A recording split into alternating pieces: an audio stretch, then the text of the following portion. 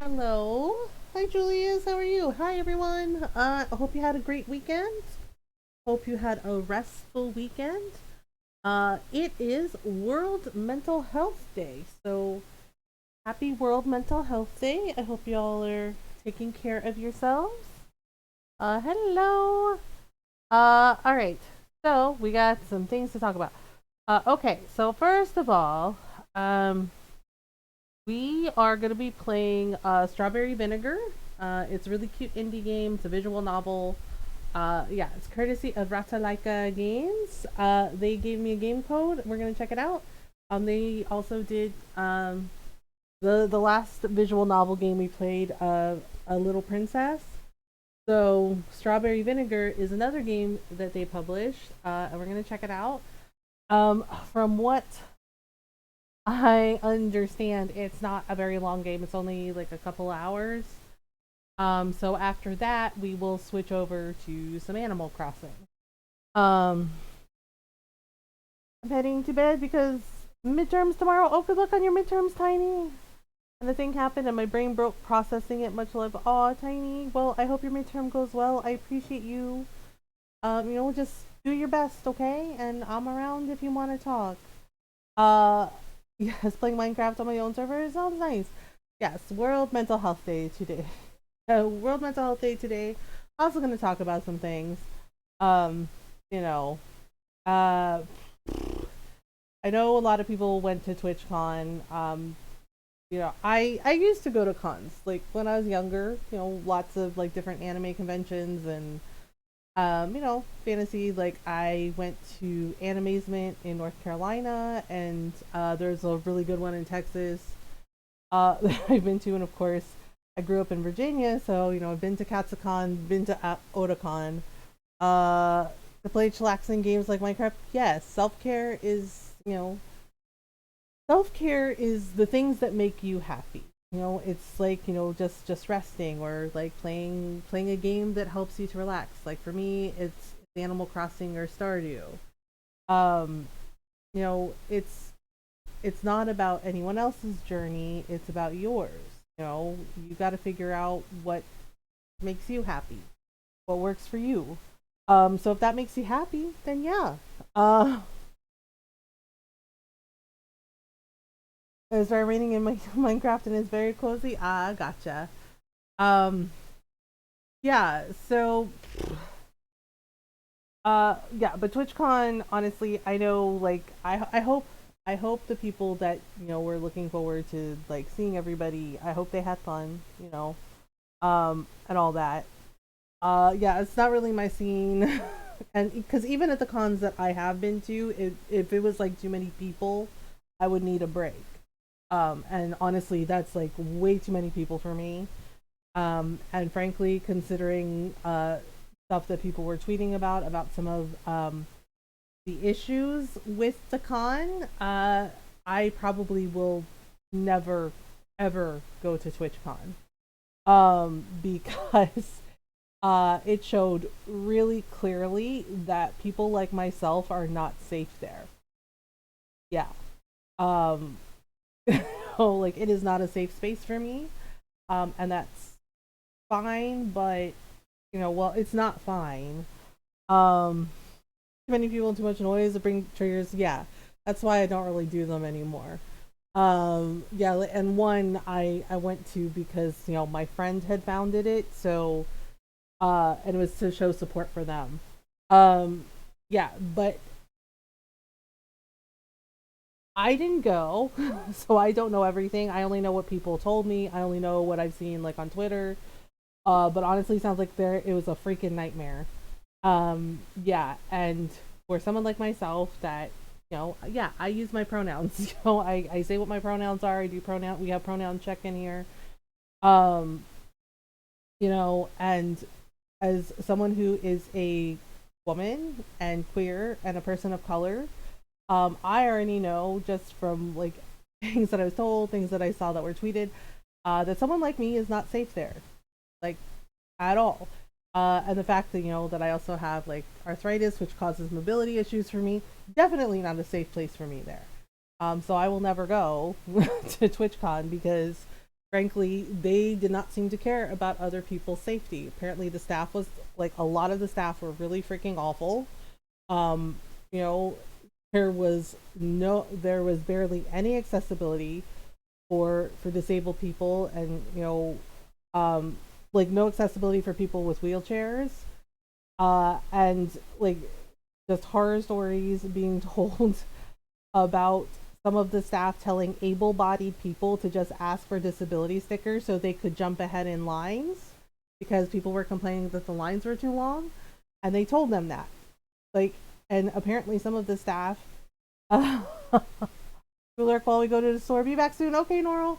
Yeah, and apparently, like I read a whole thread where they were like, where one of the people, they're disabled. They have an immune issue, and they get physically exhausted very easily.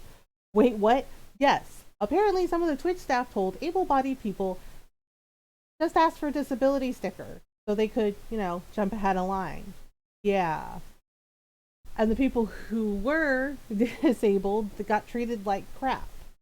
Yeah, because one person shared a thread about about how how their friend, has an immune disorder that basically makes them really exhausted. Like they can do little spurts and then they're exhausted and wiped out, and they need a wheelchair, right? And heard the Twitch staff loudly whispering about how they didn't believe that their friend was disabled, and said, well, they didn't look disabled. And it's just like, you know what? To anybody who does that shit, what the fuck does being disabled look like to you? Because, it's just like, it's like, unless it's like a physical thing in their face, they think the person isn't disabled. And it's just like, really? Yeah. And this was Twitch staff that did this shit. Okay, and apparently it got worse from there. And I was just like it was already bad, but then it got worse from there. They said the masks were mandatory. Okay, they said the masks were mandatory, and yet there were far too many people not wearing masks. Like just not wearing masks, or making comments about people who took it seriously, wearing their mask. Yeah.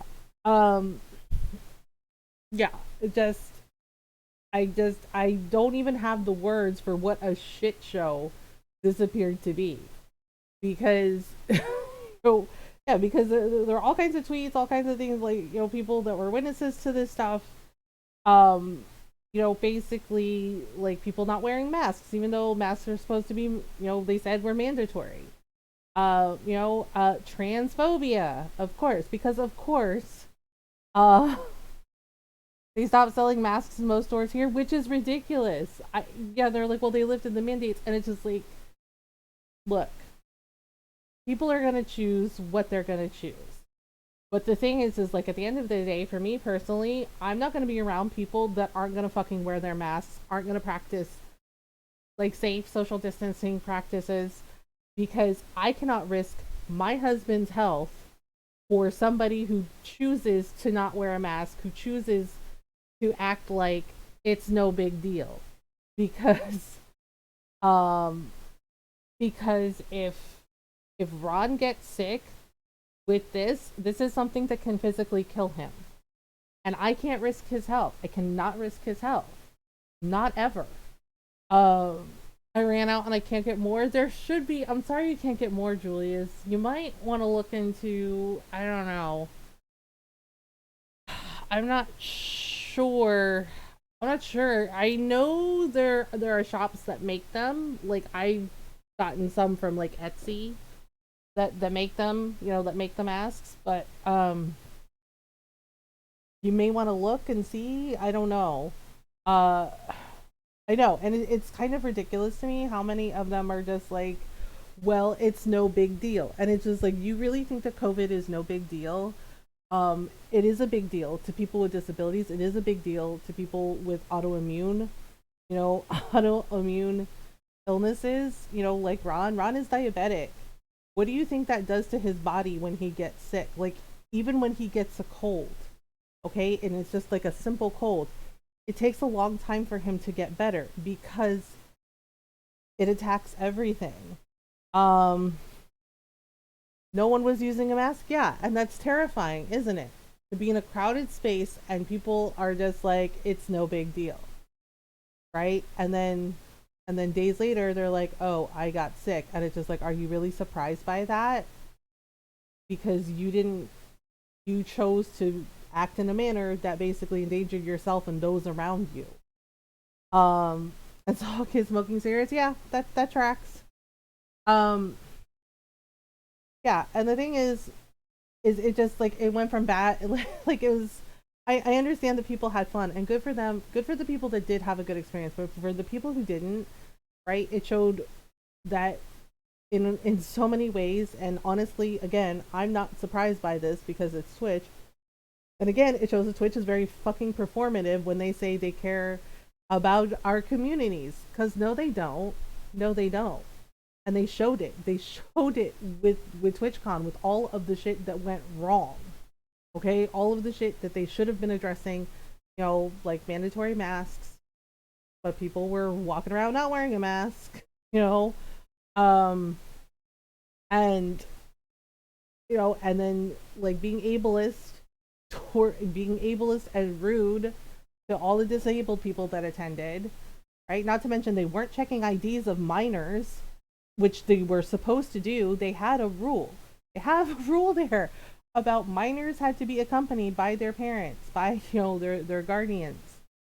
And a lot of the Twitch staff were not checking IDs of these kids. And it's just like, are you freaking serious? Not to mention, apparently, they also let a known predator just come to TwitchCon, and it's just like, are you kidding right now? What are you even doing? So yeah, and then you have like all these injuries with that foam pit that obviously did not have enough foam blocks in it, and it was like literal fucking concrete, and there were so many injuries. And yeah, like a person broke their back, like literally freaking broke their back in 2 places and had to have surgery for it. And then there were multiple injuries after that, and it's just like, why did nobody vet this area? Why did you not, like, that's so many lawsuits. Like, that's so many lawsuits. And the people that got hurt, like, seriously. Yeah, there were multiple injuries, and it's just like, you can't be serious. You can't be serious, right? And then of course you have transphobia and homophobia at the con, because of course there was, right? And and being rude, and apparently they used the wrong pronouns, for a couple of people that were on the panels. And it's just like, how hard is it for you to get that right? Like, for real, and and am I surprised by the transphobia and the homophobia? No, not at all, because once again, performative bullshit, right? And it's just like, nothing was done about this shit. And of course, there was harm caused to people involving sexual assault. And once again, they failed to handle this shit. They failed to handle all of this shit. And it's like, for fuck's sake, it's like, to Twitch staff, to the people that run Twitch, don't fucking say that you care about our communities if you aren't gonna do a damn thing to actually protect any of the marginalized people in our communities. Like, don't say that you give a shit about us when you showed at this con alone that you did not give a damn about what happened to anyone.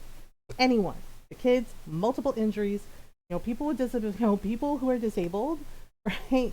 Disabled people just ignored, treated rudely. Like, it's appalling. It is appalling. Is it surprising? Not at all. But it is absolutely freaking appalling. And it definitely sent a clear message, to us marginalized people. It basically sent a clear message saying, you are not safe here. This is not a safe place for you. We won't do anything to stop the harm that comes to you. We'll just pass it off because it's about making money for us. Yeah. That's basically what they said to us with this shit. Um, yeah, and it was absolutely disgusting. And you know, and I'm just like, well, yeah, y'all did that, huh? Right? It was absolutely disgusting, and there was no excuse. They have no excuse for it, none. And honestly, like it's just, it's incredible. It's incredible, just like how it went from like, okay, maybe it's fine, to so bad, to so incredibly worse, to absolutely no excuse for everything that happened. Oh, and yeah, and it was just like, oh, okay, y'all did that. So, um, yeah, and I don't care who you are. If we do not do transphobia here, we do not do homophobia, we don't do bigotry or hate. Like that's not what our community is about. Um, yeah, and I'm loud about it because human rights are important, and I'm sorry, not sorry, but we're not gonna agree to disagree on human rights because I don't think it's cool to hate another human being for just living their life. Like, why do you give a shit that a person is trans? Why do you give a shit that I'm Filipino and queer? Why does that bother you? Right? Like, seriously. And for people to be surprised that I'm loud about it, that I talk about it, obviously you haven't been paying attention. This is who I've been from day one because I had to deal with it growing up. I've had to deal with it in my adult life. Um, and yeah, I won't put up with it. I don't have to. None of us have to. So it's really weird that people decided, that they were going to be bigots at freaking TwitchCon with, with trans content creators, with black content creators, with queer people like myself, right? Like, why take time out of your day to do that shit to someone else? Like, really? And you do have a choice in how you behave. All of us do. So there was no reason for it except they just, wanted to say the mean, hateful things because they just wanted to. Um, so it's just like, of course. And on World Mental Health Day, I'm going to tell you right now that that takes a toll on a person's mental health. It really does. Being told that you're less than because of who you are, because of who you love, right? And it's ridiculous, and it's not okay. Which is why we speak up, which is why we talk about it, which is why we educate, why we inform, why we call in, when we see, like somebody we know or like our friends or family just like being hateful, being racist, being bigoted, right? Because it's not okay to do that to someone.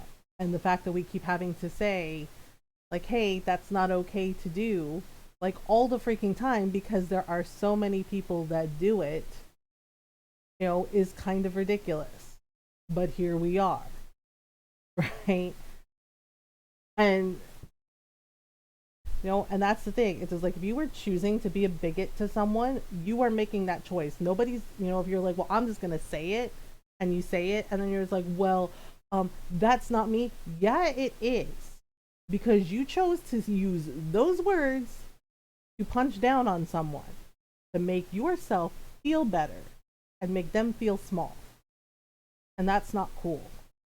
Like, not at all.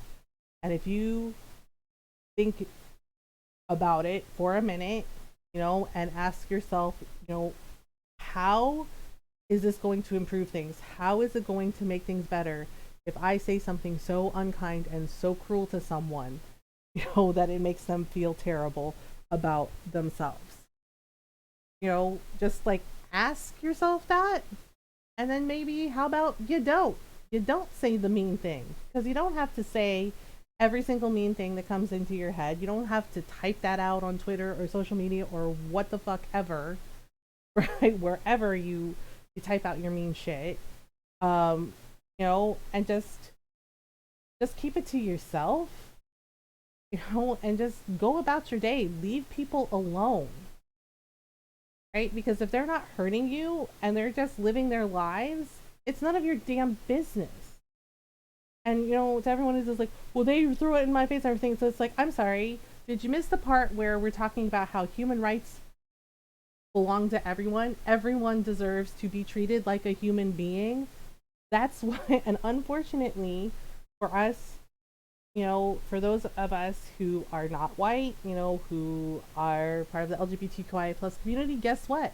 We have to be loud about that because there are still people, see white people, white passing people that talk over us or are dismissive of us and then double down and then they turn around and tell us like, well, I'm a good person. I donated this much of money to this charity or this charity. And it's just like, no, you know how you be a good person?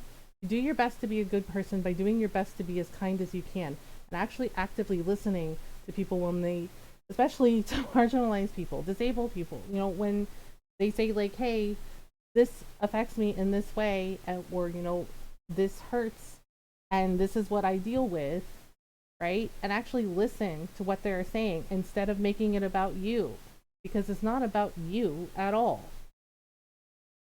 So just think about how you are making that person feel. Think about how they will feel if you say those unkind things. And just do better. That's it. That's all you got to do. Just do your best to be as kind as you can. Have a conversation. If you get mad, walk away. You don't need to like keep continuing the argument because sometimes we say things in the heat of the moment that we don't mean, that we can't take back. And it's better to just take a break, and come back when you're a little more calm and actually have a conversation and actively listen. And don't say, well, I help with all this. Just say, how can I help? And if they say, well, I don't need help, right? Accept it, right? But if they do say, well, here's how you can help, listen to them, listen to us and do that. That's all.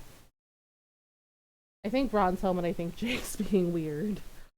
Okay, so we're gonna start strawberry vinegar. So as I said, the game is only like 2 hours long, I think. And so yeah, I think it's like 2 hours if you do the story, and then it's something like 2.5 hours if you do like the achievements. But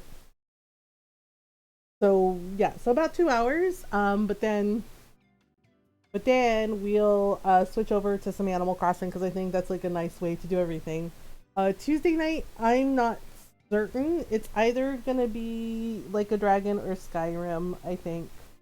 But we'll see how I'm feeling. You got a chicken in Minecraft? Okay, so let me see. Let me see. Okay, there's extras. I don't know what the extras are. Options.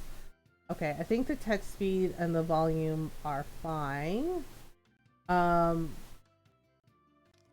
Okay, so we're gonna do, wait, what are the extras? I'm kind of curious. Art gallery? Oh. Okay, art gallery, music room, art gallery. Oh, these are locked because we haven't done the story yet. Okay. I named him Cornelius Cornwall. The first, he likes corn. Ah, well that works. Okay, so we're gonna do a new game. All right, we're ready. Feed me or I'll reap your soul. Oh dear. After hearing those ridiculous words, my whole life was turned upside down. Okay. Oh, that's cute. Day 1, Monday. All right. Hello. Hey there, Rie. How are you feeling on this beautiful sunny day? I feel fine, thank you. Okay, I stifle a yawn with one hand as I slip into my seat at the kitchen table. Oh, cute. Oh, her dad has pink hair, cute, too. That's cute. Okay. I'm a responsible girl, so I always wake up early in the morning, but that doesn't mean I like doing it. In fact, I hate it. Dad is hot. Oh no. Okay. The sunlight hurts my eyes. I'm forced to turn my head away from the open window and towards the wooden tabletop. Okay. I always thought this wooden table clashed with the meticulously white incredibly Western decor of our kitchen, but I've gotten used to it over the years. Okay, well, it's a cute tablecloth. I think this table used to belong to Grandma Nozomi, so Dad would never throw it away. It's a precious keepsake of his mother. Not that she's dead or anything. She's just been refurbishing her house and she got rid of some of her old furniture. Hi, Ron. Hello. Ron is home. What was that? Really? I wasn't aiming it at you. It's fine. Ron is home and gassy. I don't know why. Well, no, actually, I do know why I had some of that. Okay. Apparently, I guess now it decides. Now it's gonna kick up on me. Of course. Of course. Okay, so her grandma is getting rid of all her old furniture. I bet other people would find my kitchen weird, not just my kitchen, but my whole house, which is distinctly non-Japanese, but that doesn't bother me. Ron, it was so loud I thought it was me. It wasn't my intention to make it so loud. I happened to bend over a little bit to put my stuff down on my desk, and it just went. Of course. It just went. I can't control it. Of course. It's not like I ever invite anybody over. Oh, no friends? Aw. Okay. Oh, is this her mom? Mom sits at the table, one leg crossed over the other, reading the newspaper. Dad is busy serving breakfast. White rice, pickled cucumbers, and miso soup. Oh, that's nice. Dad's a pretty good cook, so he makes most of the meals at home. He has a whole drawer full of aprons to pick and choose from, and his greatest pleasure in life seems to be selecting which one to wear each morning. Yup. Mom, by contrast, doesn't like cooking that much. Her fingernails are long and carefully filed, and she hates it when they splinter or get dirty. Mom is a popular actress, and she cares a lot about her appearance. You might have heard of her. Her name is Shirakawa Yukine. Oh, okay. Interesting. Mom and Dad are pretty dissimilar, but they get along well enough. I don't think I've ever heard them argue before.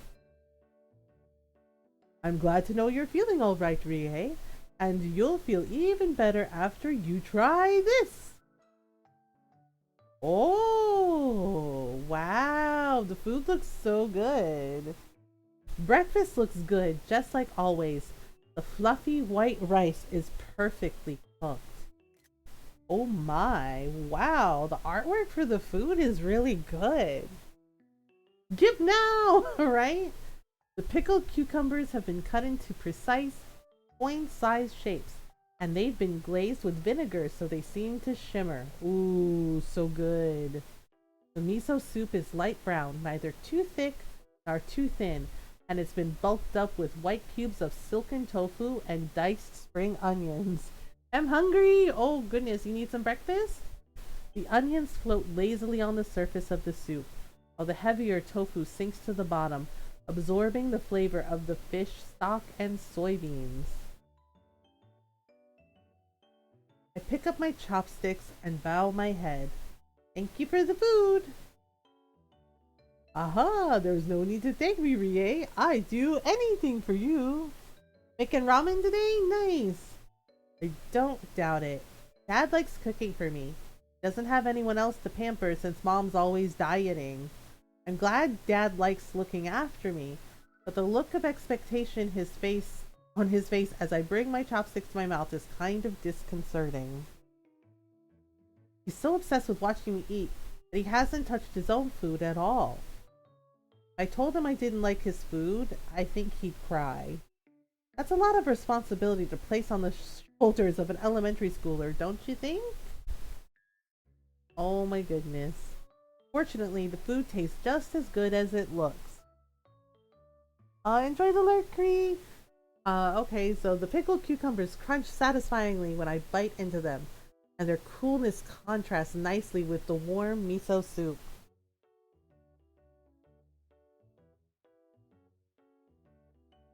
So, what do you think? Do you like it? It's good. Thank goodness. I wasn't too sure about the pickled cucumbers. I usually let them sit in the fridge a little longer. I thought the vinegar might be too overpowering. No, it's nice. It goes well with the rice. It creates a good contrast, I suppose. That's exactly what I was going for. Thank you, Rie. Dad reaches across the table to ruffle the top of my head. He's a little overenthusiastic with his show of affection, actually, and he almost knocks over Mom's cup of green tea. Careful, dear. I'm sorry, Yuki.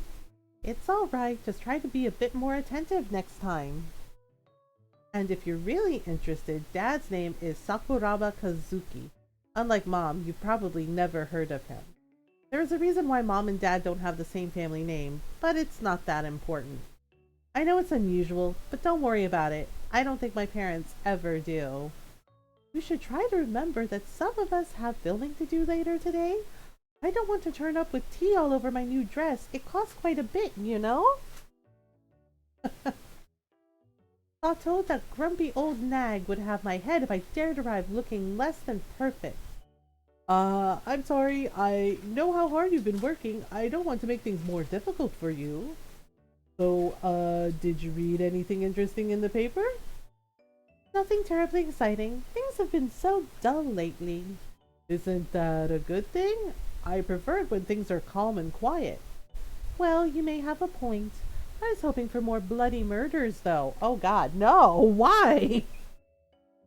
Let's not talk about murder at the breakfast table, especially around Rie. You'll upset her. I think Rie's old enough to understand the finite nature of human life by now. We all must shuffle off this mortal coil eventually. Hi, Golden. Maybe so, but do we need to be reminded of that right now? Perhaps not. You're right. Sorry. I've been working on this hospital drama for too long.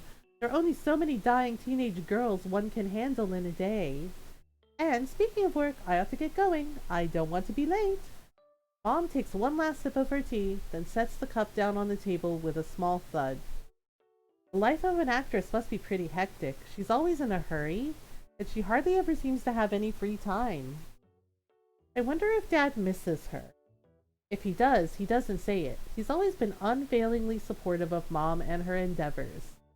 Have a good day, Yuki. Take care of yourself. I will, dear. Mom blows a kiss at Dad, then pauses by my chair for a few moments. And Rie, I did read something in the paper I thought you might like to hear.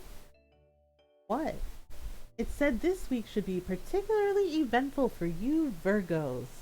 Apparently, you will encounter new friends, have many new experiences, and face a series of great challenges.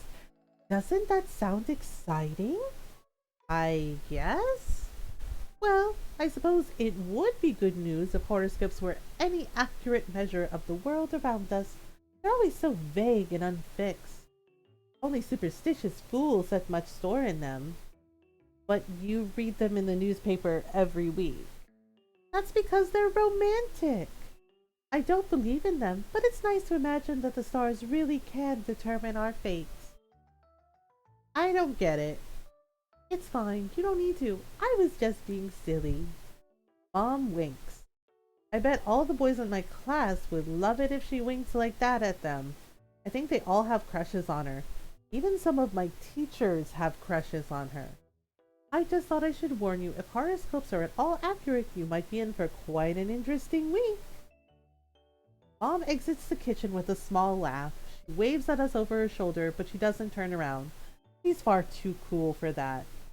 I know Dad certainly thinks so.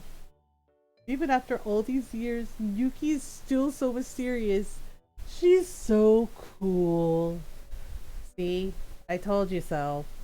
Unlike Mom, Dad's really predictable. I can always preempt what he's going to say. I rise from my seat and walk over to the fridge. I feel like having a glass of milk, though it doesn't go well with miso soup. Milk is nice and refreshing, and it helps keep the bones strong. But the milk that should be there is not. It's vanished. We can't have drunk it that quickly, though. There was a full carton of it yesterday. Head empty, only fluff. Was this the work of a thief? A poltergeist? Or else... Dad, were you giving our milk away to the neighborhood cats again? So you caught me out, huh? Totally predictable, like I said. I'm sorry, Rie. I'll buy you some milk from the store later if you want any. It's fine, don't worry about it. I'll get some myself on the way back home from school. But since I'm the one who gave all the milk away, I should be the one to buy more, shouldn't I? Don't worry about it. I meant to buy some things from the convenience store anyway. This'll give me an excuse to finally do it. Ah, I see. How clever. Not really. Anyway, I'm heading out now. This Monday morning really is the same as the last Monday morning, and the one before that, and the one before that. Nothing out of the ordinary has happened, and it'll probably stay that way. Horoscopes? What a load of nonsense.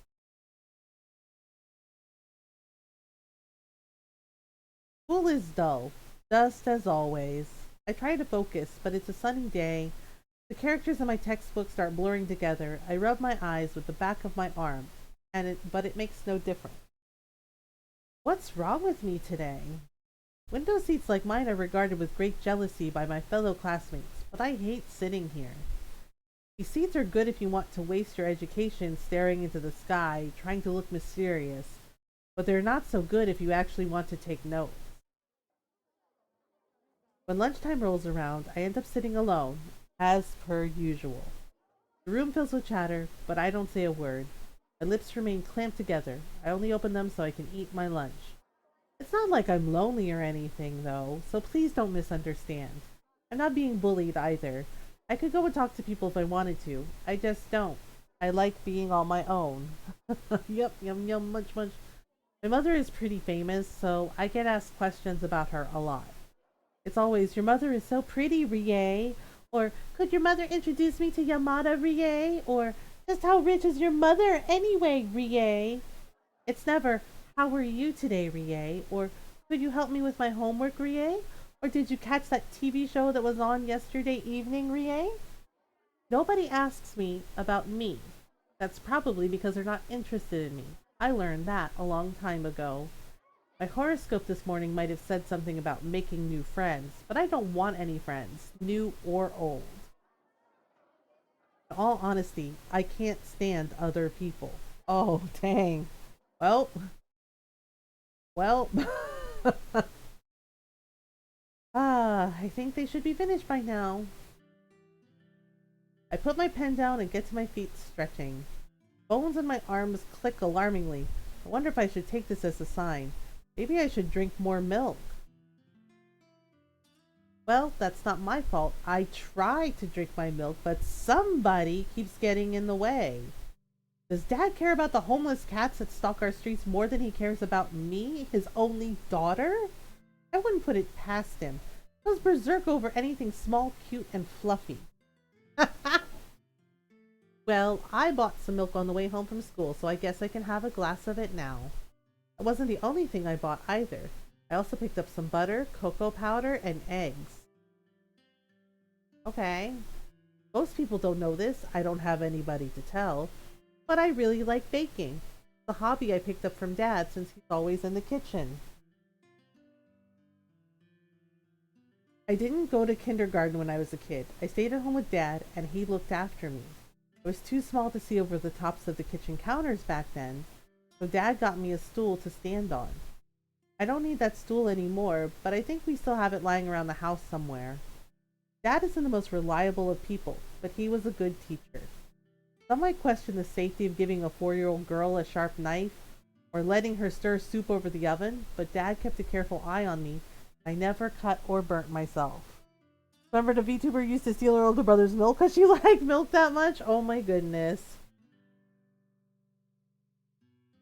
He's taught me a lot of useful things, like how to peel potatoes, how to cut onions without crying, and how to tell when chicken is cooked all the way through.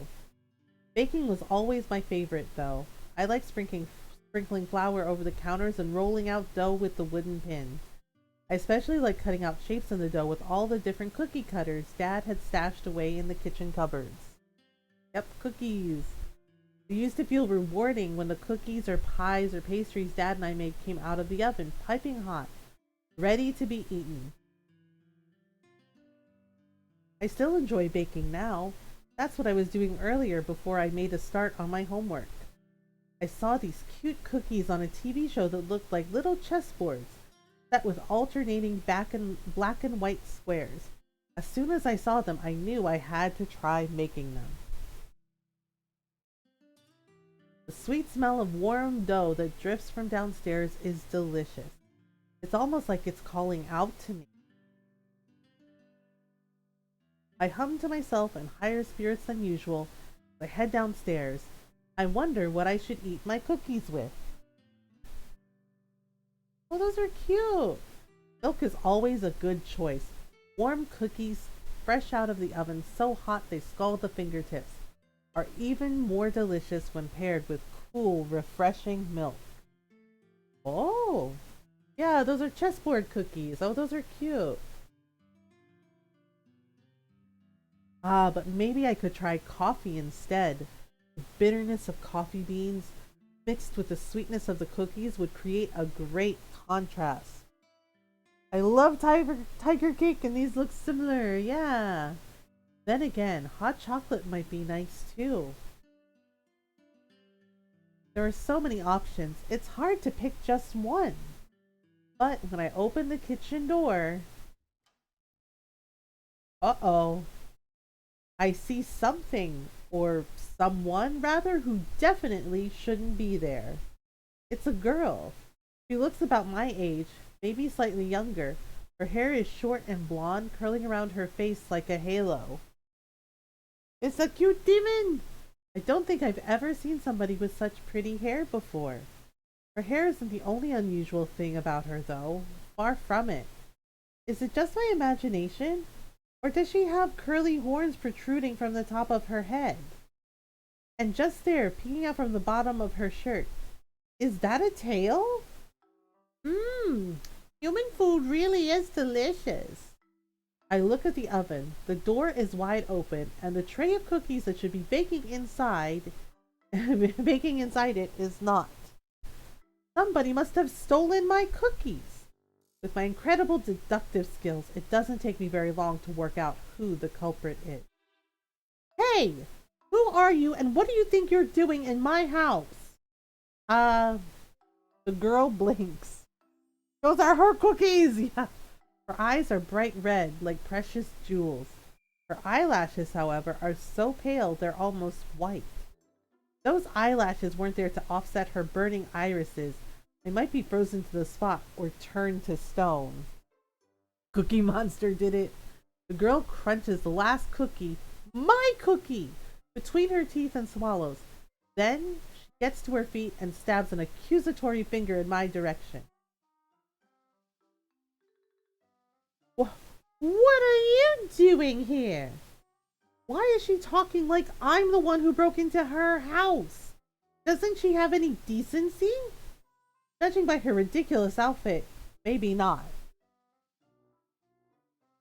What do you mean, what am I doing here? What are you doing here? I, came here on an important mission. To eat the cookies I just made? No, that was just collateral. That was collateral, really? Like, no, that was just collateral. What are you talking about?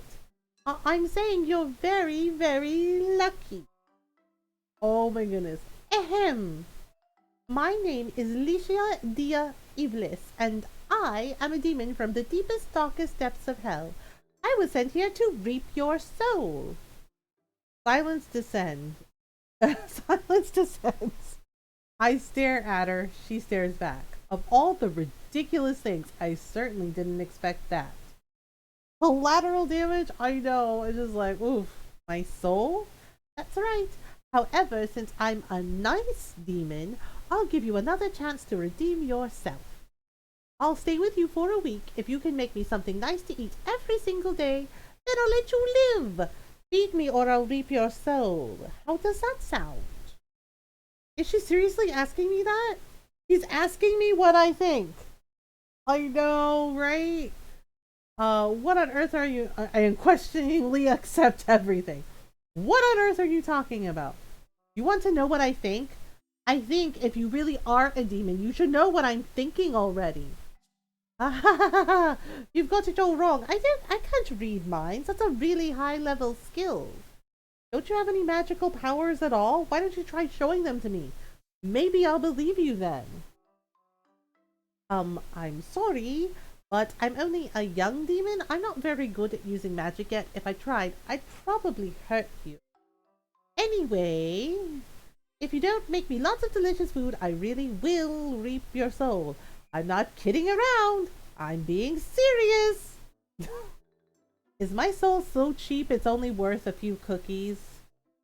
Granted, they were pretty nice cookies. At least I assume they were, since I never actually got to eat any of them. But still, I'd like to think that a genuine human soul carries a higher price than that on the black market. Otherwise, I might start questioning the worth of my own life. Right is like, excuse me? Oh no, of course not. Human souls are precious things. That's why I'm asking you to let me stay here. If you don't want me to steal your soul, then you should try to make me lots of delicious food to balance out the books. You say that, but I think you're just being greedy. Maybe. We can't get what we want in life unless we ask for it. That's what Lucrezia tells me, and she's super smart. She's made a killing on the stock market. I don't know who this Lucrezia person is, but I don't ask. I have other things on my mind.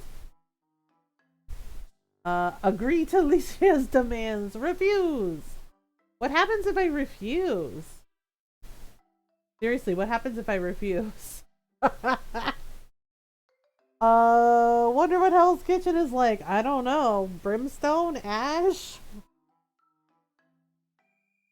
I don't know what happens if I refuse. I'm kind of scared to find out. Guessing bad end? I guess we have to agree, huh? I look Licia up and down, frowning. What can I say to her? I don't know if this is a prank or not, but she seems awfully committed. Moreover, she does have those horns and that tail. There's a chance they could be fake, but... A sudden shiver snakes down my spine. There's something strange about this girl's tail. Stranger than the fact that she has a tail to begin with, I mean. It isn't sitting there static, like a piece of plastic or a cheap prop in a school play. It's moving. The tail that peeks out from the back of her shirt is unmistakably pulsating. Like something alive, something warm and fleshy with bones and muscles. As much as I want to, I can't believe that this is just a prank. This girl really is a demon. A real demon. Alright, Licia, I suppose I'll listen to what you have to say for now. Yay! Does that mean you're going to make me lots of delicious food? Are you going to make me delicious food right now? No. There is still one hurdle you must overcome if you want to be welcomed into my family. A hurdle? That's right. It could be the biggest challenge you've ever had to face in your demonic little life. This Licia girl might have met any manner of horrible ghouls and goblins and fallen angels in her time, but I doubt she's ever had to face a being quite as cynical, quite as sarcastic, and quite as terrifying as my mother. Uh-oh. Uh-oh. Oh my gosh, she's so cute! She looks like a regular Shirley Temple. Then again, maybe not. Her eyes are so big and her hair is so soft, she's just like a doll. And what did you say your name was, dear? Licia? That's right, my name is Licia Dia Ivlis. What a pretty name, it must be foreign. Where do you come from, dear? I come from Hell, of course. Hell, is that in Norway? Oh my god, Mom! Yes, Hell is in Norway.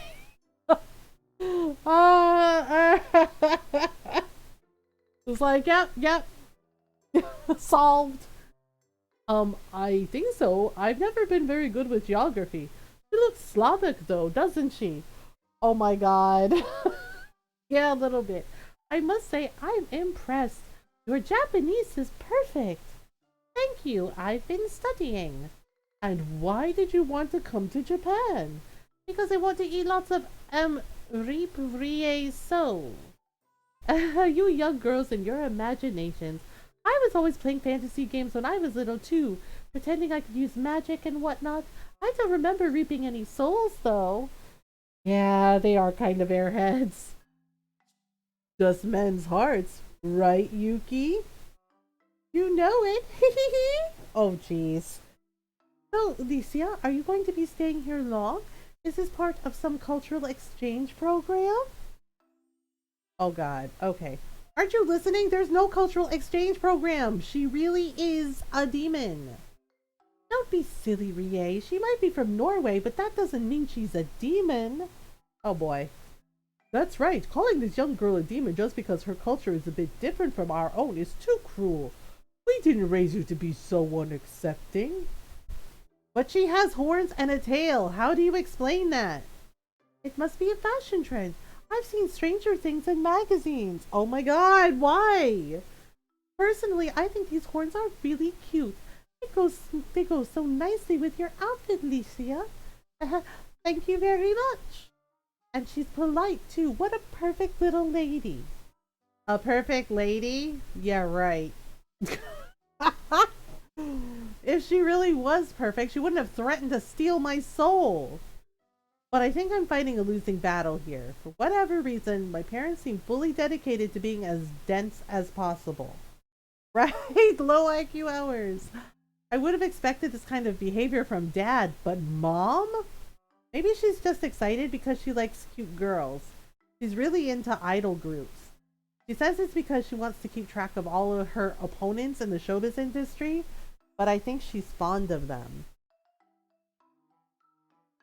It would have been nice if you told us that your friend from Norway was coming to stay with us, though.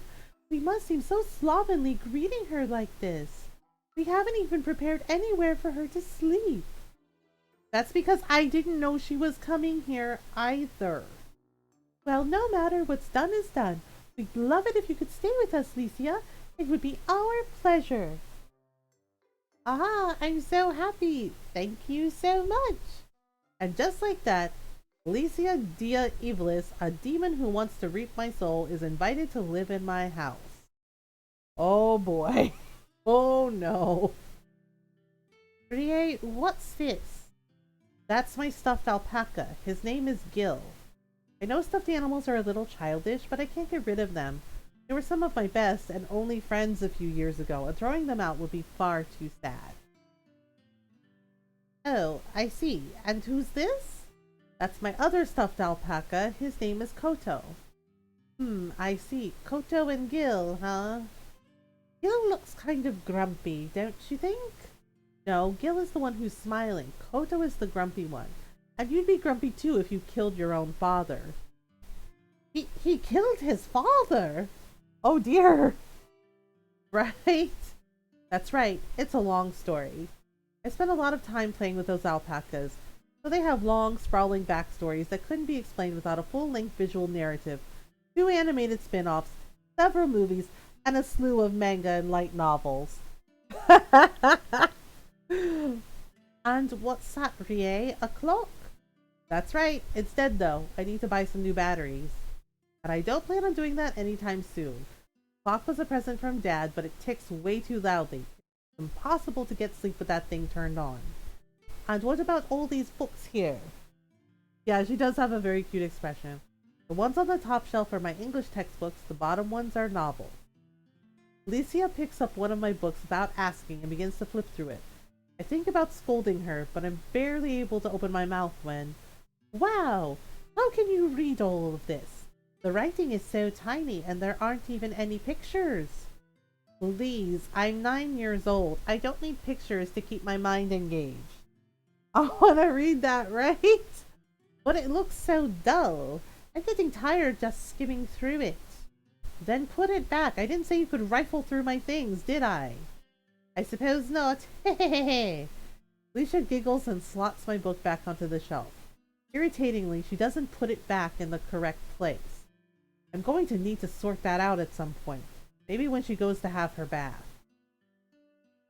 Having Licia in my room prodding and poking at every single little thing is an odd experience.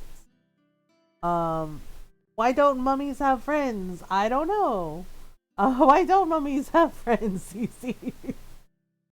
Because they're too wrapped up in themselves. Ron is impressed.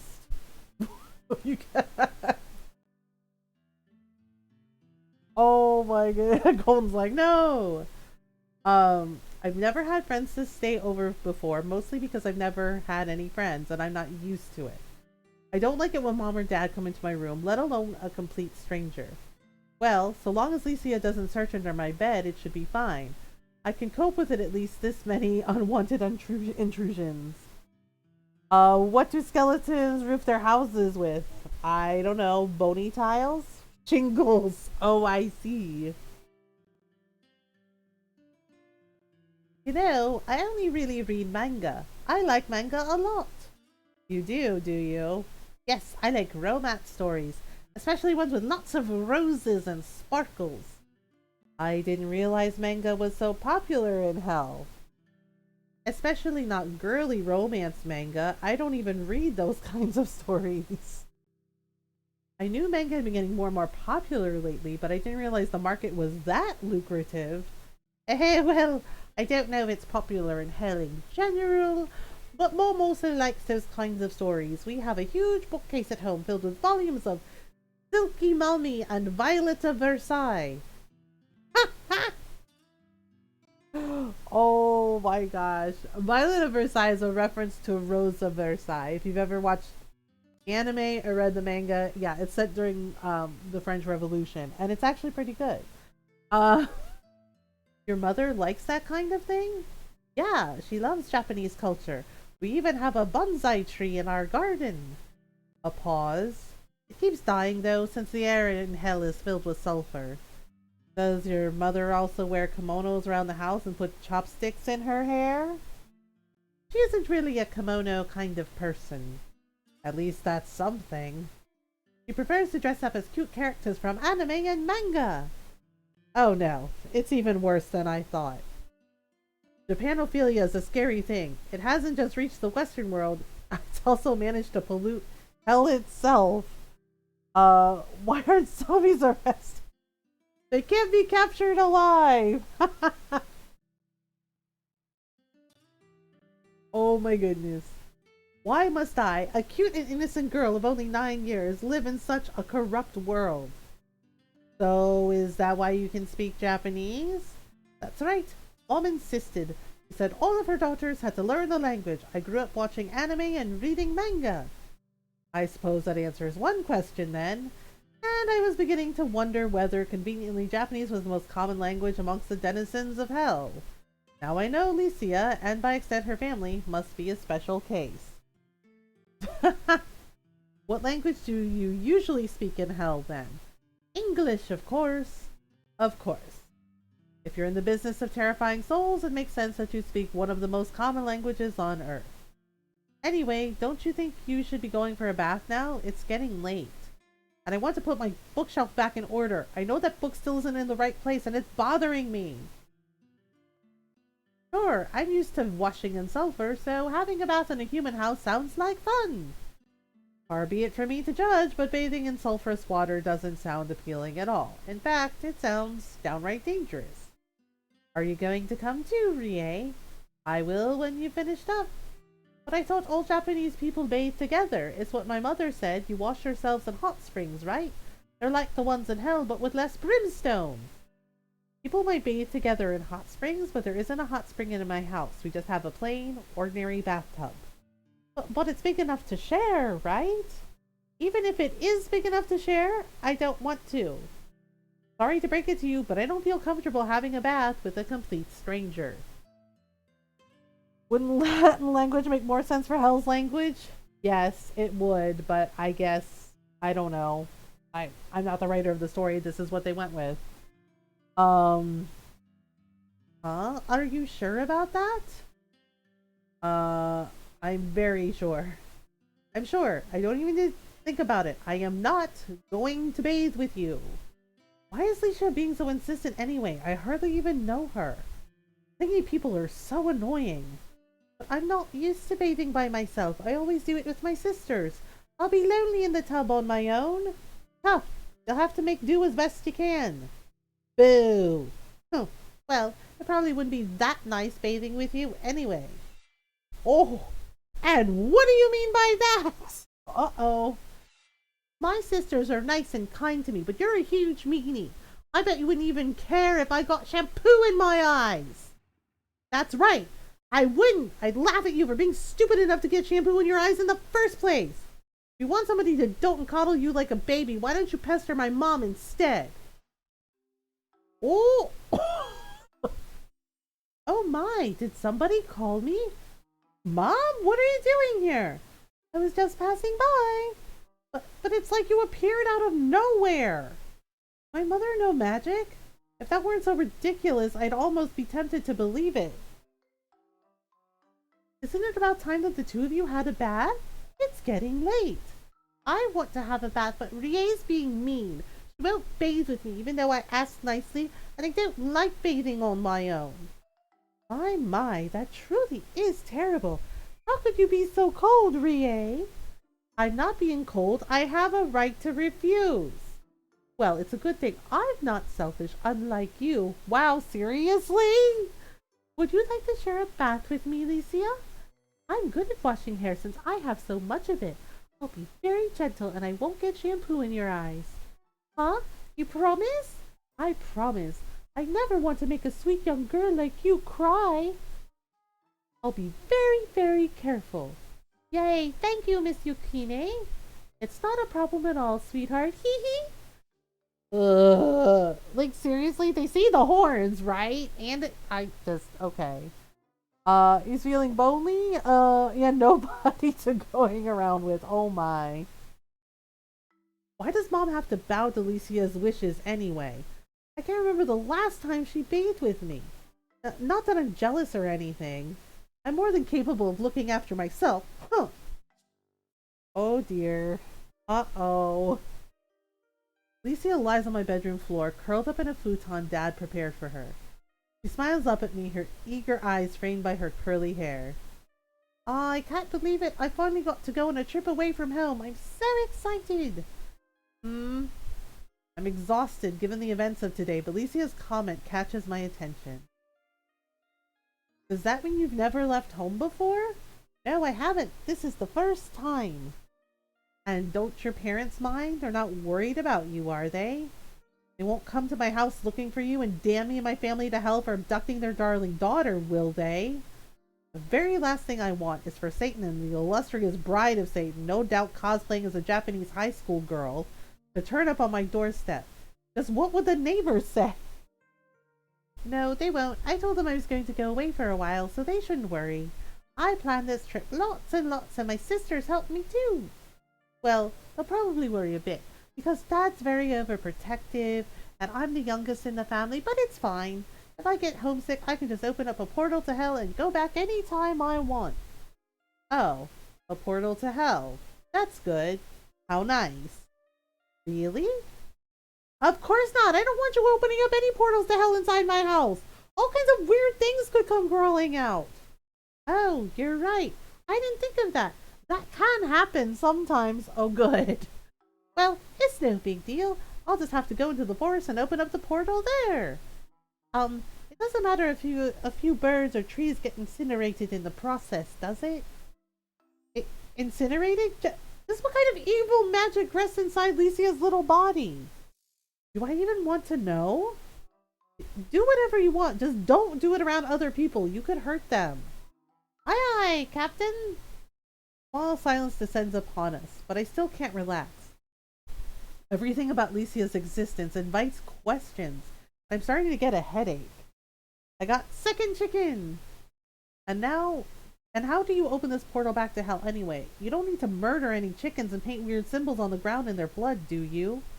To be honest, I'm not entirely sure. What do you mean you're not sure? I've never done it before, so I don't know. Hi, Lilo. How are you? Oh my goodness. But if you don't know how to make these portal things, how did you get out of hell in the first place? My biggest big sister helped me. She's really smart. Jeez. My palm collides against my forehead with a dull thud. I think I lost a few brain cells there. I don't want to be rude or anything, but I get the feeling you're not very good at forward thinking. Hey, you might have a point. I put a lot of thought into this trip, though. Really? Yes, I heard the food in Japan is really good. They have all kinds of interesting dishes like sushi and ramen and beef bowls and dango and those really cute fish-shaped pancakes stuffed with sweet red bean paste. I'm okay, thanks. Hope everyone is good. Yeah, she's very cute. Uh, the first? Oh, I see. Don't you mean taiyaki? Isn't that what I said? No. No, it isn't. And there are lots and lots of things I want to do in Japan, too. I want to see the falling cherry blossoms, and I want to see some real maids roaming free in the wild, and I want to see a schoolgirl running into her one true love with a piece of toast in her mouth and going, Kya! Oh god, she's watched a lot of anime. You can't believe everything you see in anime, you know? And what's this about maids roaming free? They're not cattle. Maids have thoughts and feelings too. And I really want to go to a festival and see some fireworks and eat candy floss and mochi and dango and yakisoba and takoyaki and corn cobs and sari and chocolate coated bananas. Oh boy. You'll get sick if you eat all of that. I don't think there are any festivals going on around here. I pause. Wait, I think there is a festival happening at the local shrine tomorrow evening. I know! I glare at Licia. This timing seems a little too perfect. It's suspicious. How did you know? I already told you I planned this trip carefully with my big sisters. Thea looked all this stuff up for me on the internet. You can use the internet in hell too? Yep, isn't that convenient? The internet is so great. So let me get this straight. This demon girl decided to invade my home and disrupt my everyday life because of some wildly inaccurate anime cliches and the food. Is that it? Hellernet? What a farce. Oh boy. Susan's like, yep, food time. Day 2. Tuesday. Well, well.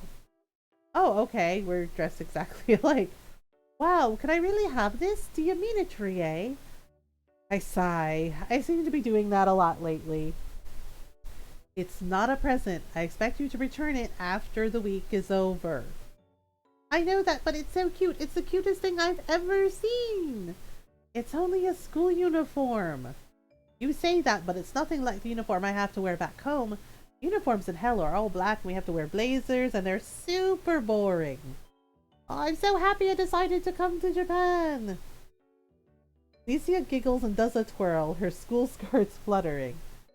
Not only is your food delicious, but your uniforms are super cute too. It's nice that you're so easily amused. To be perfectly honest, I don't want Licia to come to school with me. I don't like it when people pay attention to me. And Licia with her horns and tail will definitely attract attention, especially given she's so loud. I didn't think Mom would be able to enroll Licia at my school so quickly, but I forgot one crucial detail. My mother can be very persuasive when she wants to be. So cute, yes. All she had to do was flirt with Mr. Ogawa, the headmaster, for 5 minutes on the phone this morning, and he was swayed. Well, I mean, of course I'll let Alicia attend our school. The doors of Hikage Elementary are always open for international students. The importance of cultural exchange cannot be overlooked. I bet he said something like that. That man will do anything to score points with my mother. He'd probably shave off all his hair and paint his head purple if she asked. Hey, I'm going to look so adorable. I bet everybody will praise me. And that's precisely what I'm worried about. I'm starting to feel sick, and I haven't even had breakfast yet. Oh dear. Uh-huh. Oh, Licia, do you like it? Don't pester Alicia like that, dear. This is her first day here, and it may well be her first time having a Japanese breakfast. You'll give her indigestion if you keep looming over her. Are you saying that I look scary? You do when you wrinkle your face up like that. If I didn't know you better, dear, I think that you were about to have a stroke. Oh no, I don't really have a frightening face, do I, Rie? I think Mom might have a point. You do look a little scary. No way! This is so embarrassing. How could I expose such a weak side of my character to our guests? You've never been one to hide your weaknesses, dear. You're abundant, clear at all times, but that's the most charming thing about you. Yuki, you can be so cold. Then my parents really did name me well. I feel so ashamed. Oh dear. Okay. With a defeated whimper, Dad buries his face in his hands. While Dad writhes about in the throes of agony, Mom flips through her newspaper undeterred. Oh, and Kazuki, dear? Yes? Could you make me another cup of green tea? I'm all out. Oh, yes, I'll do it at once. Dad's face lights up. He takes Mother's empty cup and busies himself with the task. Oh dear. Okay. Dad's quite a simple person. I think he likes being ordered around. It makes him feel useful. That's probably why Mom and Dad get along so well, even though they're pretty different. So, Alicia, now that you can digest your food without that silly man breathing down your neck.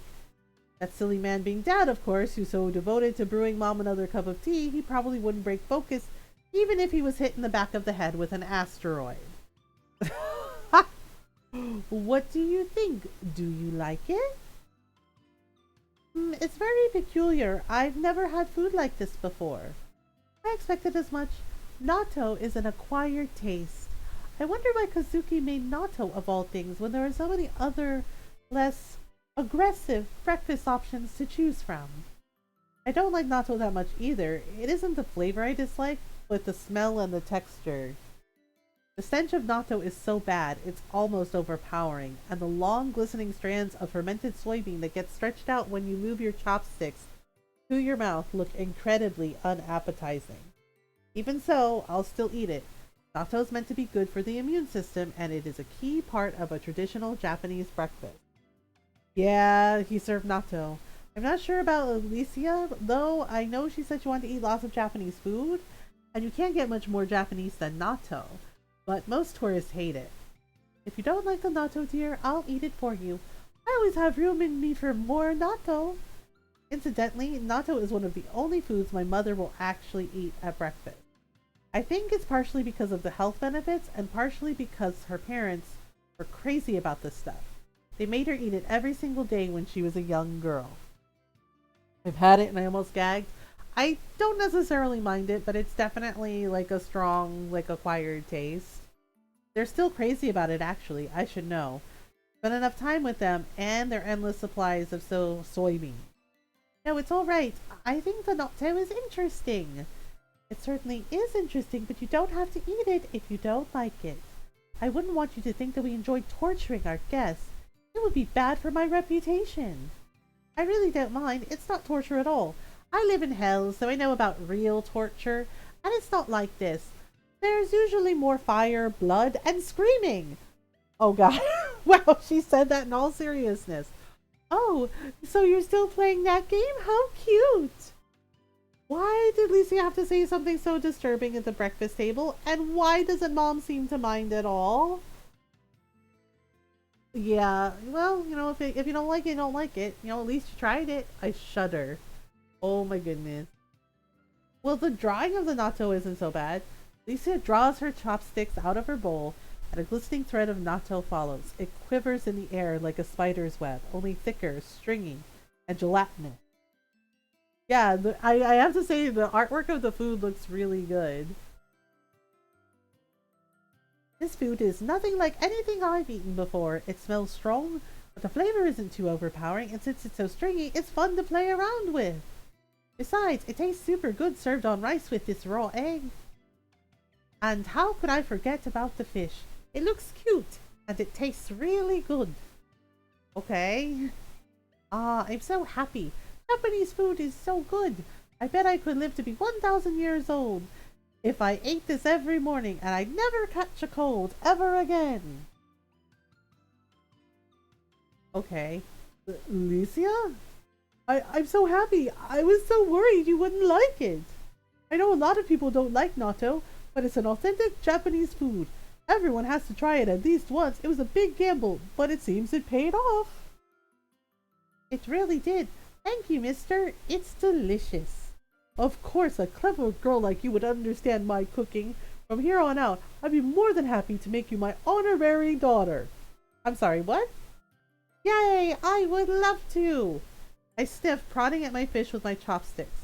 The salary stares back at me, its eyes large and still empty like portholes. I don't know why you're getting so excited. It's just natto. Oh, you look a little sad, Rie. Did I make you jealous? Of course not. I'm not jealous at all. Oh, all right. I just want you to know, even if Licia is my honorary daughter, you're still my flesh and blood daughter, and I love you lots and lots. Whatever. Spare me your sentimentality. I'm fine. Oh boy. And what are you looking at? I glare at my braised celery before stabbing it in the side with my chopsticks. That'll show it. Somehow. Oh no! Yep, uh-oh. As I expected, Licia causes quite a stir at school. The whole class fixates on her when she introduces herself. I'd hate to be under the spotlight like that, but Licia takes it in her stride. The stares of our fellow classmates, 30 pairs of eyes peering out of 30 skulls, don't even make her flinch. She delivers her introduction smoothly, a smile on her face without a hint of nerves. Can't help but be impressed. If I didn't know about Licia's true nature, maybe I'd be swept up by her charms too. After her introduction, Mrs. Tamura tells Licia to take a seat next to me. Okay. I expected as much, but I still don't like it. People keep sneaking curious glances at Licia from behind their textbooks, and since I'm sitting next to her, they end up looking at me too. Pinpricks run up and down my body. My arms itch. I shift in my seat awkwardly, uncomfortable, trying and failing to avoid their stares. What can I do to hide my face other than crawling underneath the table? My classmates mutter in the background, their words drifting through the air in a dull hum like a hive of bees. The new girl's so cute. I know, right? Her hair is so fluffy. My, she looks like a model. How lovely. I wonder if she's going to come to the festival this evening. That would be nice. So I'll be able to see her in a yukata?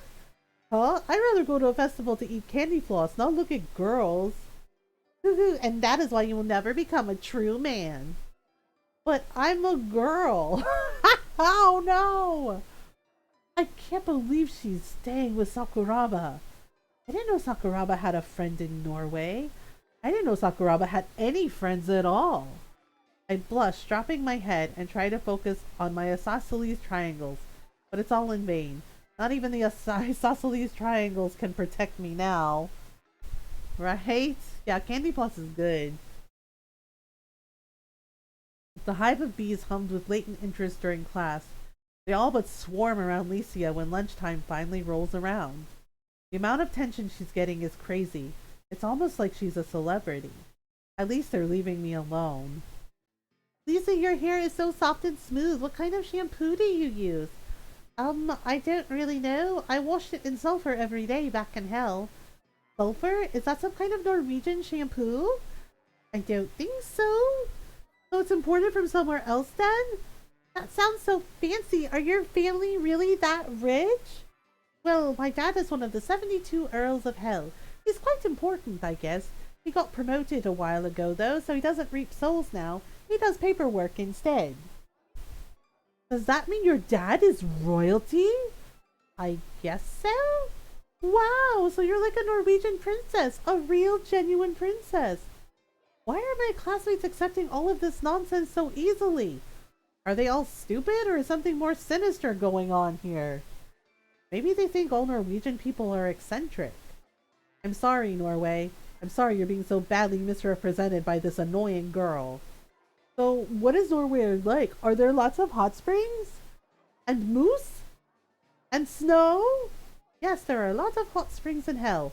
They're really, really hot too. If a human fell into one, it would probably sear the skin straight off their bones. Wow, Norway sounds so dangerous. Oh my god. Oh no. Oh no, is that became a bureaucrat? Right? I'm just like, oh no. Of course it's dangerous. That's where heavy metal comes from. Ah, what? What? I'm sorry, what? I'm sorry. Wait a minute. Wait, what? Norway's dangerous because that's where heavy metal comes from? That's Finland! Finland! Is this like, oh my god, are you serious? Are you serious? They're like, Norway's dangerous because that's where heavy metal comes from. I can't. I know, it's just like, you know, they have heavy metal bands in England and the Philippines and Finland and, you know, and the States. It's not just a Norwegian thing. Oh my god. Oh, just that logic. This is like, game, why? Why though? It's like, of course Norway's dangerous. That's where heavy metal comes from. Oh my god. Oh, that is freaking hilarious. That is just way too funny. Oh, dang. Metal? Hey, Licia, can you say something to us in Norwegian? Oh boy. I don't really know any Norwegian. Don't be modest. I want to hear. I want to hear. Me too. Could you possibly say hello in Norwegian, or maybe how are you? Or big sister, your ribbon is crooked. Well, now let me see. I'm going to reap your soul. Okay. Oh gosh. There's dead silence. Ah, she said something in Norwegian. Oh my god, they're all dumb. Alicia is so cool. They are all dumb. There's no other explanation. She's like a real princess. And what are those things on your head? Are they fashion accessories?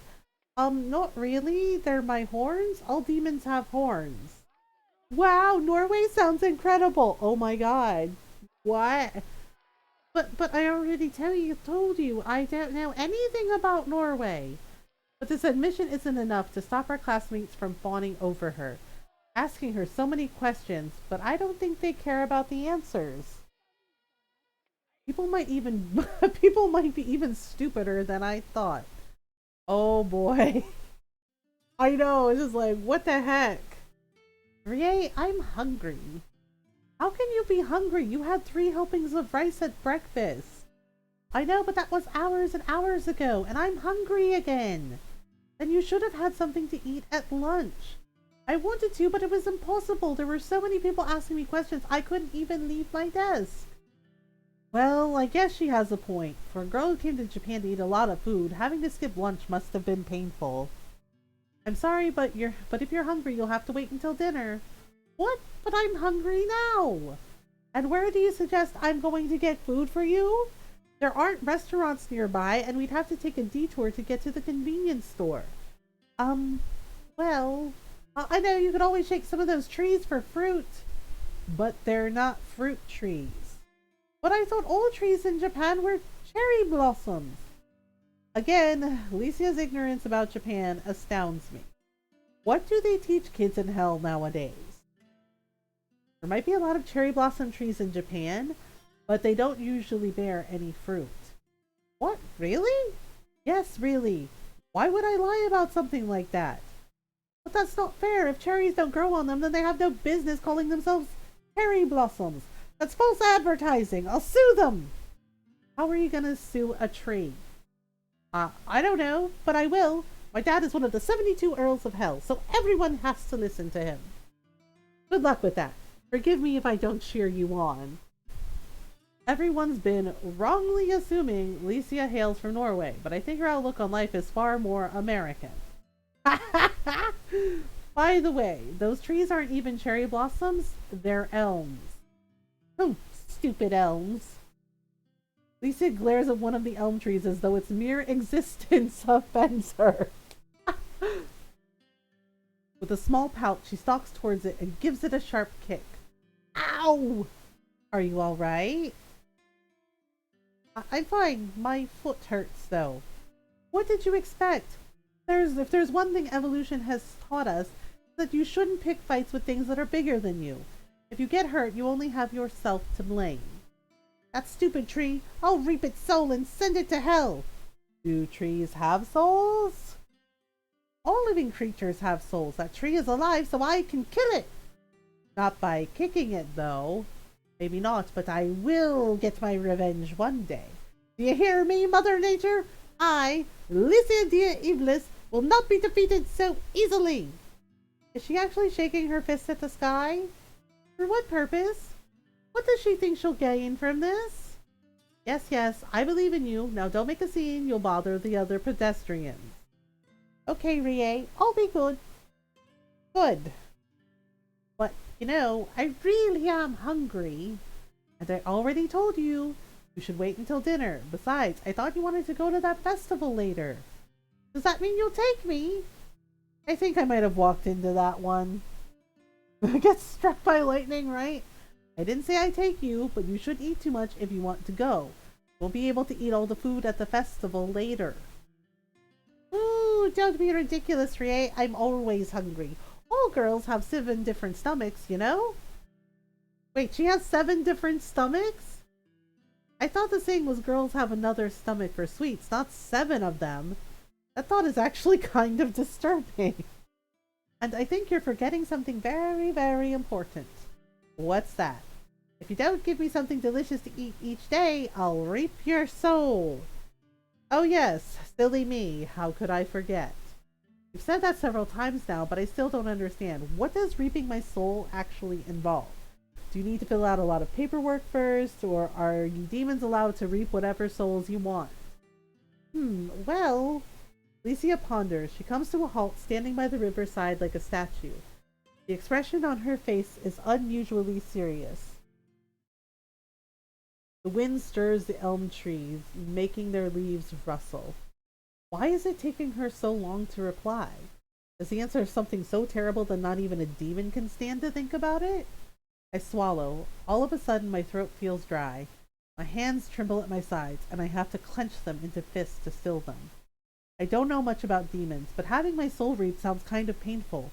I wonder if she has a scythe. Since she has horns and a tail and can open up portals between different worlds, I wouldn't be too surprised. Licia seems like a bit of a simpleton, and that's to put it lightly, but it's an inescapable fact that she is a demon. She might have all kinds of strange, mysterious, and arcane powers at her disposal. To be honest, I don't really know. All of a sudden, the tension collapses like a poorly made pie crust. What do you mean you don't know?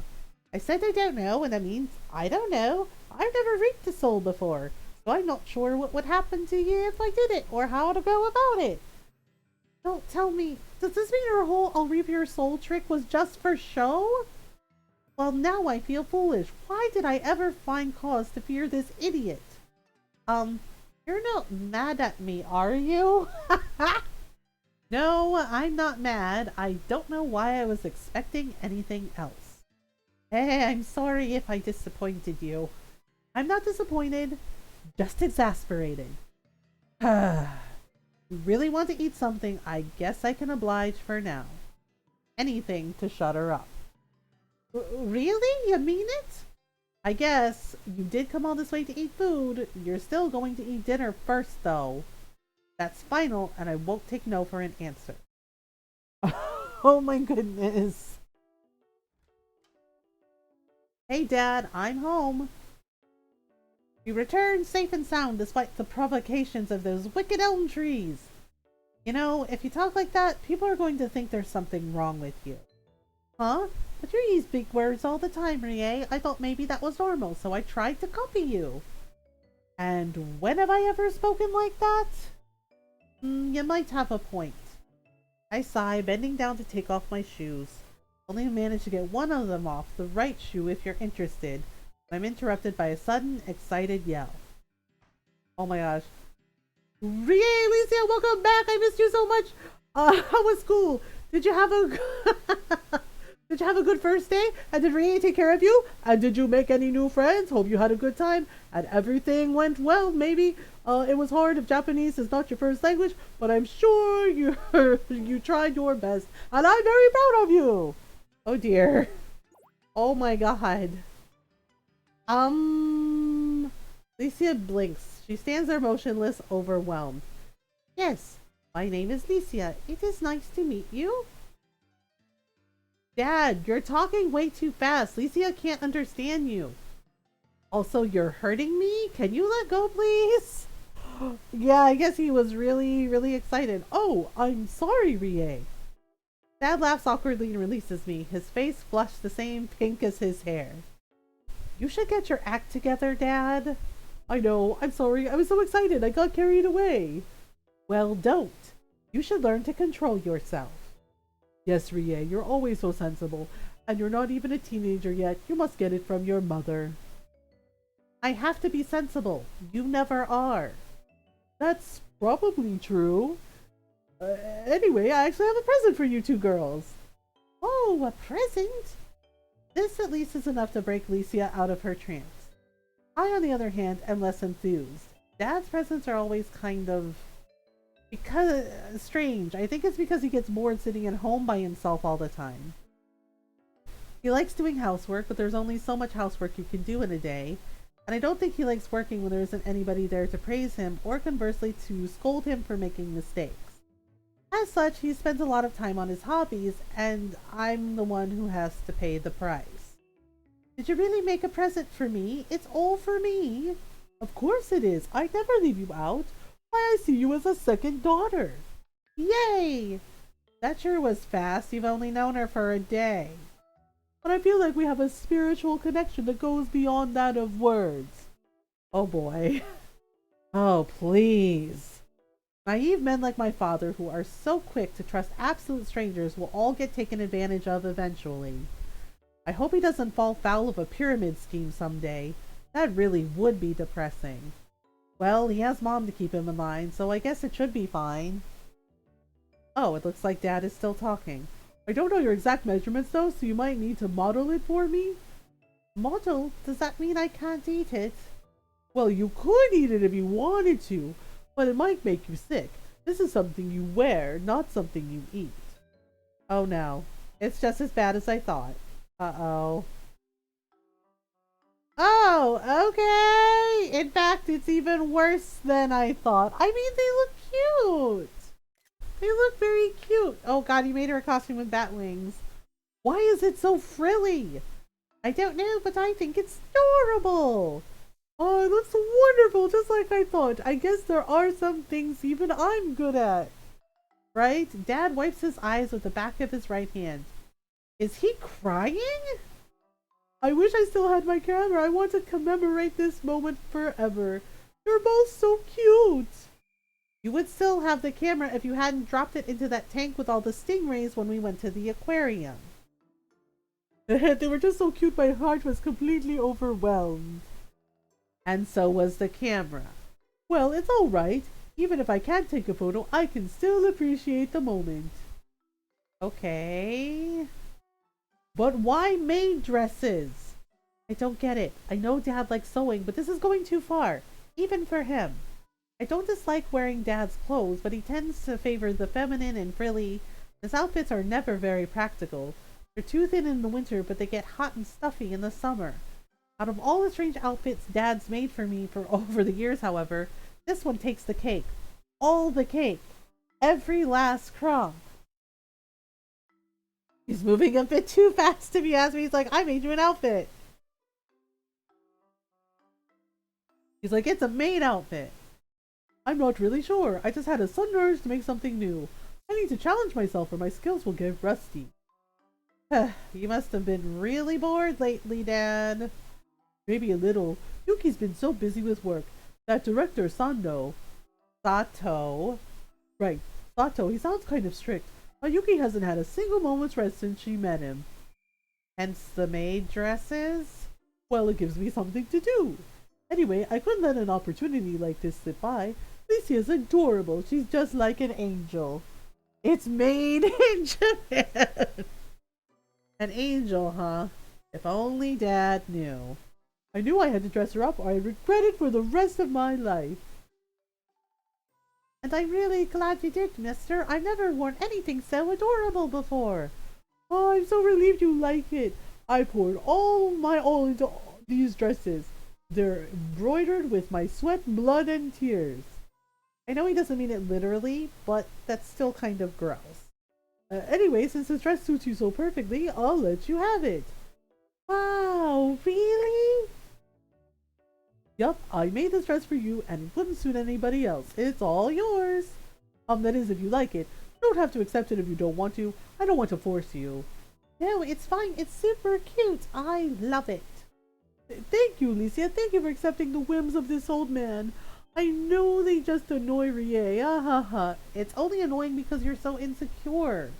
Well, maybe, actually, I made a few more outfits for you too. You can try them on whenever you want. If you want. Do whatever you like with them. You can wear them or even cut them up and use them as dish rags. I won't mind. I would never do such a heartless thing. They're far too pretty for that. Oh, thank you. Oh my goodness. It's so good. I don't think I've started watching it. And I even made you a yukata just in case you want to go to that festival tonight. You did? That's right. Don't feel like you have to go though. It's just a small festival. They only hold it so they can collect enough money to repair the holes in the temple's roof. Rie used to love festivals, but I think she's grown out of them a bit now. I haven't been to a festival with her in a while. I kind of miss it. You're like a kid yourself, Dad. Maybe you're right. Don't worry, mister. I want to go to the festival too. You do? That's right. I don't care what we're meant to be celebrating. I just want to celebrate food. A fitting answer for a heathen like you. Ah, this is great. I'm so lucky. I'm so glad I decided to reap your soul, Rie. So this girl threatens to reap my soul, and Dad repays her by sewing her a whole wardrobe of fancy outfits and offering to take her to a festival? Where's the justice in that? Well, I take the hem of my dress in my hands and flutter it back and forth. If I'm going to be Alicia's chef for the rest of the week, having something to cook might not be so bad. At least it'll stop the rest of my clothes from getting dirty. As for the festival, I can worry about that after dinner. Cute is justice. Oh my goodness. Alicia, can you pass me the mirin sauce? Sure, here you go, mister. Thank you. Eating at a full table really is relaxing. It makes the food taste even better than usual. I can feel the tension disappearing from my body. Tension? What tension? You hardly ever leave the house. I might be a bit of a homebody, but I still do all the cooking and cleaning. That counts for something, doesn't it? I guess you work hard in your own way, Dad. I'm not sure if that was a compliment or not, but I'll take it. Okay. Ooh! Dinner tonight looks delicious. I think Dad might have outdone himself. Probably because he wanted to show off to our guests. Ooh. I know, right? The main dish is fried shrimp covered in a light layer of crispy tempura batter. Batter sticks to the curled, comma-shaped shrimps, softening their light pink skins with a brown glaze. The fried shrimps are accompanied with fried pumpkin, sweet potato, and shiitake mushrooms. Tempura, give now! The batter gives the fresh vegetables a light crunch, and it feels especially satisfying when I bite into the soft, yielding flesh of the pumpkin. The shrimps and vegetables are sprinkled with salt to enhance the flavor, and there's a small dish of mirin sauce to dip the food into. A variety of sides accompany the main dish. Refreshing cucumber salad, a small bowl of meat and potato stew, and a large helping of brown rice. Dad's always been a good cook, but the combined textures and flavors of all this food, the crispy tempura, the soft rice, The crunchy cucumbers is almost ridiculously delicious. If Dad's going to make food like this every time I bring a friend over, maybe I should start doing it more often. Fried pumpkin, is that really a thing? Yes, it's really a thing. Fried pumpkin is a thing. That is actually true. We actually I so well, this is in Japan, but in Japan fried, yeah. saying, Yeah, we have fried ice cream, fried butter. Yes, fried pumpkin is a thing and it's actually pretty good. Um yeah, you just have it with like a little salt. Doesn't know how to feel about that. I've had it. It's not bad. It's because pumpkin doesn't really have like a lot of taste, right? But you fry it and like just a little bit of salt and it's really good. It's like a nice like the pumpkin actually gets pretty crispy when they fry it. And yeah, so yeah, it's like lightly salted, so it's really good. So it's got like a nice salty taste to it. Alright, here we go. At least I would if I had any friends. Oh no. I feel sad. This is so good. Can I have a seconds, please? Of course, you can have as much rice as you want. Yay, Japan really is the best. I kind of wish Yuki was here to try this though. She always liked fried pumpkin. Cornelius and Corinthian had a kid. I don't have another corn-based name prepared. Can't you save some for her? Already did, but leftovers never taste as good as fresh food. It'll lose some of its flavor. Well, it can't be helped. Mom's busy. She works hard for all of us, so we should try to support her. I know that. I do support Yuki in her endeavors. At least I try to. I love her, really. I just miss her a little, that's all. Oh well, what can I do? There's no sense in complaining. That won't change anything. Here you go, Alicia. I gave you an extra large helping since you seem to have a big appetite. I hope you enjoy it. I will. Thank you so much, mister. You don't need to call me that, Just Kazuki is fine. Okay, Kazuki, really, thank you from the bottom of my stomach. Isn't the correct expression from the bottom of my heart? But Dad doesn't seem to mind these minor details. He looks so happy he could be a little kid, not a grown man. I don't know if I've seen him smile like this in a long while. Is that because of Licia? For a demon, she might not be that bad after all. Okay, so what are you going to make me for dessert, Rie? And I was hoping she'd forget about that after having dinner. This girl's stomach must be like a bottomless pit. Maybe I should start taking notes on her strange, demonic behavior and submit them to a TV station. They could make a show about it. My Demon and Me, the exciting true story of elementary school student Sakuraba Rie's encounter with the devil. Now I wonder how much money I'd get out of that. Hey, Rie, your eyes look all funny. What do you mean? What's wrong with them? I don't know. I thought I saw some strange symbols in them. Of course you didn't. Don't be silly. But I still don't know what to do about dessert. I don't really know what Licia likes.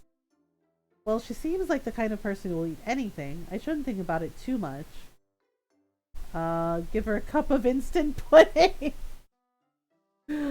I guess we can bake her something. Oh, are you wearing that dress I made you, Rie? That's right. Does that mean you like it? Did I do a good job for once? I don't dislike it, but I wouldn't choose to wear it under normal circumstances. But you're wearing it now, aren't you? Because I'm going to bake something and I don't want my clothes to get dirty. Oh, really? That sounds like fun. Do you want me to help? Of course you can. The more the merrier. Thank you. I used to bake with Rie all the time when she was little, but she's getting more and more independent lately. I miss spending so much time with her. That's because I'd never be able to get better if I kept following your instructions. You need to do things on your own if you want to improve. Pudding! I know, I thought about it, but I'm like, well, let's just bake. That might be true, but it sounds kind of sad. There's nothing wrong with relying on others, right? And at any rate, helping out might make me feel slightly less useless. Haha. Well, when you say something like that, how could I turn you down? You sound more and more like your mother every day. Not that it's a bad thing. You'll never get hassled into donating ridiculous sums of money to various charities on the street like I do. Anyway, I'm going to go get changed. Change? Do you have a cute dress too? Not quite. I don't know if I'd be opposed to the idea. Making clothes for myself isn't as much fun as making them for other people. So what are you going to wear, Mr. Kazuki? Why, a cute apron, of course. It's a must for any aspiring chef. Bake with your dad. Yeah, she's very independent for 9 years old. With this dramatic announcement, Dad opens a door and pulls out one of his trusty aprons from his large and ever-expanding collection. Oh, that's a cute apron. Naturally, the apron is pink, like 80% of the others. So her dad likes pink. So what? It's fine. He's happy. For some reason, Licia looks impressed by this. Wow, you look so cool. Oh, I don't know about that, but thank you all the same. Anyway, what kind of thing did you want to bake? Something sweet. I want to eat lots of sweets. She's supposed to be 9? Holy crap, yeah, she's 9. I see, in that case, I think I have an idea. Why don't we make some apple rose tarts? Ooh, apple rose tarts sounds so good. Oh, they're so cute. Licia sighs as she takes the tray of freshly baked tarts out of the oven, her hands enveloped in a pair of oven mitts. Real men love pink. Just like pink, it's just a color. She looks so happy my heart starts to melt. Happiness must be contagious. Kind of like the plague. Wow. Now that's pretty demonic. Oh my goodness. Are you alright, Alicia? Be careful, they're hot. It's fine, Kazuki. I can do at least this much. Her eyebrows furrowed in concentration. Alicia carries the tray across the kitchen and sets it on the counter to cool. Pastel pink is my favorite pink. Yeah, I like hot pink. Oh, these look so good. The homey aroma of freshly baked pastry hangs in the air, mingled with the sweet scent of apples. Makes me feel as though I'm standing in the middle of an enchanted orchard. Wow. The rose tarts themselves look exceptionally cute, curled up in their separate slots on the baking pan. Their petals, crafted from thin strips of bright red apple, make them look like real flowers. As long as she doesn't eat them again, right? They look so good. It's just as Dad said. These tarts really do look like snacks fit for an elegant princess, or else a wandering forest sprite. They're the kind of tarts you could imagine the Red Queen from Alice in Wonderland coveting. Can I try one, can I? Of course you can. They're nice to look at, but they're even nicer to eat. Also fun to make, right? Yay, then I'll just help myself. Oh no, not quite so fast. Dad reaches forward, brushing Licia's fingers away from the pan. For one thing, the pan is still hot. For another, we need to think a bit more seriously about the presentation. Presentation? Yes, I still need to add some finishing touches to make this a truly delicious treat. So stand back and leave everything to me. Okay. Oh, right. Apple rose tarts sit elegantly on a white plate, the pastry light and crispy, apples braised light brown, just waiting to be eaten. Dad was right. When it comes to food, he always is. The rose tarts look much more appealing, freed from the confines of the baking pan, and they looked plenty appealing back then too. Wow! I've never seen anything more adorable before! I thought you said my school uniform was the most adorable thing you'd ever seen. And then after that, these silly maid outfits. That's right, they're all the most adorable. Hi Faye, how are you? But they can't all be. That isn't possible. Anything is possible if you just believe. Alright, you two can start eating now. They'll get cold if we dally any longer. But they look so cute. I'd feel guilty eating them now. Oh, that's very flattering, but isn't that why we made them in the first place? I'm sure right now, more than anything in the world, they want to be eaten by you, Alicia. And right now, more than anything in the world, I want to make lots of money, but we can't all have what we want. Are you sure? Of course. I bet these tarts would consider being eaten by you a privilege since you're so cute. Pretty drained from this weekend, but okay, how are you? I'm okay. I'm doing my best. Thank you, Kazuki. It sure seems like you two are getting along well. Oh, and you're very cute as well, Rie. That should go without saying, given you are your mother's daughter. Yes, I think Rie is very cute too, even if she does pout all the time. That's none of your business. Why should I care about your opinions? Hey, you're blushing, Rie. That's because what you're saying is embarrassing and unnecessary. But why can't I tell you that I think you're cute? I thought it would make you happy. Maybe it does a little, but it feels kind of weird. Weird? Anyway, Dad's right. If we keep talking, the tarts will get cold. Thank you for the food. I pick up the tart in my fingers, burning them as I do so, and take a bite. We used Fuji apples to make these tarts, popular throughout Japan for their uniquely sweet flavor and bright red coloration. The sweetness of the apples spreads across my tongue, punctuated by a satisfying dash of tartness that makes my mouth tingle. The pastry is delicate, light and buttery, and offsets the flavor of the apples, while simultaneously adding an extra crunch to the already crisp apple skins. Apple, right? These tarts really are good. I've had them before, but I don't know if they've ever tasted quite this nice. Maybe eating food with other people really does make it taste better. I thought that was just one of the things Dad liked to say. A neat little sophism that encourages the importance of family meals. But there might be a germ of truth to it after all. These tarts are undeniably delicious, but it could be the sight of Lucia's face, wreathed in smiles, as she samples her own tart that gives it an extra special something. My Minecraft skin, Gabriel, Judge of Hell from Ultrakill. Oh, cool. I feel my cheeks heating up. Why am I getting so embarrassed? Watching other people eat has always felt strangely intimate to me. When people eat food they like, they let down their defenses. Not that Licia has many of those, and their true feelings shine across their faces. I wonder what kind of face I'm pulling right now. I probably look like an idiot. I set my tart back down on my plate and reach for the mug of cinnamon tea. The mug is warm and it makes the tips of my fingers tingle, but not unpleasantly. You can buy a body pillow of him in the merch store? Oh, I see. The cinnamon tea itself is sweet, but it also has a certain measure of spiciness to it. It makes my whole body feel warm. Not just because it's hot, because it feels comforting, I suppose. Cinnamon tea is meant to be good for you. That's what Dad says anyway. He told me it helps fend off common colds, which is why he brews it for me in the winter.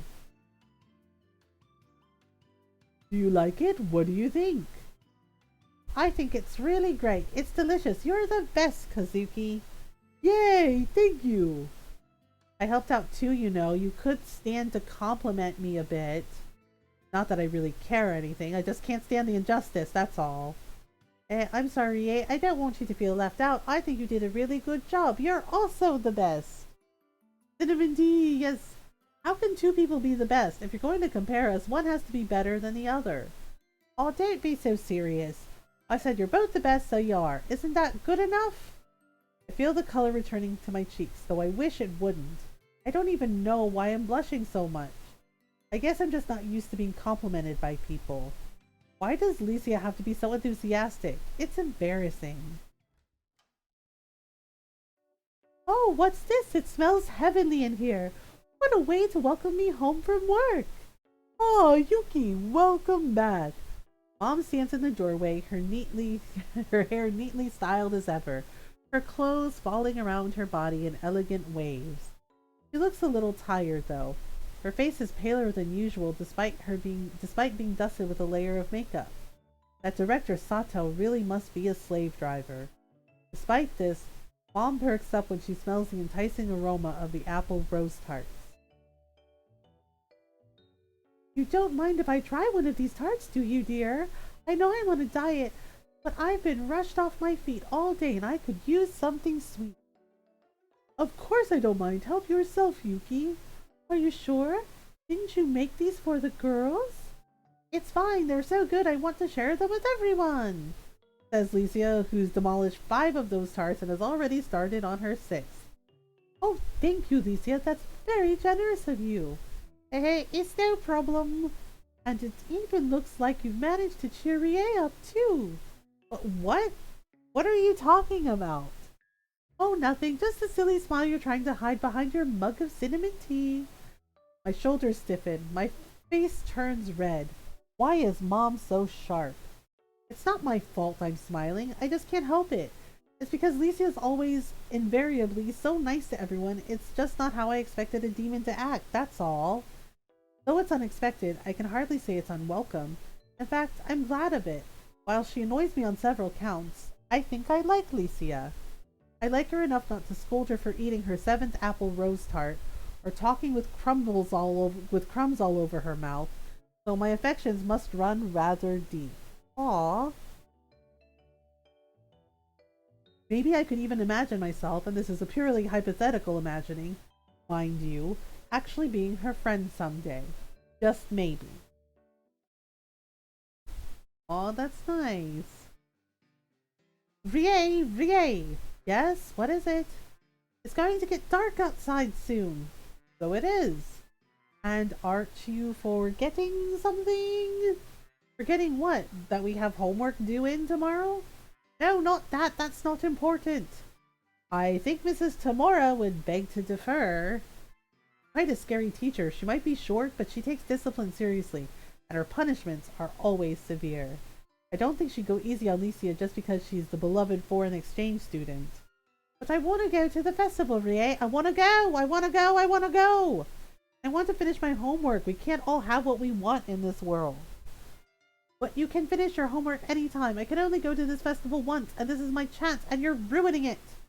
I want to wear the cute yukata Kazuki made for me. Well, I feel my resolve beginning to waver. It is true that my homework isn't the most exciting thing in the universe, and it has been a while since I went to a festival. I don't really like festivals that much. They're far too crowded and noisy, and the smell of sweat and frying foods churns my stomach. Whenever I go to festivals, people step on my toes and my hair gets all knotted, and the only thing I can think of is going back home to the safety of my room. But I've never been to a festival with somebody my own age before. If Lacey was with me, what would it be like? Would it be any different? Would it actually finally be fun? Come on, Rie, please, please, please, please, please, please, please, please, please. Please. Dad, what are you doing here? And what are you wearing? Sorry, it's just, I like festivals too, you know. I know, you're so predictable. We really need to get all dressed up. I don't even know if I want to go. Alright, you know what? Whatever, let's go to the festival. Have some fun, Rie. Have fun. Oh, their yukatas are so cute. Yay, a festival. We're going to a real festival. Their yukatas are really cute. Licia spins about a few times on the spot. The sleeves of her yukata flutter in the wind, and she giggles. I thought Licia's blonde hair might look kind of weird when contrasted with a traditionally Japanese item of clothing, but it suits her surprisingly well, even if it has been folded the wrong way round. Their hair's got did, yep. I told her only dead people wore their yukatas like that, but she just smiled and said since she came from hell, didn't that make sense? I dropped the subject after that. Arguing with Licia is tiring. Dad picked out some nice colors, and they suit the creaminess of her complexion. I might doubt Dad's skill on most scores, but I shouldn't doubt his fashion sense. He's eerily perceptive when it comes to clothes. It might be a little embarrassing to admit, but Licia looks kind of cute. Oh, there's her mom. My sweet angels, they're both so adorable. Oh, I think I have something in my eye. Here, you're crying. I am? That's right. Would you like a handkerchief? Thank you, Yuki. It's been so long since I went out with Rie like this. And to a festival, too. I'm getting all emotional. There. If you need a shoulder to cry on, I'm here for you. Thank you, Yuki. Mom, incidentally, isn't wearing a yukata, though her parents are really traditional. Mom's always preferred Western clothes. Maybe that's the reason why. She went through a rebellious period as a teenager where she refused to wear anything other than pants or pencil skirts, and she still hasn't grown out of it. She eats natto all the time, though. She can't get enough of it. My mom is full of contradictions. The four of us climb the series of stone steps that lead up to the temple. Lanterns are strung up through the trees, and they blink at us shyly. In less than 5 minutes, we make it to the temple grounds. I'm so happy we came here. Are you happy, Rie? Well, I glance about the festival grounds. Our temple is fairly small, and as Dad said, it's pretty old. The roof is filled with holes, and the woodwork is slowly being gnawed away by termites. Thankfully, it's dark now, so it's hard to see what a dilapidated state the temple is in. Not even the paper lanterns strung up in the trees and around the tops of the stalls are able to illuminate this sad fact. If you've never seen the sorry state of the temple under the morning sun like I have, you'd probably be tricked into believing that this place is nice. Well, I guess I don't have anything against this temple. Spending money at this festival might be a nice thing to do. A small act of philanthropy, you could call it. It's busy, like I thought it would be, but I can't see any familiar faces. I don't doubt some of my fellow classmates are in here somewhere. The grounds are so packed out, it's hard to pick apart individuals in the throng. I don't like overcrowded places, but I'm glad for that right now. If I can't see my classmates, they can't see me. What better place to hide a tree than in a forest? Smell of cooking food drifts through the air, noodles and takoyaki and grilled sweet corn. Though I already ate, it's making me feel kind of hungry. All this excitement is making me feel hungry. I want to eat something right now. Don't you have any self-control? Not at all. And besides... Alicia pokes my stomach. It growls in response like a baited bear, and I blush, batting her hands away. Judging by the sounds of it, neither do you. I'm not hungry. That was just self-defense. Defense? Yes, because you poked me. That isn't fair. You biased the results. It was an outlier. You can try to deny it all you want, but I can tell how you really feel. If you're hungry, you should come and eat something with me. That's right. It's not healthy to deny your body what it wants, Rie. If you're too hard on yourself, you'll never truly be able to cut loose and have fun. Don't you agree, dear? That's right. You're plenty responsible as it is, Rie. You should let yourself act like the child you really are for once. Seeing you happy makes me happy too. But the food at these stalls are overpriced. Maybe so, but your smile is priceless. Then will you let me buy whatever I want? Of course. Here you go, dear. Dad hands me a few notes and I pocket them. Thanks, Dad. I already have savings of my own, but I'm hardly going to turn down free cash. I think Dad's given me quite a bit, too. How much does he think I'm going to eat anyway, right? Well, given Licia's monstrous appetite, it must be a rank X at least. It might be an adequate amount of money after all. You're such a doormat, dear. What do you mean? You're always handing out favors. You're so kind-hearted. But that's why everybody walks over you.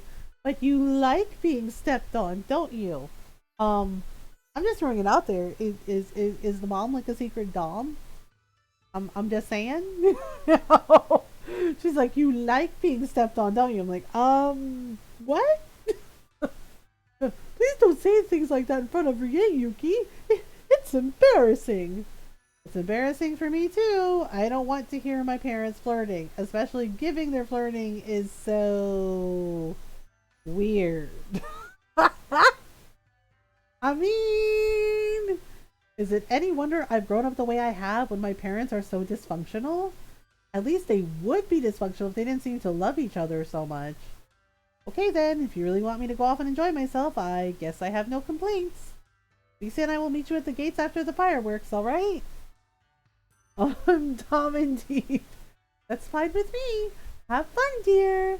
Your father and I will be sure to enjoy ourselves to the fullest too. With an eerie little giggle, Mom links her arm with Dad's. Now run along and don't spend your father's money at once. He doesn't have much of it, you know. That was a low blow, Yuki. Don't worry, I'll try not to bankrupt Dad. Well, I can do my best, but Alicia doesn't seem to care about the finer points of human financing, she's already started to drool.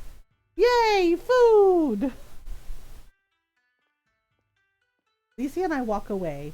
We got lost within the crowds almost instantly. It takes me a few moments before I realize Lycia's arm is linked with mine.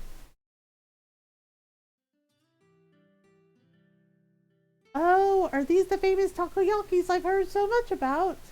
That's right. Eat as much as you like. Don't mind if I do. Hey, be careful. Those are still, ow, hot, I was going to say. 3-second rule? There is no 3-second rule. Food gets swarmed with bacteria the moment it hits the ground. Especially in a busy place like this. Lycia's like me. Food, food, food. Does that mean I can't eat it after all? I don't know why you'd want to. It'd make you sick and it'll be stone cold by now. But it looks so sad like that. I feel so guilty. It wanted me to eat it, but I betrayed its pure and honest feelings. I'm the worst. If you care so much about that takoyaki's feelings, why are you planning to eat even more of them? I think that's even worse. You're right. I was being too sentimental. But now I finally see the light. I can't become attached to any one piece of takoyaki, or the others will get jealous. I should share my love evenly. Oh, Lycia. Thank you for the food. And with this, she pops the second piece of takoyaki into her mouth. Oh, wow. This time, she's prepared for how hot it is, and she doesn't spit it out in surprise. Instead, she chews on it, a smile slowly blossoming across her face, and then she swallows. Ah. Is it good? It's delicious. You should try some, Rie. Alright. I mean, it does look good. I don't really like octopus, though. Like, I don't really like... I know they have different kinds of takoyaki, so I try to get the ones that are different without, like, the octopus and squid. I take one of the sticks of takoyaki and turn it over in my hand. It does look good. Like, the artwork for the food is really good. The takoyaki speared on the stick are all fairly uniform, spherical shapes smaller than a clenched fist but bigger than a marble. Their skins are light brown and they're coated in takoyaki sauce, mayonnaise, spring onions, and dried bonito flakes. Savory smell of the takoyaki drifts through the air. It's comforting and my stomach starts to rumble again. Ah, embarrassed over my weakness, I bring a piece of takoyaki to my mouth and slip it off the wooden pick. The outside shell of the takoyaki is light and crispy. The generous amount of mayonnaise and takoyaki sauce alleviates the dryness of the texture. It's warm, but not overwhelmingly so, and fills my mouth with an array of flavors. It's good, but there's one problem. The heart of the takoyaki, the most important bit, is barren and empty. It isn't chewy at all. Uh-oh. There isn't any octopus inside my takoyaki. Eh? What do you mean? It's hollow inside. The vendor didn't put octopus in all the takoyaki. It was probably to save money. Octopus is pretty expensive. Right? Like, yes! No way! That's so mean! Well, don't worry, Rie. As Lycia Dia Evilis, daughter of the great Evilis family, I swear on my good name that I will punish that conniving takoyaki vendor for shaming you so. Wait a minute, what? What do you mean? He will rue the day that he decided to trick us. Murder or arson in a category of their own. But when a mere human thinks they can meddle around with food for a bit of money, that's truly unforgivable. Lycia, wait, come back! I reached forward, grabbing hold of her hand just in time. If I hadn't, who knows what she might have done. Right? Just like, oof. She looks scary. I don't think I've ever seen Lycia so obviously enraged before. Even her eyes are glowing. Does she really care about food that much? What is it, Rie? Don't you want me to teach that bad man a lesson? I don't really mind, to be honest. I just don't want to cause a fuss. Besides, the piece of takoyaki you had was fine, wasn't it? I know, she's like, I'm gonna smite him. You want me to smite him? I'm like, oh my god, no. Well, that's true, but it isn't fair. Doesn't it upset you, Rie? That you had some octopus and I didn't? That's right. Since you were nice to me and let me come to the festival, it wouldn't be fair if you didn't get to eat any delicious octopus. I feel bad for you. That takoyaki vendor went too far, tampering with my precious Rie's food. Oh, so I'm her precious Rie now? When did that happen? Well, I appreciate the thought, but I don't care that much. I don't even like festivals. I came here for your sake, so it's more important that you enjoy it. Does that mean you're not enjoying yourself, Rie? I wouldn't say that. I'm having a good time, really. And that isn't even a lie I told to placate Lycia's wrath. I am enjoying myself, more than I expected to. Being with Lycia is exciting and, dare I say it, fun. I've only known her a short while, but she's really grown on me, kind of like a mushroom, but with more blonde hair. I just don't want you to make a fuss over me. I'm fine so long as you're having fun. Well, of course I'm having fun. Because of the food? That was silly, because you just said that you were. Lycia? Anyway, if your piece of takoyaki doesn't have any octopus in it, there's only one solution. And what's that?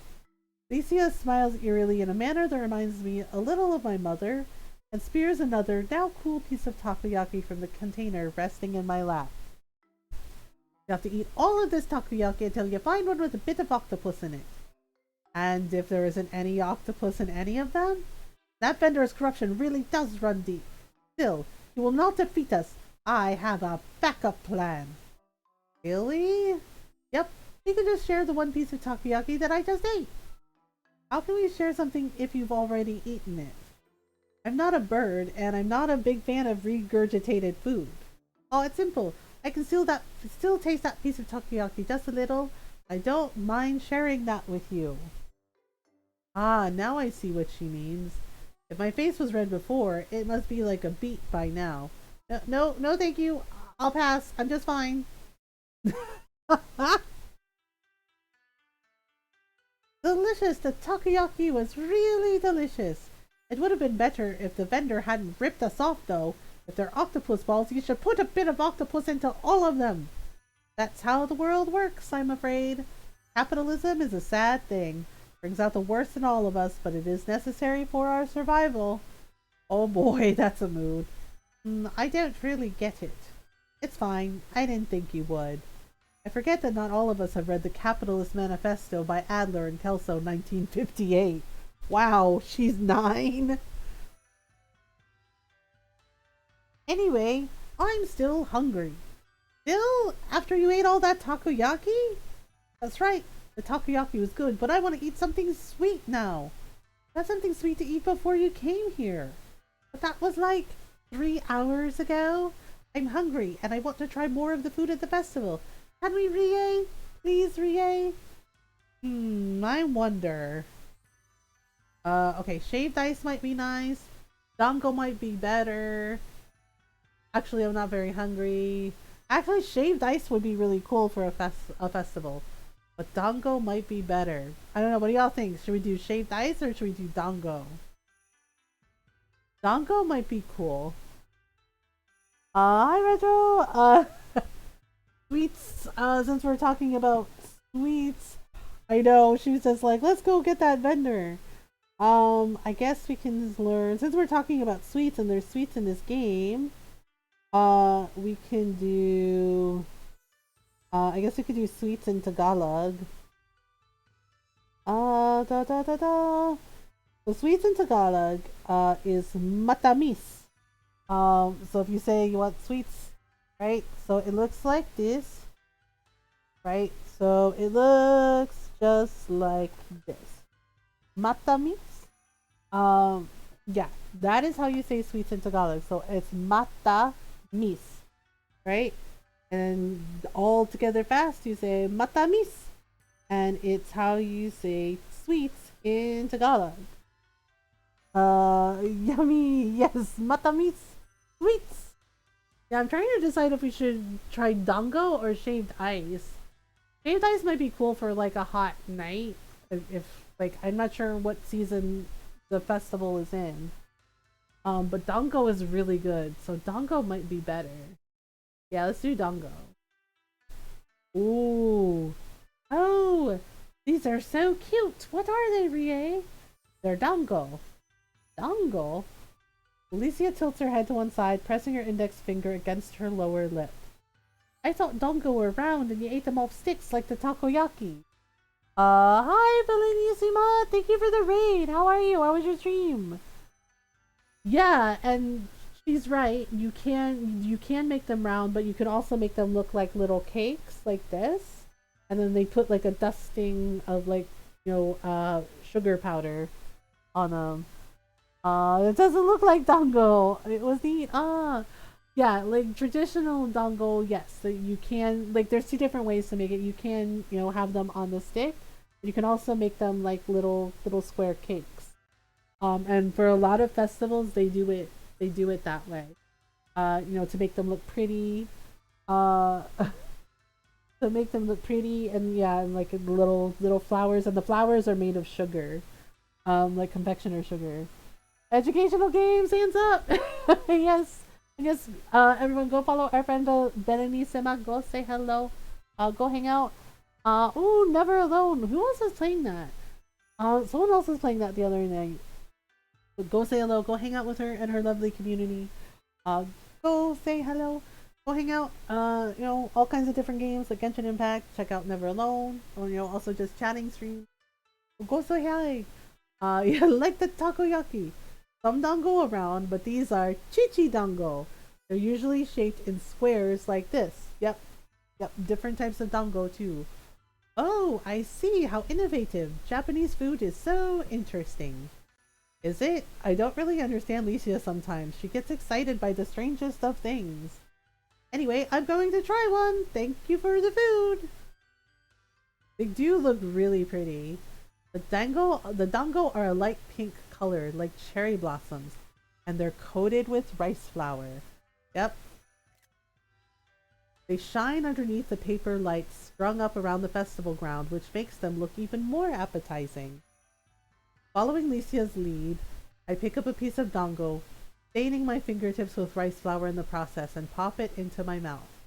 The dango is sweet, infused with the soft, subtle flavor of cherry blossoms. They're chewy, but not overly so, and it slides down my throat easily.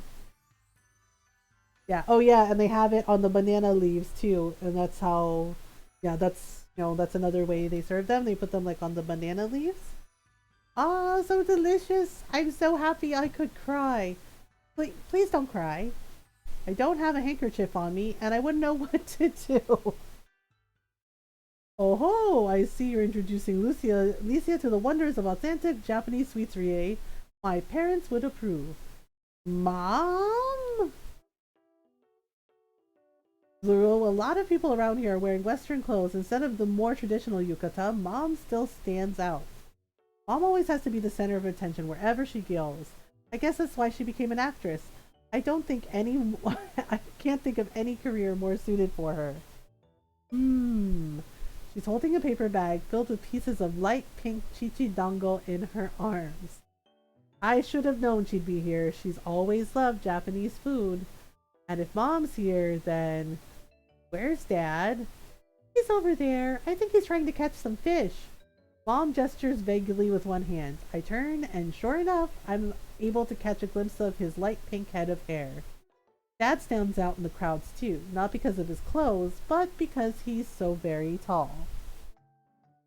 Mom and Dad really do make a striking couple. At any rate, I'm glad you're enjoying your dango, Licia. It really is good, isn't it? It's delicious. The flavors aren't very strong, but that's what makes it special.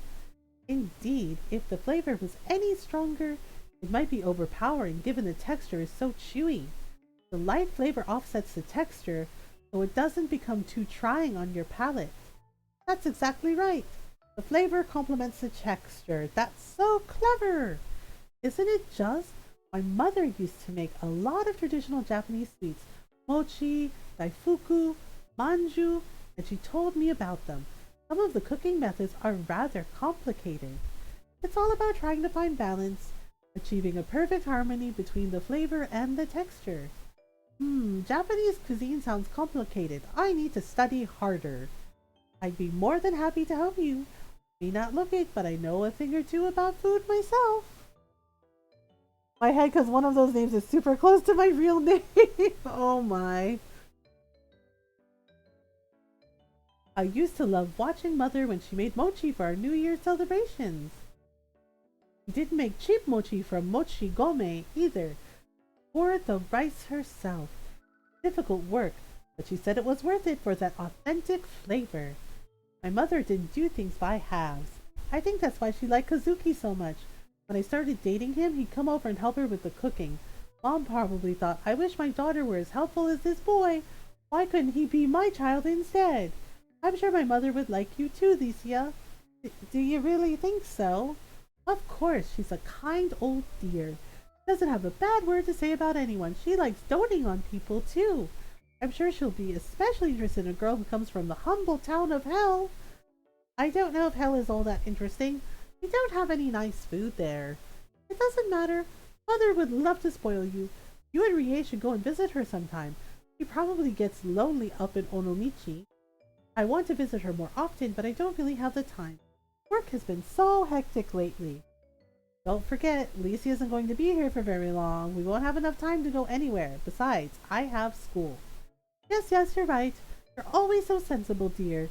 It must be because you're my daughter. Well, if Licia comes to stay in the summer holiday, you can always go and visit her then. Do you like the sound of that? You can eat as much natto as you want. You'll be eating natto until the sight of her fermented soybean makes you want to scream. Don't be so negative, Rie. You can never have too much natto. You can. I beg to differ. Oh, you fancy city girl, you don't appreciate your heritage enough. You've been spoiled by all the Western restaurants around here. Says you when you always go around dressed like a Hollywood movie star. When was the last time you ever wore a yukata? Don't be silly, Rie. That is that and this is this. And they're two entirely different things. Are they? I'm not sure. At least Licia seems happy. She always is. I'd love to visit your relatives, Rie. That sounds like fun. I want to become part of an even bigger family. My family back in Hell is already pretty big, though.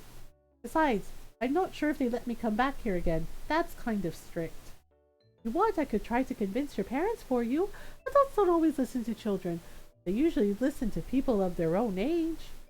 There's no real sense to it other than pride, but that's just how the world works. You'd really talk to my dad? Of course. The language barrier might be a little difficult. I have a few secrets of my own. Norwegian is not an entirely foreign language to me. They still think she's Norwegian.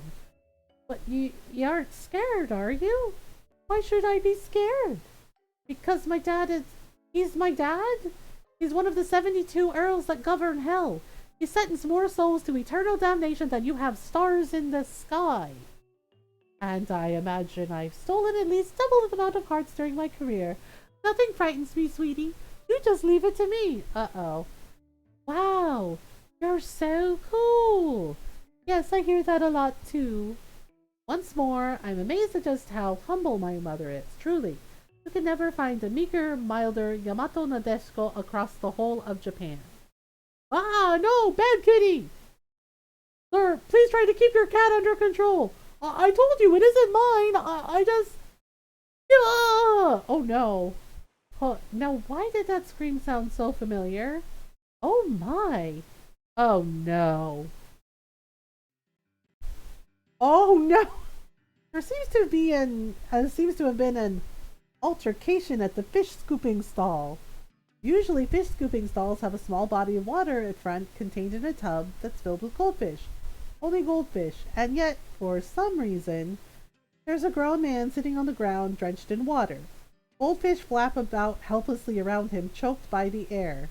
The tub that once held those fish is knocked to one side, leaking water out uselessly, like the stump of an arm oozes blood. Yeah, my siblings are pretty horrible. What of it? Worst things air on TV. Oh no. Oh no. The man sits there dazed and confused, shivering in the cold night breeze. He looks familiar. Horribly familiar. I don't recognize the cat perched on top of his head, though. Well, that's vivid, right? I'm like, and she's 9? How on earth did that happen? Kitty cat wanted the fish, I guess. Here, you're in such a state. You're covered in water. Your yukata is all wet. I know. I'm sorry for causing a scene, Yuki. It's okay. You don't need to apologize to me. I'm not upset. Yuki, thank you. Now hold still. I'll help you clean up. My God, that's such a cute kitty, right? And apparently the cat wanted the fish. Mom tousles dad's hair clean with a towel. The none too impressed owner of the fish catching stall handed us. How did this even happen, though? You are aware you're meant to catch the fish at that stall, not go swimming with them, aren't you? Well, of course I'm aware. There was just, a problem. Problem? Yes, the cat, it was one of the cats I always feed when I see it by the riverbank.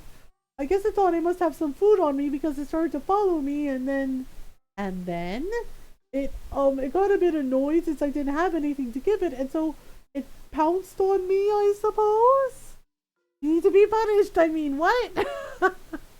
Pounced? A tiny kitten like that? That's right, pounced. Don't be silly, dear. It's a stray cat, not a lion. How could it pounce? I don't know, but it did. It pounced, and it knocked me over, and then, well, you all saw what happened then. You know, I told you not to feed the homeless cats around here. I did say. I know you said, but they all look so sad and lonely, I couldn't help myself. And now they see you as a massive pushover. Dad sniffs. I just wanted to help them. You had noble aims, I'm sure. Sadly, the best laid plans often go awry. Hello, Julius's brother. I've lived in this world long enough to understand that. Oh dear. Yay, when are the fireworks going to start? When the festival's nearly over, I suppose. Aw, that's kind of sad. I want to see the fireworks, but I don't want the festival to end either. All good things have to come to an end. That's just the way of things. So, I'll have to go home soon, too. I don't know if I'm looking forward to it. Saturday seems so close all of a sudden. Saturday? I thought you were staying here for a week. I am. Then you should be going back home on Sunday. There are 7 days in a week after all. 7? Are you sure? Yes, I'm sure. I've lived in a world with 7-day weeks for 9 whole years. I think I know that by now. Wow, that's strange. You mean you don't have a 7-day week in hell? Not at all. We only have 6 days in each week. I think we had a Sunday once before we got rid of it. We haven't had Sundays for millennia. I guess that makes sense. Not only is Sunday a holy day in some religions, but the number of the beast is 666. Doesn't a 6-day week sound a lot more hellish than a 7-day week? Now that I think about it, there's no reason for hell to be similar to Earth, even if they do have internet access and anime. Hi, Nerd Society. Pretty good. How are you? Hope you're doing well. I know, she's like, we got rid of Sundays. And I'm like, oh, okay, that's something. Simple things that I take for granted, like the weather, the number of days in a year, and public holidays might be completely different. Still, I can't believe that you looked up all of the festivals in the local area, but you didn't think to check how many days in a week we have. I guess it slipped my mind. I'm sure it did. After all, it's only a small detail, completely insignificant in the grand scheme of things, really. So she'll be gone on Saturday, will she? I should be glad for the sudden development, but for some reason, I feel an unpleasant twisting sensation in my chest. I don't suppose it makes much difference if Licia goes home on Saturday or Sunday, but she told me about it so suddenly it's taken me quite by surprise. It's really good. It's really cute. Maybe it's because I was having such a nice time. It's actually really cute. The artwork for it's really cute. The stories, the story is really easy to follow, but it's cute. And the artwork for it, is really nice. Like the artwork for the food is like really good. Oh, Rie, look, Rie, it's starting. Right, fireworks time. Oh, pretty. Flowers are blooming in the sky. Bright red, yellow, green, and blue. No, they're not flowers. They're fireworks. A series of loud, explosive bangs split through the night air, and the crowd cheers in approval. Licia cheers too, her face illuminated with a whole carnival of colors. Amazing! This is so amazing! Another volley of fireworks are sent up into the sky and they explode in showers of sparks. The popping, banging, and crackling continues, dyeing the night sky an array of rainbow colors. They're so beautiful! I've never seen anything like it before. Incredible! Incredible! Yet another round of fireworks bursts in the night air, and Licia giggles a light, airy giggle that sounds almost euphoric. Rie turns about on the spot, the sleeves of her yukata fluttering in the breeze, and looks at me with a smile. Thank you for bringing me here. This is like something from a dream. I'll never forget this moment. Not ever. Aww. Hello, you two. Did you have fun? I had loads of fun. I saw the fireworks and they were like boom! Licia throws her hands up and out in the air to demonstrate, and Mom giggles. Yes, I imagine they were. You have such a way with words, Licia. Thank you, and I got to do lots of other fun things too. I know, so adorable. Oh, like what? Ray and I ate lots of nice food, and we got to throw hoops, and I made a sugar candy sculpture too. Sugar candy sculptures? That takes me back. I used to like doing those. You need a steady hand, don't you? Right, I wasn't very good at it. Rie was. She had such a look of concentration on her face. She didn't get a single crack in her sculpture. Very impressive. Rie has always been a hard-working girl. She will accept any burden, no matter how great. Please don't lump me together with Dad. I'm nothing like him. And speaking of Dad... Dad trails along behind Mom, his head hanging. He looks like a battered flower at the very back of the florist that nobody would want to buy. Half the petals missing. The sight is kind of sad, actually. Dad, are you all right? I'm fine. You don't look fine. It's just ever since I fell into the goldfish pond, I keep shivering. The seeds have been chattering away all night like castanets. I could hardly hear the fireworks. I'm sorry, Yuki. I just, achoo!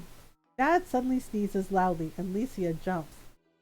Are they letting off more fireworks? It sounded like a really loud one. Don't worry about it, sweetie. It was just my dear, dripping husband. I even bought a stick of candy floss, but I was shaking so much I dropped it. Don't worry, dear. If you catch a cold, I'll be sure to warm you up. Now, why don't we make our way back home? We've all had a very busy night. I know, it's just like, oh boy. I hope Kazuki will be alright. He just has a bit of a cold. I'll bet he'll be just fine tomorrow morning. Sure hope so. I know so. Despite what he looks like, Dad's a resilient person. He must be to live under the same roof as Mom for so long without having some kind of nervous breakdown. It's bad enough that Mom's pretty, intelligent, and rich, but she doesn't half like to show off about it either. Even I feel inferior when compared to Mom sometimes, so I have no idea what her company does to Dad. Well, I'm sure he'll cope. What's a little bit of water compared to more than a decade of being stood beneath your own partner's shadow? Sure, he might have been shivering and coughing a lot when we walked back home, but I'm sure a hot bath will solve everything.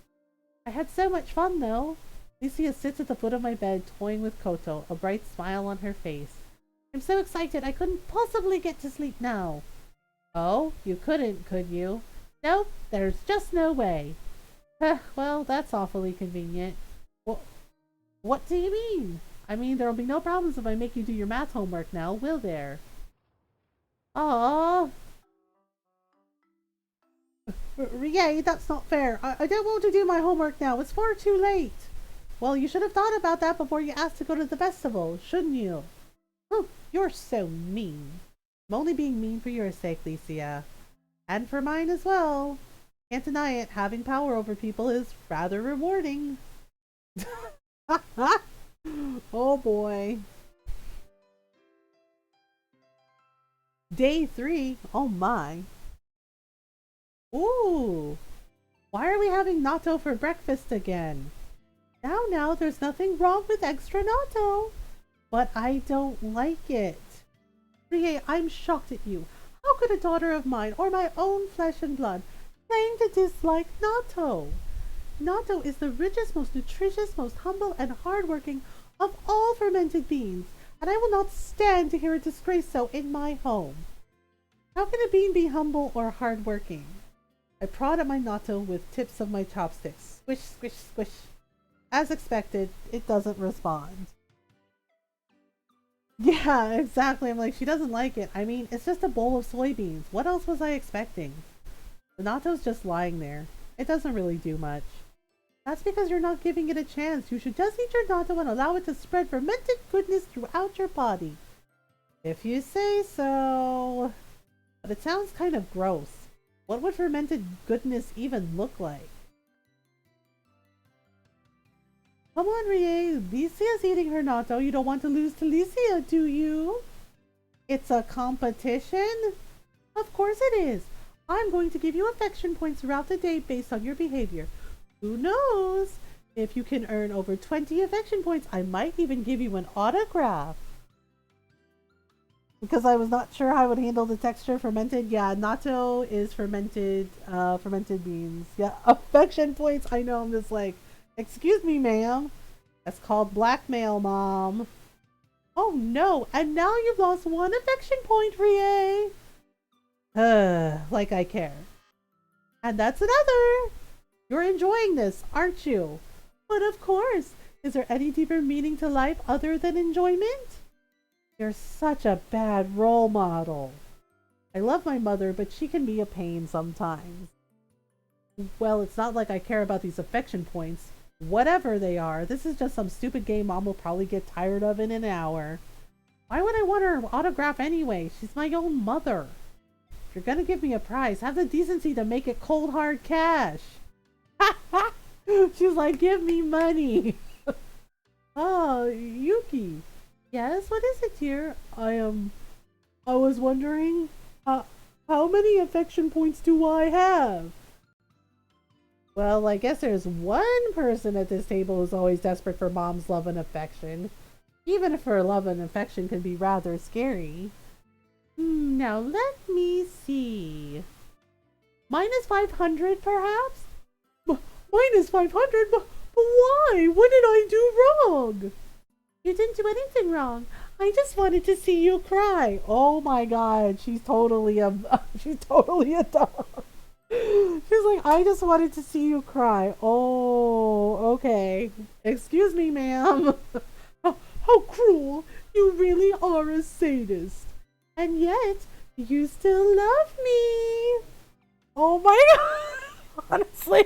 Oh god, totally a dog. Right? It's just like, oh no. Oh no.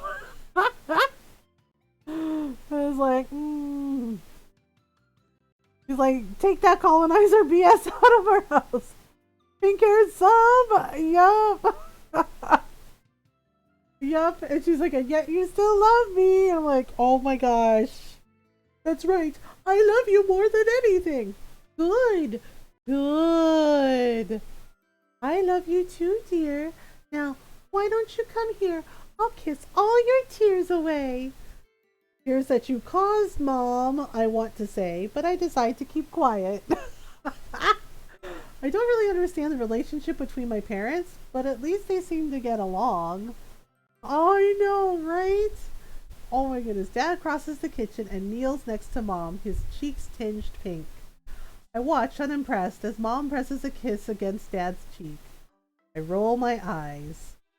Oh gosh. Come on, Lycia. We're going to school. Sooner I get out of this house, the better. Oh, I can imagine, right? Oof, it isn't fair. What isn't fair? I didn't get to finish all of my natto. Most people would count that as a blessing. But I'm not most people. I like that natto, Rie. I liked it lots and lots. I wanted a second helping too. And thirds. Well, I'm sorry, but Dad was a little distracted this morning. I don't think he was in any fit frame of mind to serve you more natto, Lycia.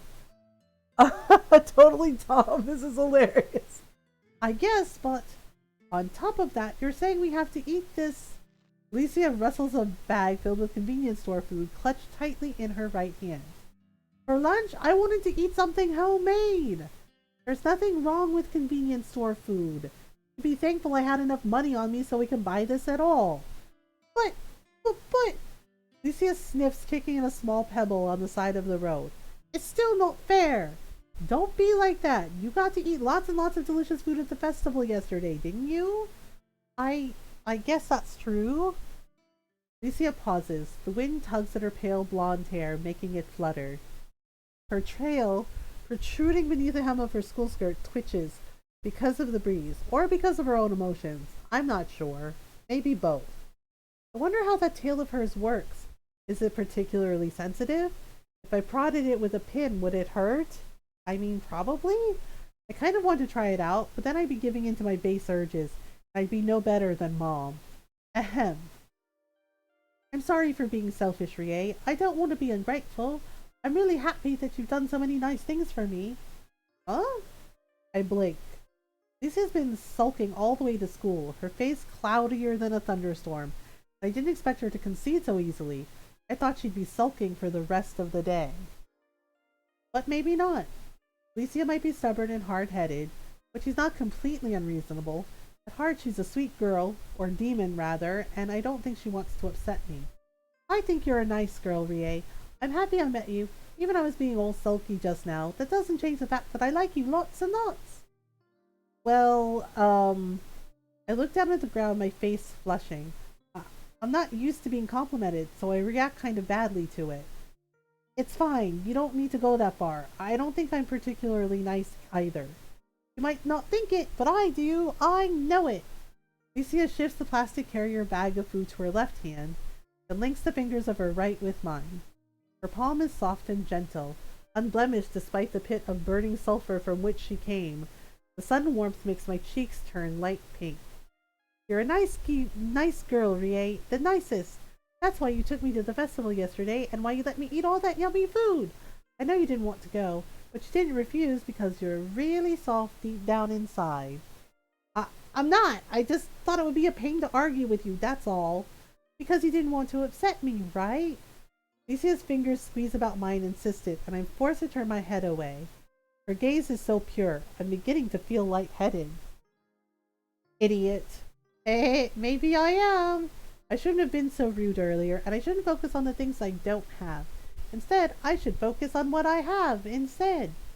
A half-eaten bowl of natto back home and a bag of cheap convenience store food? No, silly. Lucia smiles. Her pale lashes flutter, and her tail, black as a stick of licorice, twitches. I have you. Aw, that's actually really sweet.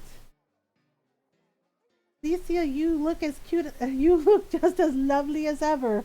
Oh, the flirty classmate's back. Okay. That uniform really does suit you. The pale blue complements your eyes. And your hair is so cute and fluffy. It looks just like a little cloud. I want to take a bite out of it. Nom nom nom nom. Okay. Thank you, everybody. Class crowds around Alicia as soon as she sets foot in the classroom. Faceless masses sure are predictable. And they're noisy, too. At least Lucia seems to be taking it in her stride. She doesn't even break a sweat. I wonder if there's a way to make any money from Lucia's immense popularity. Perhaps I could ask Dad to sew Lucia a few more cute frilly outfits, and then he can take photos. That's weird. Dad's not that good at taking photos. He always gets his thumb in the way of the lens, but when it comes to cute things, the skill level increases dramatically. If it was for Lucia's sake, he'd be able to take photos that could rival that of a professional. Then I could take those photos and laminate them, and Mom could teach Lucia how to draw a cute and quirky and innovative autograph of her own. I could get Lucia to sign these stacks of photographs, and then we could give them to people at school for a price, of course. I'm thinking maybe 500 yen? Does that sound like too much? Too little? If every person in my class bought one, we'd be raking in the money in no time. I saw you at the festival yesterday, Lucia. Oh, you did? That's right, your yukata looks so adorable. Thank you, Kazuki made it for me. Kazuki? Is that Sakuraga's dad? What, who looks like he's going to cry all the time? My mom said she saw him at parents' evening last term. Apparently he got lost and somehow ended up getting locked in the gym storage cupboard. Oh no. What? Seriously? No way. Please don't remind me. I thought I'd finally managed to put that painful memory behind me. I can't believe it. How could a klutz like that sew such cute clothes? The world is full of mysteries. The biggest mystery being how the heck Alicia got so cute. Oh, I'm so jealous. I wish I'd seen her at the festival too. I didn't see Alicia, but I saw somebody who looked like her. What? You mean there's another cute blonde girl living in our town? I'm not sure. I'd never seen her before and I didn't get a good look, but she was very pretty and very, very blonde. Blonde girls really are the best. Are they though? When you see golden hair like that, don't you want to lick it? No! What? Why? No, that's weird. Really? You guys think so? Definitely weird. It seems rather uncouth. It is rather strange. You don't get any nutrients out of licking hair either. Lick it? No, ew. Oh, no way. Did I just expose a really embarrassing side of myself? It's alright, disembodied student A. I don't even remember your name, so it doesn't make any difference to me. Alright, class, sit down in your seats. Class quiet this instantly, even the student with the hair licking fetish. Oh my. Thank God someone called it weird. Yes, you did. Right. Mrs. Tamura peers at us from over the rims of her glasses, her arms crossed beneath her chest. I know you were all having fun at the festival yesterday. I hope you remember to do your homework. Yes, miss. Good. If I found out any of you are lying to me, there will be consequences. Her eyes flashed dangerously, and I gulped, starting to feel anxious myself. Even though I made sure to do all of my homework, Mrs. Tamura has that effect on people. Lewd! I also have some news I need to share with you regarding your school trip on Friday up in the mountains. Oh, that's right, the school trip. I forgot about it given all the things that have been going on. But there really is a school trip coming up, isn't there? I glance over at Licia, curious. What does she think about this? Doesn't take me long to figure it out. Ooh, a school trip. A real school trip. Her face is flushed and her eyes are sparkling. Oh, goodness. So you already knew we were going on a school trip? That's right. But how did you know? Even I'd forgotten about it. It's elementary, my dear Watson. You know, Sherlock Holmes never actually said that. Of course he didn't. You can't trick me, Rie. I know he isn't real. Well, that's also true, I guess. Alicia grins. She looks so smug, I kind of want to pinch her cheeks. Isn't it only natural I know about this trip? It was so easy for a sleuth like me to discover. Was it now? Yup, I looked it up on the internet, of course. The internet. Of course. I should have known, really. Dante's Divine Comedy doesn't mention anything about the strength of Hell's Wi-Fi signal, but Dante lived almost 1,000 years ago. The times have changed. Not even hell can remain entrenched in the 14th century, it seems. I'm not very good at using the net, though. Mia looked it up for me. She said all the information was there on your school website. Mia? Who's that? One of my sisters. She spends a lot of time on this online forum posting pictures of cute anime girls and telling people to step on thumbtacks. I don't really get it. She always gets really, really mad when she goes on that site. But that doesn't stop her going on it. I wish I knew why. Oh my goodness. Technology is a frightening thing. It really is. The two of us sit there for a while, pondering. Since it's such a nice day, Lisa asked if we could eat lunch out on the school field, and I obliged. The tracting practice is out here, but only on Mondays and Fridays, so nobody should bother us. The wind rustles through the trees, toying with my hair, and I shift, brushing a few strands behind my ears. So, do you know where we're going on this trip? Yup, your scary teacher said. She said we were going to pick berries in the mountains. That's right. I think it's a bit of a tradition. We went there last year too, and the year before that. It sounds like fun. Aren't you excited? No, it was pretty dull. To tell you the truth, I'd rather go somewhere with a bit more culture, like Kyoto or Okinawa. Our school doesn't have the money for that, though. But the school building is so big and the uniforms are so nice. And that's why they can't afford to take us anywhere. The school governor spent all their money already. Just don't get your hopes up, Licia. This trip will be pretty dull. No way! I don't believe it. We can't be dull if I'm with you, Rie. Well, thank you, I guess. You're welcome. Now, is it time to eat? Alicia roodles around in her plastic carrier bag and unveils a few items we bought for lunch. I didn't have much money with me, so I couldn't afford to buy a lot, but there should be enough to satisfy Alicia for half an hour or so. As Alicia eats, her tail twitches. I watch it transfixed. I wonder what would happen if I pulled it. In the end, however, I decided to leave her tail be. Who knows what will happen if I touch it? I might get cursed. It's best not to meddle in affairs like this. There's still too much about Alicia I don't know, and I don't know if I want to find everything out. There are some things mere mortals like myself shouldn't do.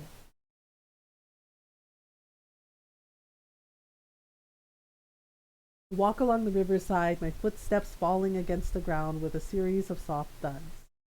The wind runs through the elm trees, making the leaves rustle, but my mind is miles away. I don't want to think about it, but I can't stop myself. There are too many mysteries surrounding Alicia, and it's starting to hurt my head. If she really is a demon, what does that mean? She says she comes from hell, but where could hell possibly exist? With my modern understanding of the world, I know hell can't be situated inside the earth itself. Scientists have proven that much. The scientists did not, however, account for the existence of reality-warping beings like Alicia, so maybe they don't know everything after all. I know, you could ask.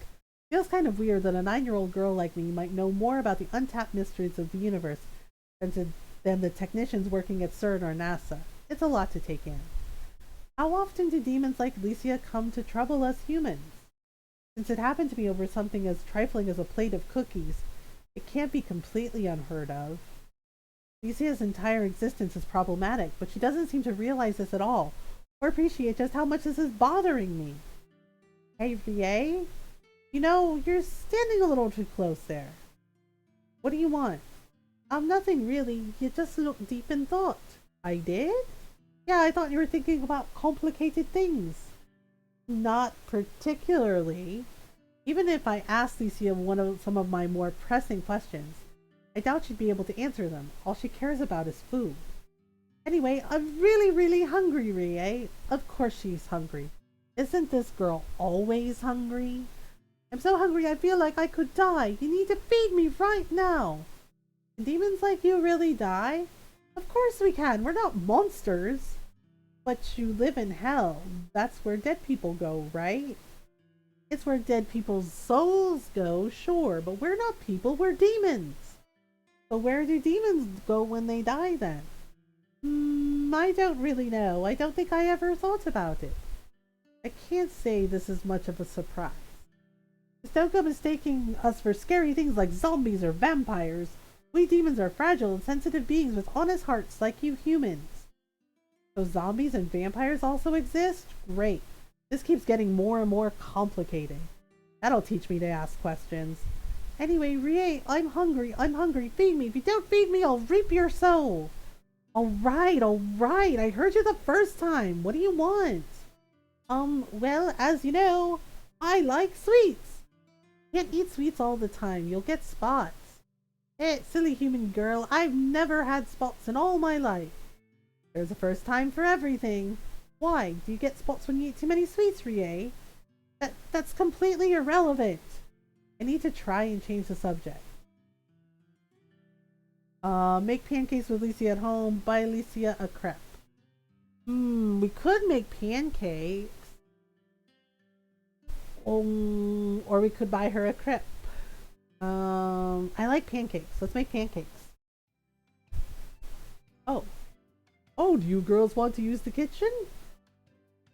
That's right. Rie says we're going to make pancakes. Pancakes, is it? They're so simple to make, but they're really delicious. That's right. I've never had them before, so I'm really excited. You've never had pancakes before? That really is a shame. Norway must be more impoverished than I thought. Oh my god, she's not from Norway. Okay. I don't think it's a particularly poor country. Not that it matters, given Alicia doesn't even come from Norway. In light of this tragedy, you must have a serving of pancakes right now without any delay. Are you sure about that? Of course I am. I've never been sure about anything before in my life. But you haven't finished cleaning the rest of the dishes away from dinner. Couldn't you do that first? Well, I know I need to finish cleaning, but that can wait. I just can't leave poor Alicia be now that I know she has never eaten a pancake before. That's far too sad. It is sad. It's something I regret every single day. Hey, you didn't even know what pancakes were until today, so don't try to play the sympathy card. Dad's gullible enough as it is. Sorry, Rie. At any rate, I suppose we can start cooking now. Pancakes are rather simple, so it shouldn't take too long. It's alright if I help too, right, Rie? You can help when you finish cleaning everything up. There's no time like the present. Chop chop. Indeed, you might have a point. Dad smiles and hangs his head, cowed by my irrefutable logic. Right, do you want to help out, Licia? Yes, I do. Just tell me to jump and I'll say, how high? I don't need you to jump. I'm not an army officer. Hey, you say that, but sometimes I wonder. Pancakes, yes. I cough. Anyway, I want you to break these 2 eggs into that mixing bowl. Do you think you can do that? Roger, Captain. With a winning smile, Alicia takes one of the eggs in her hand and crushes it right between her fingers. Delicate eggshell splinters and the uncooked egg white drips down her fingers like slime. Rie? Yes? Did I do something wrong? What do you think? Well, my hand is all sticky now. It would be. You're meant to crack the egg on the side of the bowl, not in your hand. We've got bits of eggshell everywhere now. We won't be able to pick it all out. Maybe entrusting this rather sensitive task to Alicia was a little bit too optimistic on my part. Yep. Go wash your hands, Alicia. I'll crack the eggs. Oh, okay, but what do you want me to do? Shall I measure out the flour? The baking powder? Oh dear. I'm suddenly haunted by an image of our kitchen covered in white powder, not a single surface left bare. Oh dear. No, don't trouble yourself with that. That's boring anyway. You wouldn't enjoy it. Why don't you mix everything up when I've got it all in the bowl? Doesn't that sound like fun? Yes, then I'll do that then. But at least be able to handle the mixing. Right? Right?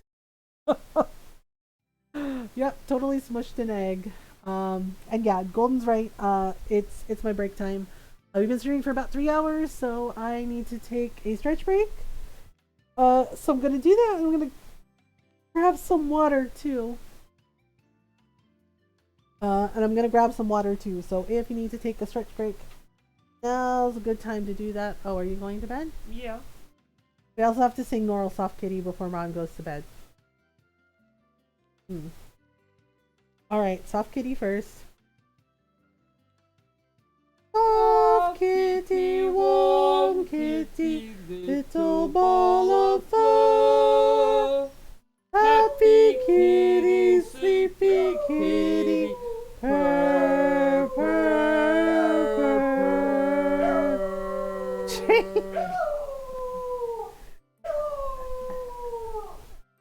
Good boy, Jake.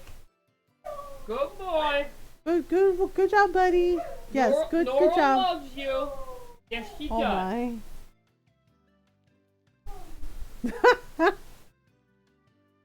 Good job. Oh my. Alright, well, good night, Ron. Yes, good night, everybody. I love you all. Have fun with Mama and her goose. Alright. Good Borky. Yes, good Borky. Yes. So if you need to take a stretch break, now's a good time to do that. Get some water, get some snacks. It's time to take your meds. Make sure you take care of your meds. Make sure you take care of you. So we do run an ad break during the stretch break. Not missing anything, you know. Streams pause. Yeah, I definitely need some water, so I will be right back, everyone. Okay. Be right back.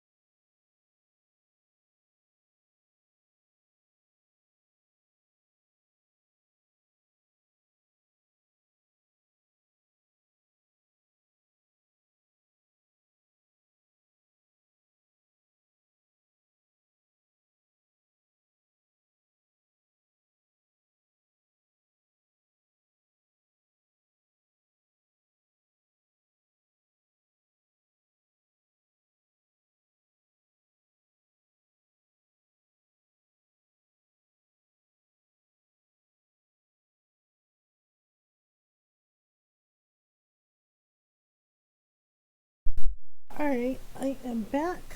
I had a snack, have some water, so good. Uh, oh, we're good. Alright, okay, so basically we're baking pancakes, right? That's what we're doing. So Lucia's like, oh, look, Rie, it's bubbling. Alright, so the pancakes are cooking. Uh, it's because of the heat. Looks just like the sulphurous rivers that run through hell. Oh, that's a lovely thought. I don't know if that sounds very appetizing. I think it's about time to flip this pancake, don't you? It looks like it's ready. I was just about to do that, Dad. You want me to lend you a hand? The skillet might be a bit too heavy for you. It's alright, I've got it. I've done this before enough times. I tighten my grip on the handle of the skillet, my knuckles turning white. Then with one deft motion, I flip the pancake into the air. Oh, amazing! Thank you.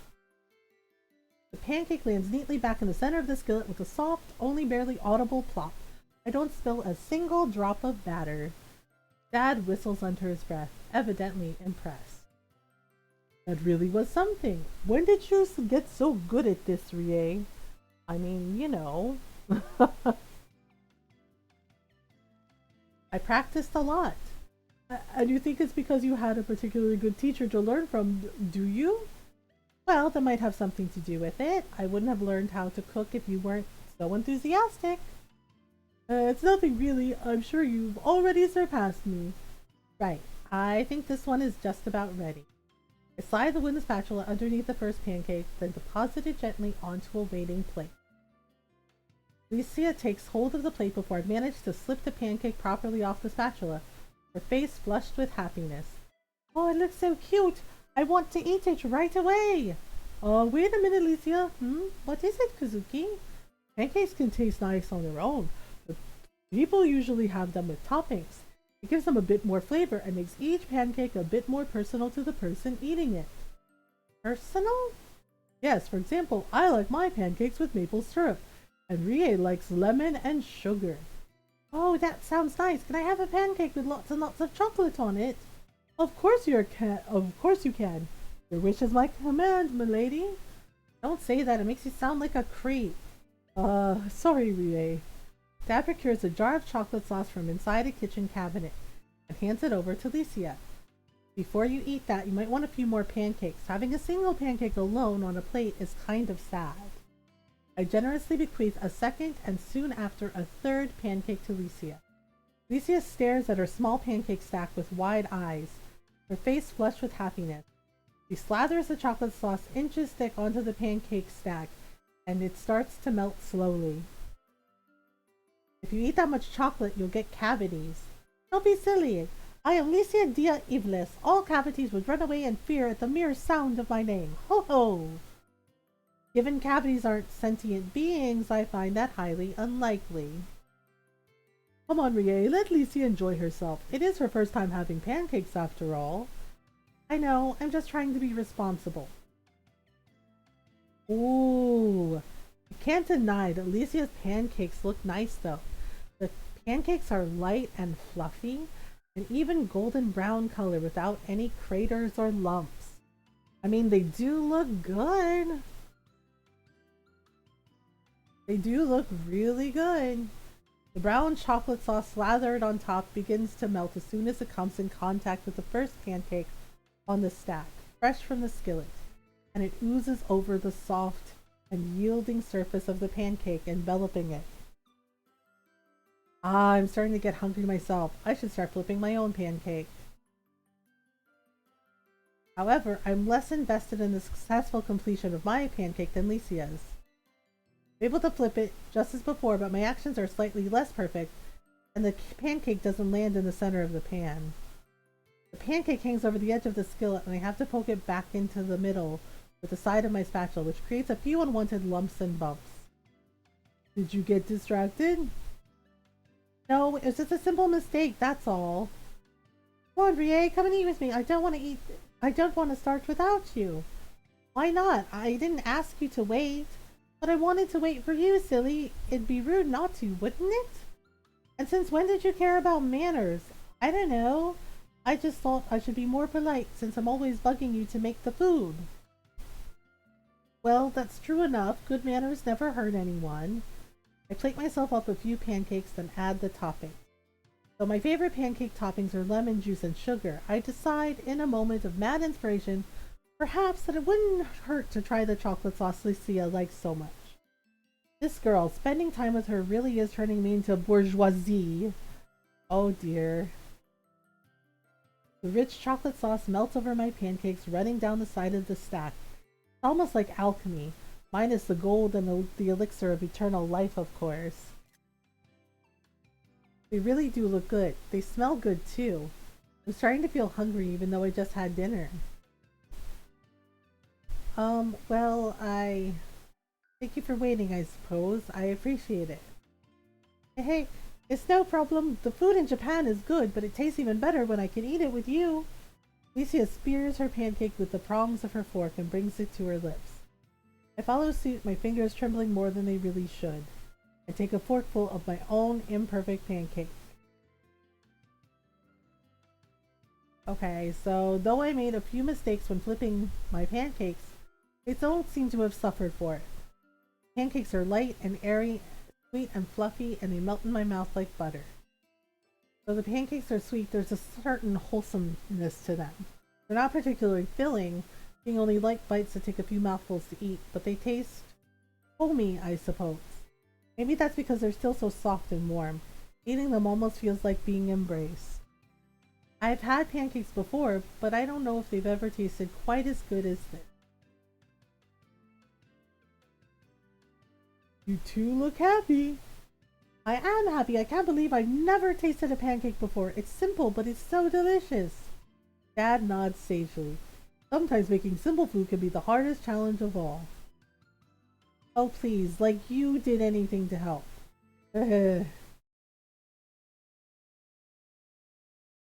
Okay, so, alright, here's her mom. Hello, everybody. Your favorite actress, Hirakawa Yukunine, eternally 18 years old, has entered the building. Okay.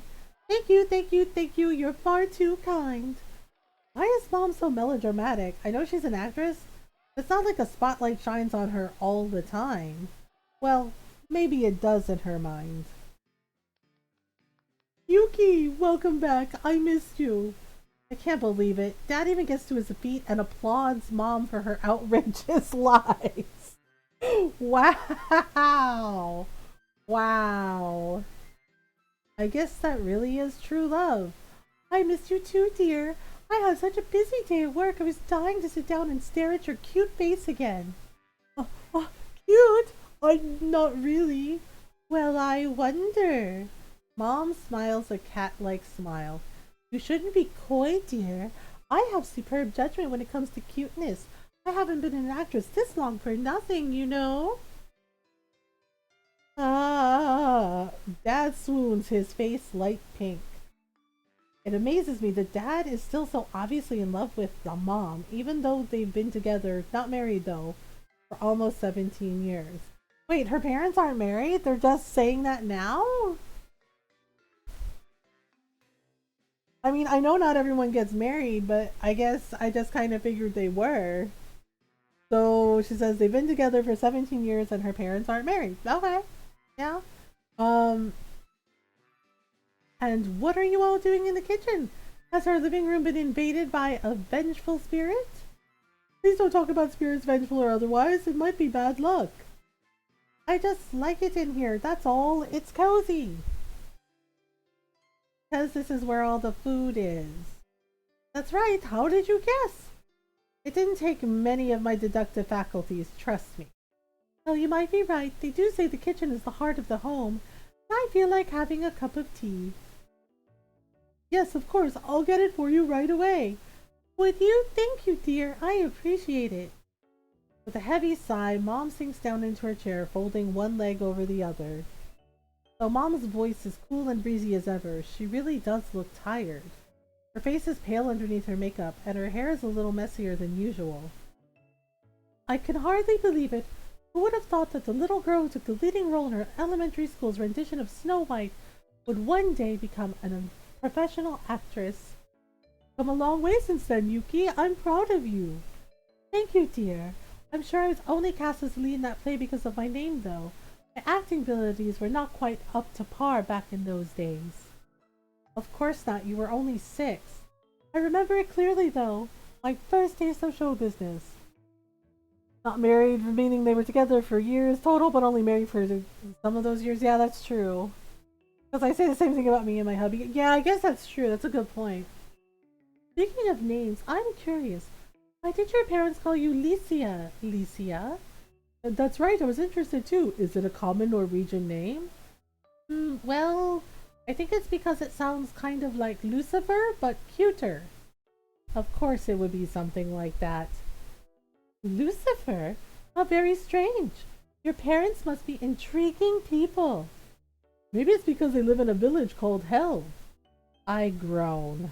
I still have no idea how my parents can be so incredibly dense. At this point, it's not even funny. Can we cut it out with all these stupid jokes already?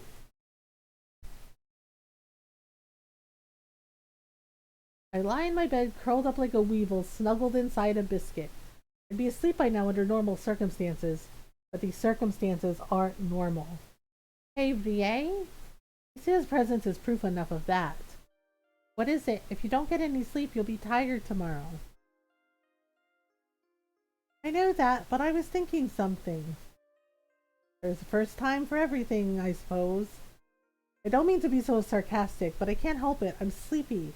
Lucia doesn't seem to mind, though. Her smile doesn't flicker. Did she even realize that I said something mean? She might be too pure to pick up on sarcasm. I was just thinking, it must be nice being an only child. And why do you say that? Your parents always give you so much attention, it's clear they really love you. I think Dad gives me a bit too much attention. He's always trying to get me to model in those frilly dresses of his. It's such a pain. But he only makes those because he loves you. It isn't the same for me. My dad hardly ever talks to me. Isn't that because he's busy? You said he was some earl in Hell or something. That's right. He's one of the 72 earls who govern Hell. So he's always working to ensure everything runs smoothly. I know he works hard to support us, but so busy I never get to see him. He doesn't have enough time to watch TV with me or help me with my homework, and he didn't even attend last parents' evening. Okay. Why didn't he?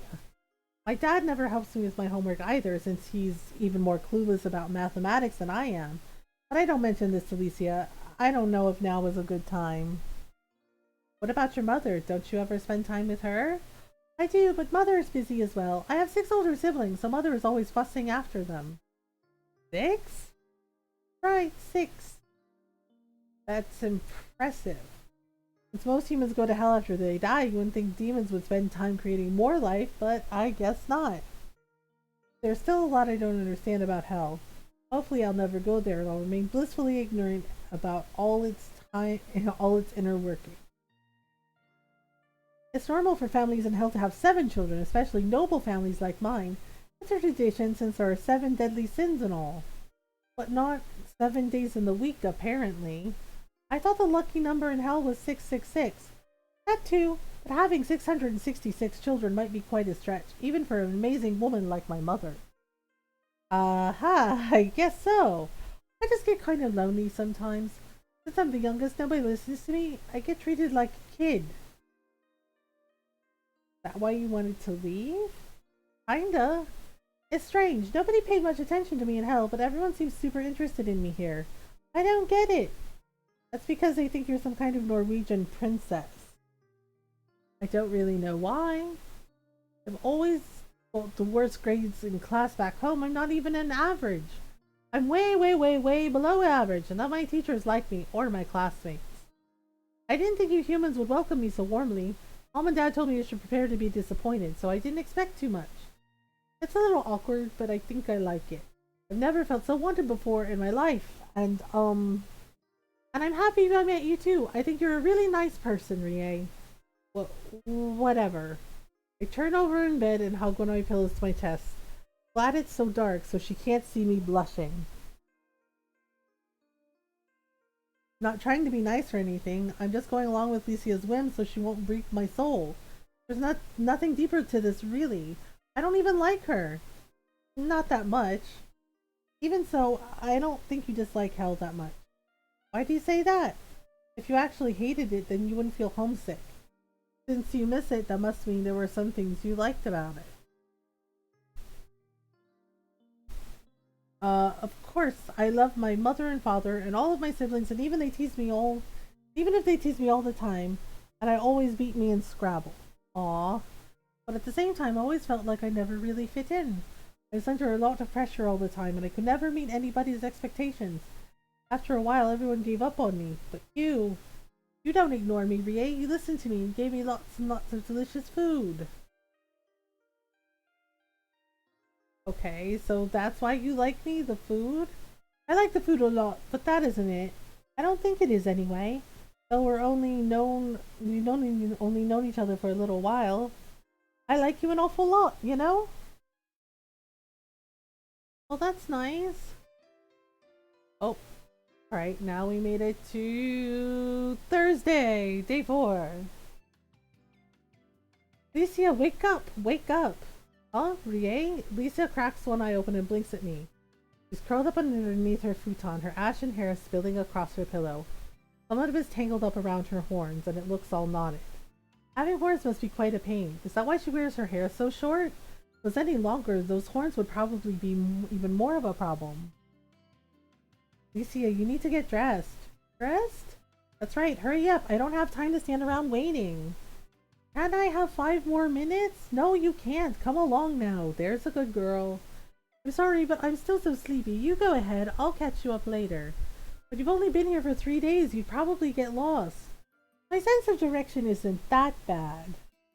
You got lost and Mrs. Tamura asked you to get yourself an English textbook from the class right next to ours. Forgive me if I don't trust you. You're so mean, Rie. Not mean, I'm just truthful. There's a difference. Now get up. I have perfect attendance. I'm not going to spoil it for the likes of you. Oh gosh. I paused, struck by a brilliant idea. The prospect of my perfect attendance being tarnished isn't enough to chivvy Alicia along. This should be. You don't get up now, you won't have enough time to eat breakfast. I thought this for sure would be enough to make Alicia get up, but strangely enough, oh, it is not to be. Lisa continues to lie there. She doesn't even try to lift her head. I'm sorry, Rie, but I don't feel very well. She whimpers, holding her arms around her stomach. The expression on her face really is pitiable. I kind of want to pat her on the head, but I restrain myself. My stomach hurts, and my arms and legs feel all stiff and heavy. You really are sick. That's your own fault. I told you not to eat so much, but you didn't listen to me. I know, but everything tastes so good. Human food is so delicious. Jeez. It's true that Alicia's been eating way too much for her skinny little body these last few days, but it's also true Dad's been spoiling her rotten. Every single time she holds out her bowl at breakfast or dinner, demanding second, third, or fourth helpings, Dad is only too happy to oblige. Potential stomach aches be damned. I wonder who the real culprit here is. Dad for being soft. Is Lizzie ever being so greedy? I guess it's really nobody's fault. That's right. It would be stupid if I tried to assign blame over this. It's just one of those things. Unfortunate, yes, but hardly the end of the world. If I tried to find a culprit for Licia's illness, I'd be just as bad as those Europeans in the Middle Ages when they tried people for witchcraft because their crops failed. I'm a modern girl, and I don't hold nonsense like that. I don't hold for nonsense like that. I'm far too cultured. Alright, I'll let you stay here for today. Dad always stays at home, so he can look after you. I'll go and tell him you feel sick. Thank you, Rie. I appreciate it. You don't need to act like I'm doing you some big favor. Anybody else would do the same. Besides, leaving you here might be a good thing. It means I'll actually be able to focus on class for a change. I'm tired of hearing my classmates whisper to one another about how smooth Licia's skin is, or how pretty her hair is, or how cool those horn-shaped accessories are. Well, I meant to be finding the angles of my isosceles triangles. I can't listen to Mrs. Tamura at all since everybody's so busy talking about Licia. If Licia isn't there, everyone should start ignoring me again. Everything will return to the way it used to be, back in the good old days when I was invisible Rie, sitting in the classroom without any presents. What I want, isn't it?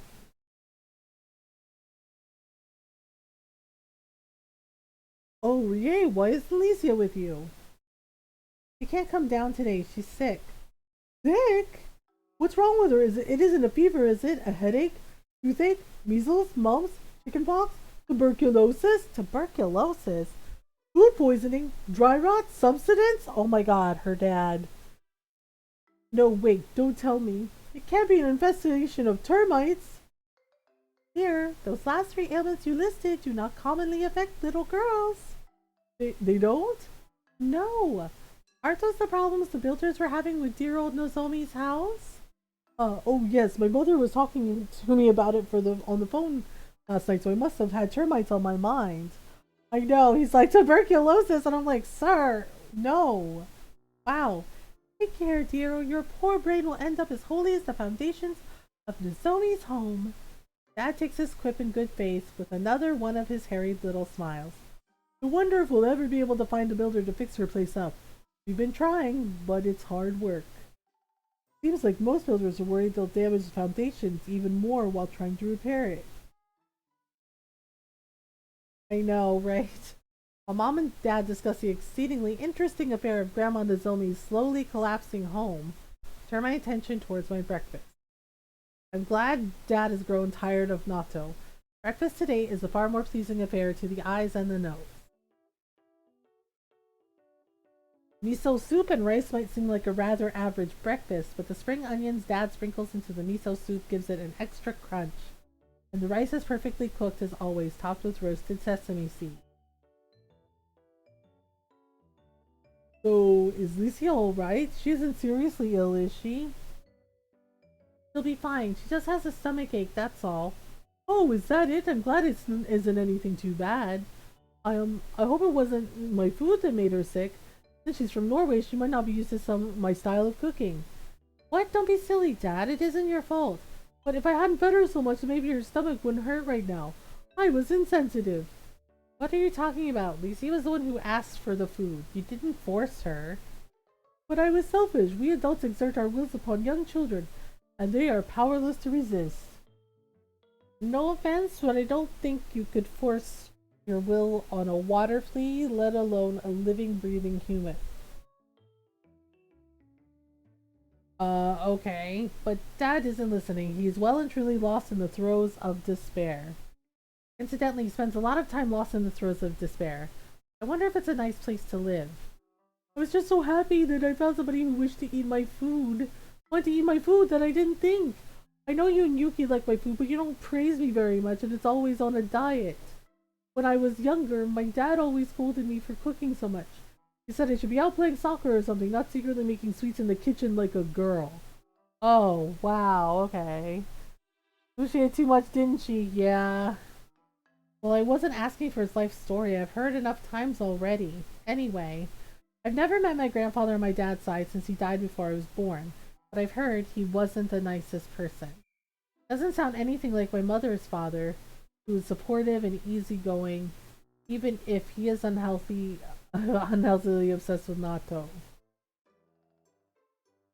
Your dad needs to get slapped. Yeah, well, apparently he's dead. I've always wanted somebody to share my food with ever since I could remember. Alicia was like a gift sent from heaven. If only he knew. I prepared dish after dish, all kinds of dishes. Is it any wonder she would get sick having her palate stimulated like that? But I didn't think about Alicia at all. I was so thoughtless. I'm the worst. How could I live with myself after making our precious guest ill? Oh boy. Careful, dear. If you slam your head against the table like that, you might break something.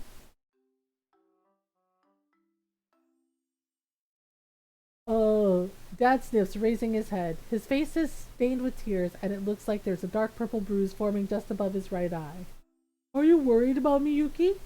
Well, I'm more worried that you'll put a dent in Nozomi's table. How cruel! And you upset my cup, too. You should count yourself lucky you didn't spill any tea. Oh, Yuki, please forgive me. It seems I did another selfish thing without even thinking about it. Yeah, too late, dear. Well, that is generally what being selfish entails, doing things without thinking about them. I don't think you're selfish, though, dear. Just a bit thoughtless sometimes. I forgive you, though. You should know that you'll always be my number one, no matter how clumsy you are. What? Thank you for understanding, Yuki. I know. I watched Mom and Dad pushing at my food with the lips of my with the tips of my chopsticks. Is Licia going to be all right being left under Dad's care all day? I'm beginning to wonder. I mean, I thought going to class without Licia would be relaxing, and in a sense it is. My classmates crowd around me when I enter the classroom, asking after their absent Norwegian princess. But they soon disperse when they realize she's not here. Just like that, my daily routine is reestablished, as undisturbed as a frozen lake, and almost fiercely monotonous. But I can't bring myself to enjoy it. I can't stop thinking about Licia. I push my pencil case about on my desk distracted and cross and recross my legs. I can't get her image out of my mind no matter what I do. I hope she's alright. I want to see her face again, with her innocent eyes and her wide smile. Having her stay at my home is a bit inconvenient, and I'm not used to sharing my room with other people, but I don't hate her company. I like talking to her. It's interesting, especially since she's a demon who literally comes from hell. That's not the only reason I want to talk to her, though. She said she liked me. That was kind of embarrassing, but none of my other classmates have ever told me that before. Only my parents. I think maybe, just maybe, I might like her too, even if she is annoying. Ah! I gasp. In my hazy state of mind, I somehow managed to knock my pencil case right off the table. It's the floor with a clatter, pens and pencils floating everywhere. I've never done anything like this before. I'm not a clumsy girl. I don't trip over my own feet, and I don't walk into people in the hallway. I certainly don't knock things off my desk in the middle of class. Sakuraba, what are you doing? Mrs. Tamura peers at me, her eyes narrowing. Mrs. Tamura peers at me, her eyes narrowed.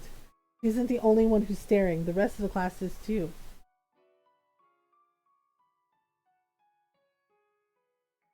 I'm sorry, miss. It was an accident. I hope that was. It was. It wasn't like. It isn't like you to not pay attention, Sakuraba. So pick up your things as quickly as possible so we can commence the lesson. Yes, miss. Oh gosh. I slide onto my seat silently and crash on the floor, retrieving the scattered contents of my pencil case. What's up with Sakuraba? She's been acting odd all day. Maybe she's worried about Licia. Maybe they have a special bond that cannot be spoken of with mere words. Of course they don't. They've only known each other a few days. Where is Licia anyway, did Sakuraba say? Apparently she got sick. Oh, that's so sad. The poor darling. I did so want to speak with her again. I wonder if she got sick staying with a gloomy girl like Sakuraba. Please don't say things like that. All right, class, settle down. Mrs. Tamura slams the palm of her hand against her desk. Class jumps in unison and turns to face her, stunned into silence. I pick up the rest of my pens and pencils and cram them into my pencil case, and sit back down in my seat. My lower lip trembles and my face is burning bright red. Okay, so what on earth am I doing? Alright. Walk back home along the riverbank, my school bag slung over my shoulder. The day was quiet and uneventful, and the time dragged by at a snail's pace. I thought the bell would never ring. It was all so tedious. Things are a lot more fun when Licia is there. Ah, what am I thinking? There's no point worrying about Licia now. I'll see her when I get back home.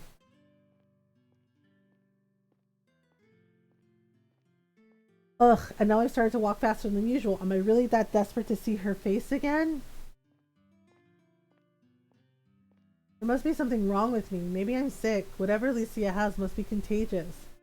Come to think of it, there is something seriously wrong with Licia. How will Dad cope? Licia is not a human, so normal medicine might not be able to help her. In fact, it could make her even worse. I thought Licia was only joking when she said she had 7 stomachs. What if that's true? How well does cough syrup work when it gets dispersed to for 7 different ways inside one person's digestive system? I wince. All of a sudden, I'm hit with a sudden wave of despair. I just want to see Lucia. I didn't expect to, but I miss her.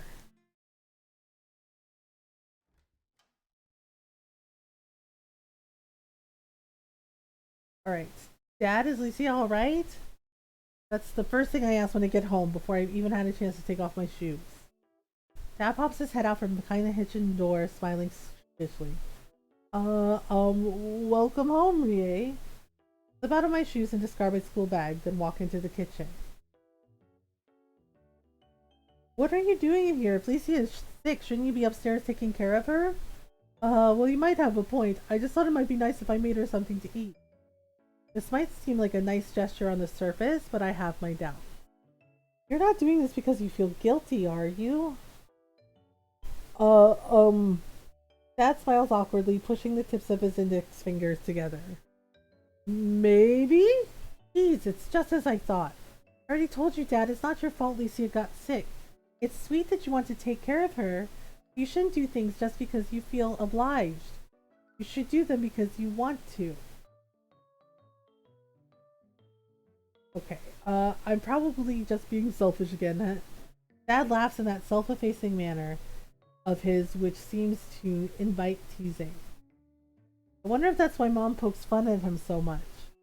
His gestures are always so shy, soft, and understated, so he's afraid of drawing too much attention to himself.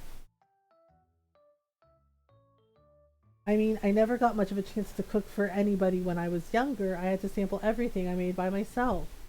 What about Grandma Nozomi? Didn't she support you? He wasn't adverse to it, but Dad found the idea of his only son making sweets so unpleasant. Tried to keep me out of the kitchen. Mother doesn't like conflict, so she didn't try to challenge him. Oh. I don't see why it should be such a big deal. We all have things we're good at. Gender shouldn't come into it. Exactly. You would think that, though, given your Yuki's daughter, she's pretty liberal. So are her parents. I was happy when she started to date me back in high school, but I was relieved too. It's always a lot nicer staying at her house than my own. Yuki's parents would actually eat my food, and they complimented me on it too. I used to come over for a few days a week and help her mother cook dinner. It really was a lot of fun. Okay, so they did tease me when they realized I was the one who made Yuki chocolates for Valentine's Day. Instead the other way around, though. Didn't Mom pay you back on White Day? That's the standard, right? She might have done. At any rate, you know, I wouldn't mind cooking. I don't mind cooking. I like it. Just want to be helpful. Never really felt helpful when I was younger. My father didn't really give me an opportunity. Right, well, that's all water under the bridge now. So he says, but I'm not entirely sure. I wonder if this is the reason why Dad is always so eager to please, so quick to help. His self-esteem must have been worn horribly thin, and even though she loves him, I'm not sure if Mom was always the best for that. Hey Rie, do you want to help out? Are you asking? This isn't some elaborate ploy to get me into that stupid maid dress again, is it? Of course not. As if I do something so underhanded. I just thought you might like to spend some time with me, that's all. Haven't I spent enough time with you lately? More than usual, I suppose, but this isn't just for me. This is for Lucia's sake, too. Why? You don't need my help. You're far better at cooking than I am. You say that, but you're a pretty good cook in your own right. I'm sure your skills will surpass mine someday. I'm happy you're becoming mature so very quickly. But it's a little sad too. Don't be sad. You can do a lot of things I can't. I don't know how to sew clothes like you. You don't really like the clothes I make for you, though. True. I don't believe in telling white lies, even if it might spare people's feelings. A lie is a lie, and there's no two ways about it. Okay.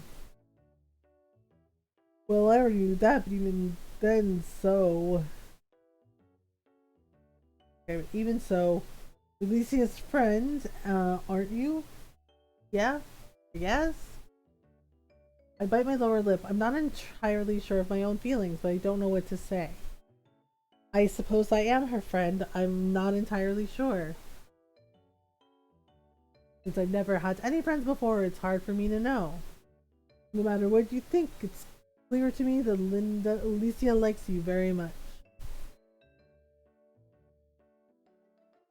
Okay, what's next? I'm sure she'd be happy if you made her something. I know I would, if I were in Alicia's shoes. Okay. Do I have to make her something?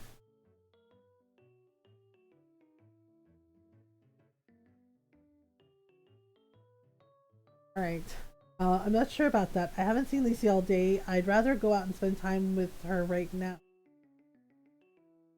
Help Dad make the porridge. Well, if she's sick, let's help him make the porridge. Alright, I suppose I can help lend a hand, but it's not for Alicia's sake or anything.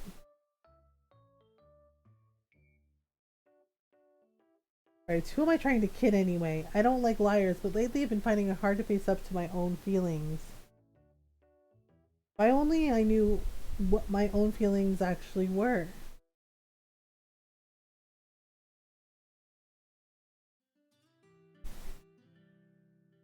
Okay, alright.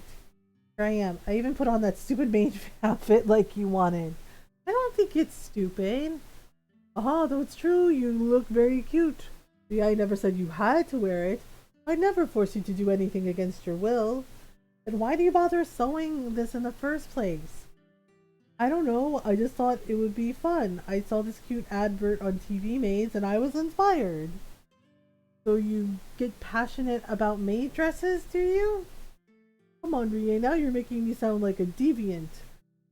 I just like cute things, that's all.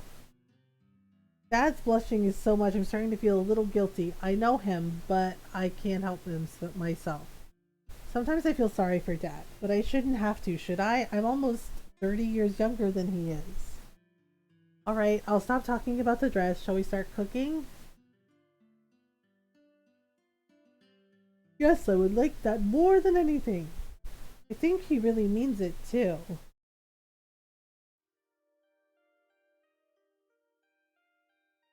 Okay, so though I agree to help Dad, rice porridge is a very simple dish. Um, so there isn't much for me to do. Sorry, I have to clean my glasses. It's like the white. I don't know. I don't think there's any way to clean to change the color of the subtitle. So the white on the pink is helping, but sometimes it's like hard to see some of the lettering, which is a little odd. Um,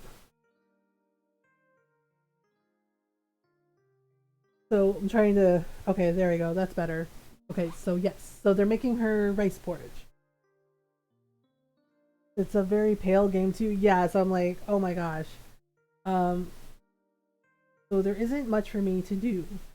I sit at the kitchen table, legs crossed. Everything is silent for a while, save for the gentle simmering of water inside the rice pot. When, Rie, can I ask you something? It's hard for me to read you. Yeah, you just did. Well, I suppose I did, but would I ask you something else? Of course, you just did it again. I can never get one over on you, can I? You really are like Yuki. I was just wondering, you don't think I'm annoying, do you? Hmm? Why are you asking me that? I can't imagine it's very common for middle-aged men to seek affirmation from 9-year-old girls, even if those 9-year-old girls are their daughter. Yeah, darker letters would definitely help. Well, I was a little curious. No father wants to annoy their only daughter, but I think I might annoy you despite myself. Well, it's not that you annoy me, not exactly. I suppose it's more like you exasperate me. Exasperate? Is that really any better? I'm not sure. Maybe the two emotions aren't quite as dissimilar as I thought. Ah, that stings a little. Then why did you bother asking the question? Didn't you want to hear the reply? I did, I guess, but it's just as bad as I thought. I'm sorry if I haven't been a very good father to you, Rie. I know I'm not as responsible as your mother. I mean, I don't even have a job. I stopped working to support your mother, but it's been almost 9 years now. You're not as young as you used to be, and you're getting older every day. You're always away at school now, and you don't need me to stay at home and look after you. Taking care of Licia today made me realize something. I like fussing over other people, and I like being relied on. I'm not happy that Licia is sick, but I am a little glad I was able to do something useful for a change. It sounds kind of selfish, though. Dad laughs, running a hand through his hair. I've always thought of my dad as a relatively young man, but I suddenly noticed that the lines under his eyes are starting to look more pronounced. Is it from stress? You wouldn't think Dad would have much to get stressed about being at home all day, but maybe not. I mean, does she really think that, like, a house husband or a housewife doesn't do anything? Like, seriously? She mentioned that her dad does, like, all the cooking, does all the cleaning, he probably does all the laundry, too. Right? Like, he's not just, like, sitting around. You know, like, he's doing stuff. Um, it's precisely because he's always at home alone that he overthinks things and makes himself unhappy. I miss it when you were little and you still wanted me to play with you. I liked going on walks with you to the park, and I liked braiding your hair, and I liked telling you bedtime stories. I liked teaching you how to swim and how to ride a bike and how to cook. We haven't spent nearly as much time together these last few years, have we? Of course not. It's like you said. I'm getting older. I don't need you to support me anymore. I know, and I'm happy you've become so wonderful, and I'm not just saying that because I'm your dad. You really are wonderful, Rie. It makes me feel a little bit unnecessary, maybe? I'm not really sure. When you called me annoying earlier, it made me think. Maybe I've been trying to coddle you too much. I know I can be a little too enthusiastic sometimes, and I'm scared it's pushing you away. Grown up an awful lot over these last few years. Maybe I should try to do the same. Okay. Licia, are you awake? Rie? Lisa's red eyes blink once, then twice. Her face is pale, but she looks slightly better than she did this morning. She's even able to sit herself up, though not without a certain amount of effort. Are you alright? Don't exert yourself if you still feel sick. Good morning, Coffee Shine! I'm okay. I was sleeping for most of the day, so I feel just fine. I raise an eyebrow. Are you sure? You haven't even mentioned the tray I'm holding, and you usually comment on that first. I guess I've been kind of out of it lately. I had this really weird dream. Oh, what was it about? I dreamt that I got kicked out of hell and there was this weird stuffed doll monster thingy, and then I had to team up with a talking bass guitar to save a girl made out of marshmallows. That sounds like a pretty strange dream, all right. It was. The strangest thing is, I didn't even get to eat the marshmallow girl, though I'm sure she would have been very delicious. Oh no, what a tragedy! It was! It made me cry! Anyway, Dad thought that you might be hungry, so we made you this. I placed the tray on the side of Lucia's bed, or my bed rather. Ah! The rice porridge sits on the center of the wooden tray, steaming softly, perspiration running down the rim of the bowl. Hi! Hi TK! Thank you for the raid! How are you?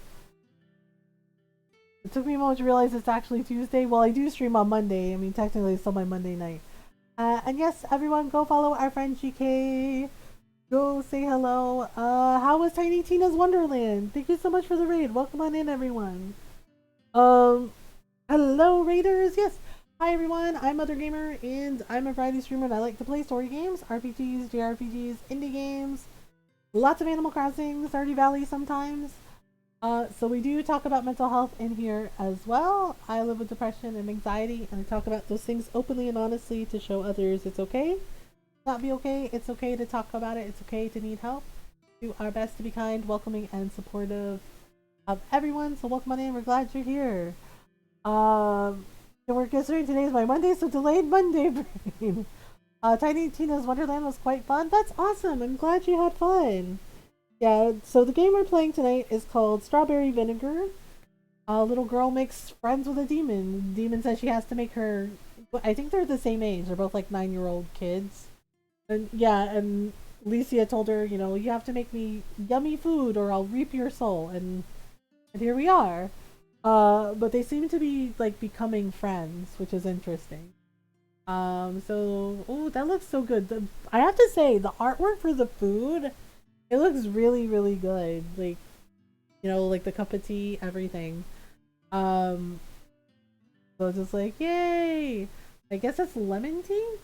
Rice inside is a pure and fluffy white, diluted by hot water and topped with green spring onions. Ooh, nice. Bowl of rice porridge is accompanied by one of Dad's favorite herbal remedies, a mug of ginger tea.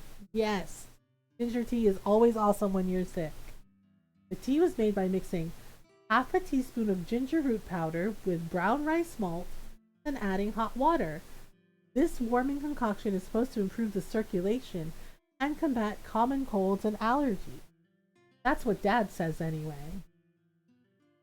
Yeah, so there we go. Oh, what's this? Is it some kind of soup? It's rice porridge. It's good for curing stomach problems. If you eat it, you should get better in no time. Hey, thank you for worrying about me, Rie. Of course I'm worried. I want to sleep in my own bed tonight, which means I want you out of it as soon as possible. Eat a lot, sleep a lot, and get well soon, okay? I'll do my best. I wouldn't want to disappoint you after you worked so hard for me. I didn't work hard. Rice porridge is really easy to make. You say that, but I know you try your hardest at everything, Rie. I bet you put your all into this. Huh. I turn my nose up in the air and fold my arms.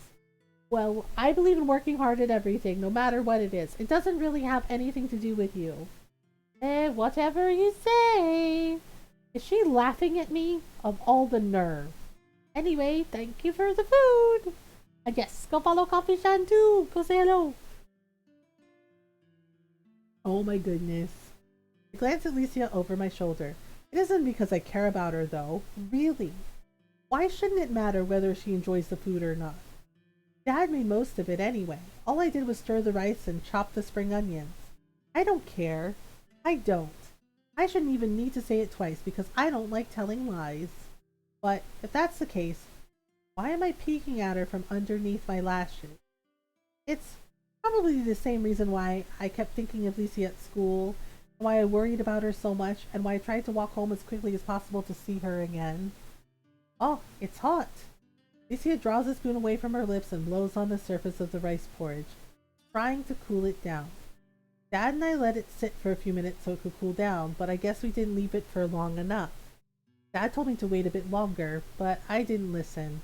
I took the tray up to Licia anyway, though there was no real reason for me to be so hasty. Even though it was a useless gesture. Even though I, Sakuraba Rie, hate wasting time more than anything in the world. When it comes to Licia, all the common sense I love so much goes right out of the window. Licia brings the spoon to her lips once more, and as she does, I ponder. It's because no matter what I'd like to believe, I've grown to care about Licia. I've only known her for 3 days, and I think she's selfish and annoying and far, far too loud for her own good. But none of that matters, because I care about her all the same. How could I not? Aw. She's the first friend I've ever had in my whole life.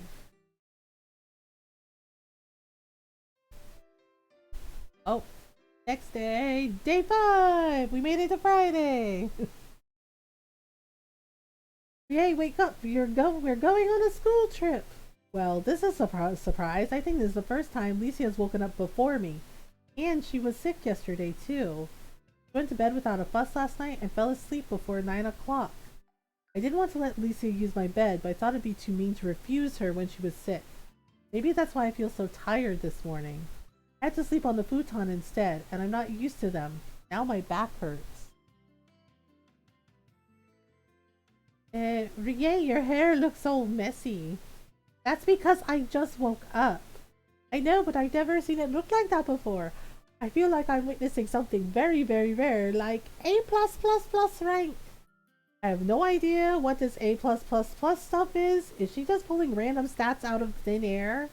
And what are we measuring this A++ against anyway? If seeing me with messy hair is A++ rank, how would you categorize real miracles like visions from God or water turning to wine? I'm not sure. Maybe they should be S rank. Is that higher or lower than A+++? It's higher, obviously. Stands for special after all. It might stand for special, but it also stands for stupid. You should be careful, Alicia. Oh, you're right. I'll try to study even harder in the future, Rie. Besides, S comes way after A in the alphabet. I think Alicia's scale might be a bit off here. It assigns far too much importance to the mediocre and the mundane. Well, whatever. I'm probably thinking about this too much. Alicia doesn't put any thought into her silly babbling, so neither should I.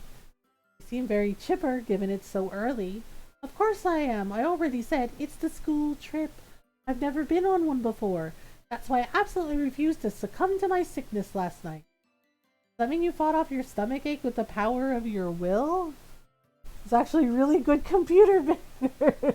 Really good compliment grades. Yes, that's right. You can accomplish anything if you believe in yourself. Believe is the most powerful force in the whole universe. I'll never give up on my ideals, no matter what. So demons spout cliche lines like that too? Who would have thought?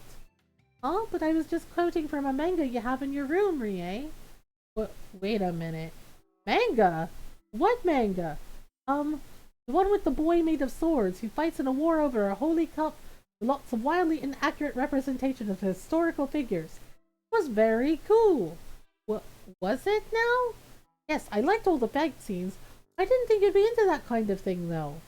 I clenched my hands into fists. They're trembling. Alicia, when did you start searching through my room? When I was sick yesterday, of course. But I thought you were asleep all day. I slept a lot, but not all of the time. I had to find something to do, but I woke up or I would have gotten bored. So she decided to rifle through my room and just so happened to find that stack of old manga I thought I'd hidden away under my bed. Come to think of it, why was she looking under my bed at all? What did she think I was hiding down there? Yeah? Yes? What is it, Rie? Please don't talk about that manga to anybody else, alright? Huh? Why not? Is it meant to be a secret that she liked then? I don't like them. I grew out of them ages ago. I just keep them around because it would be a pain to throw them away, that's all. I'm far too mature for childish things like that. I mean, I am the bone of my sword? What does that even mean? That's not proper English. That's not proper anything. What, don't you think it sounds cool? Hi Lobat, thank you for the raid. Welcome on in, everyone. I guess she doesn't want to admit to liking the manga. Cowbun Rain. Well, hello.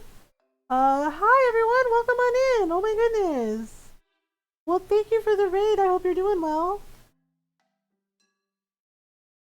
Thank you so much for the raid. Welcome, raiders. Welcome everyone. I hope you had a good stream.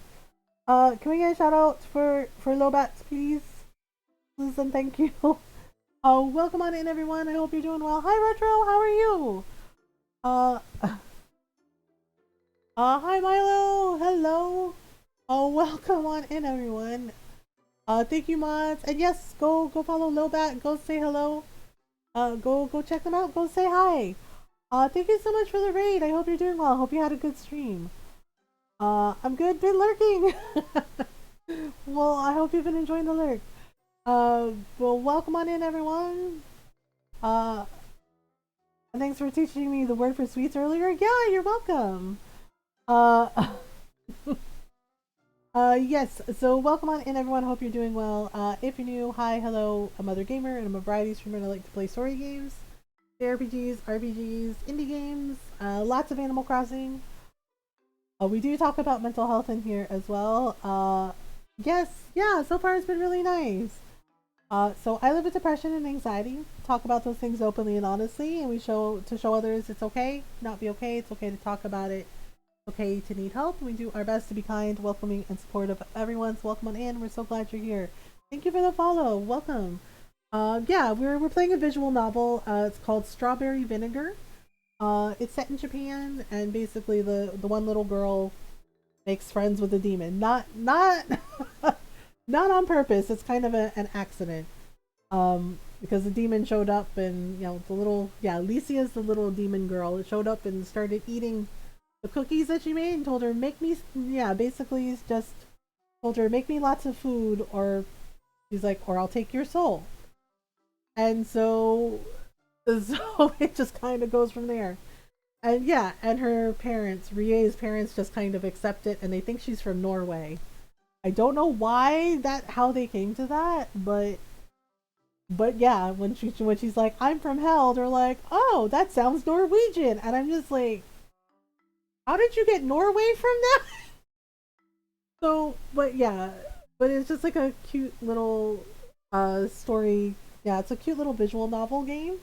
And the artwork for it is really cute. The artwork for the food is really good. So it's set in Japan, so it showed off like a lot of the Japanese food.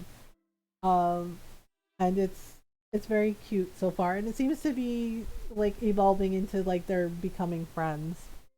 But don't you think that sounds cool? Yeah. So Rie doesn't want to admit to liking a manga that she used to like. I guess it sounds a little cool when a character says it, but if I wrote that in the test, I get a 0. It's so unfair. Oh, are you embarrassed, Rie? I'm not embarrassed, but your face is turning red. Ooh. You're so cute, Rie.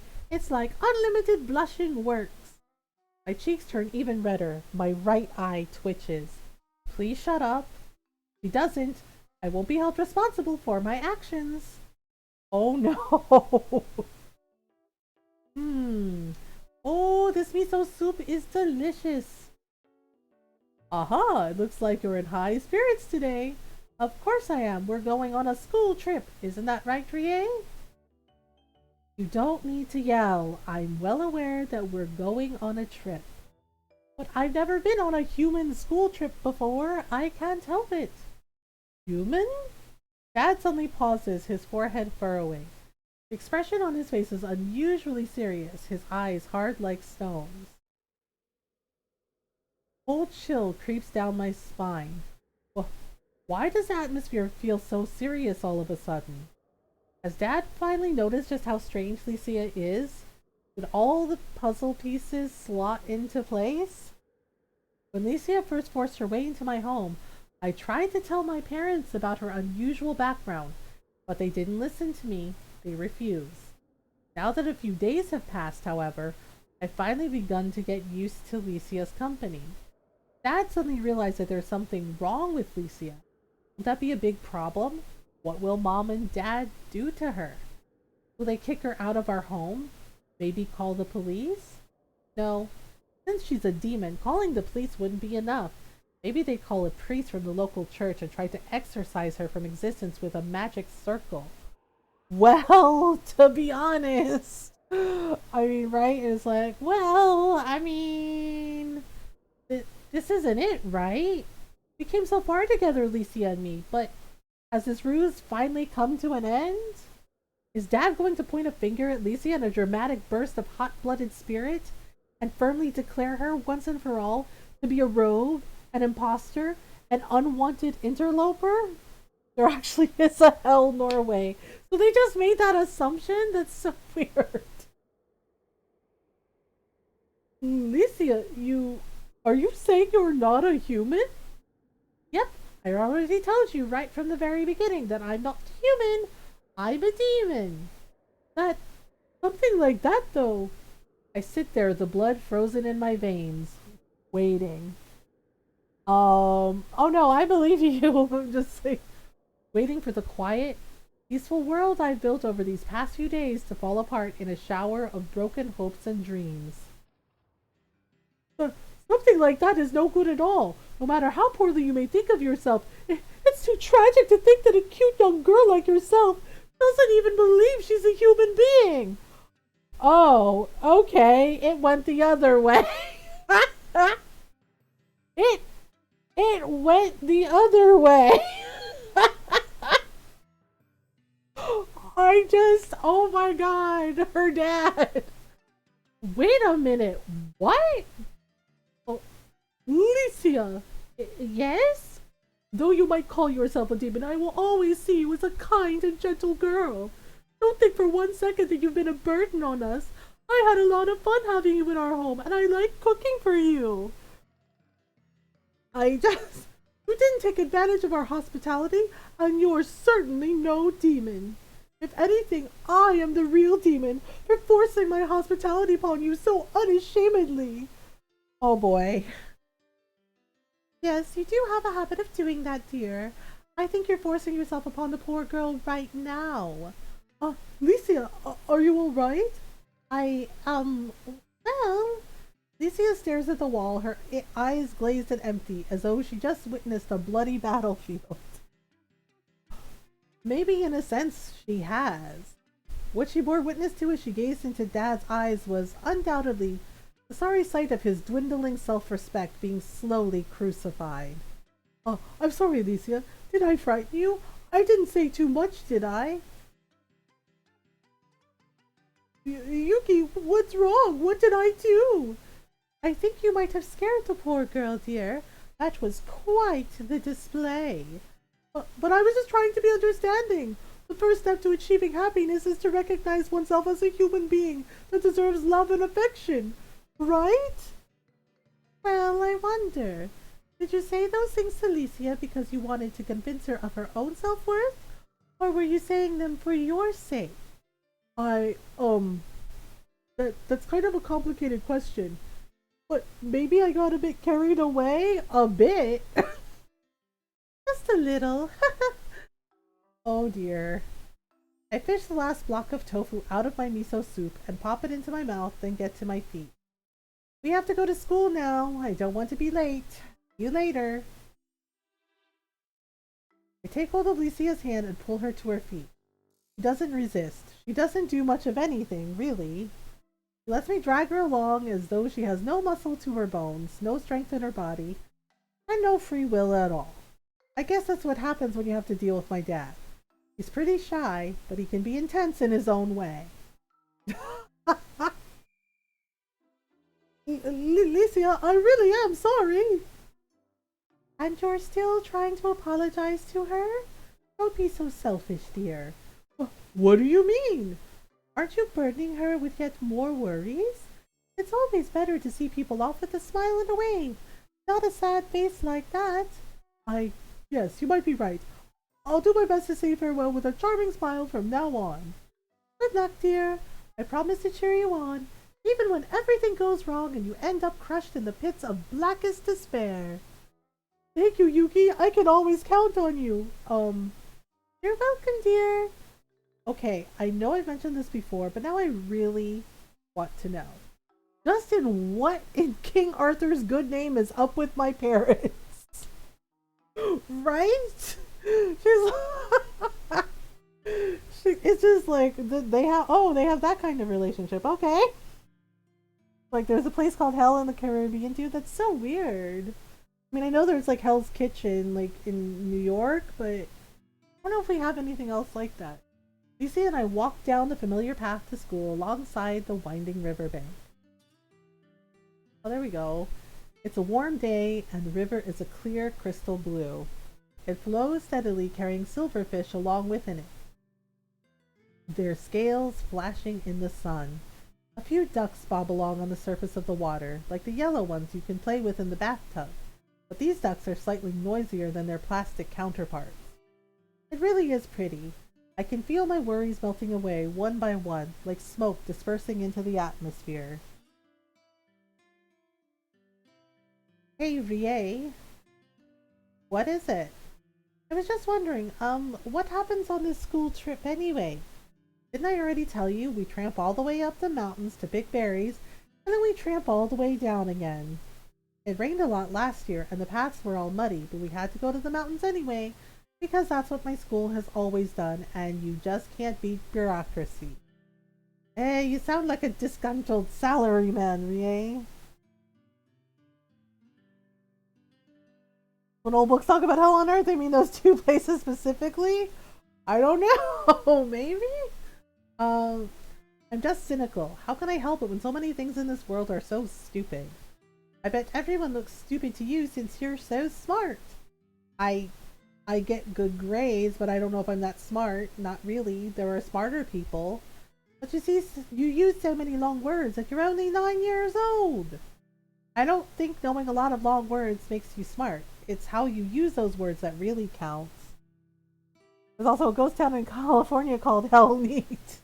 Oh my. Maybe you sounded really smart to me just now, though.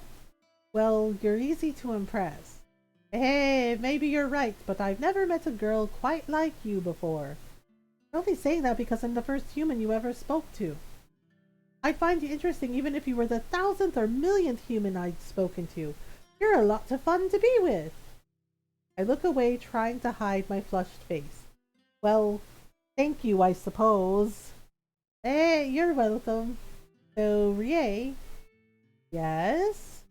How do we get into the mountains? We don't have to walk there, do we? Of course not. I'm sure the school would love making us walk 50 miles if it would cut down on their expenditures, but that would probably count as child abuse. But 50 miles isn't very much. I could walk that in half an hour, maybe. Half an hour? Yes, is that really so abnormal? Do you even need to ask? Does Licia really not understand how unusual she is? So, if we're not going to walk, how will we get to the mountains? Do you have chariots? Chariots? That's right. Black chariots pulled by skeletal horses, like the one Hades used to whisk Persephone away to the underworld. They're really fashionable right now. Mom's wanted one for ages, but skeletal horses are hard to come by, and they're so expensive. So we're mixing Greek mythology into this as well, are we? My already hazy image of hell is growing more and more distorted by the second. Nothing Licia says adds up. Of course we don't have chariots. What century do you think this is? The century shouldn't matter. Chariots are very elegant no matter what time period you live in. Maybe in hell, but I don't think that would work so well here. The roads aren't built for it. Oh, I see. That's kind of sad. A pause. So, if you don't use chariots, what do you use? You don't have your own Cerberus, do you? More Greek mythology? Really?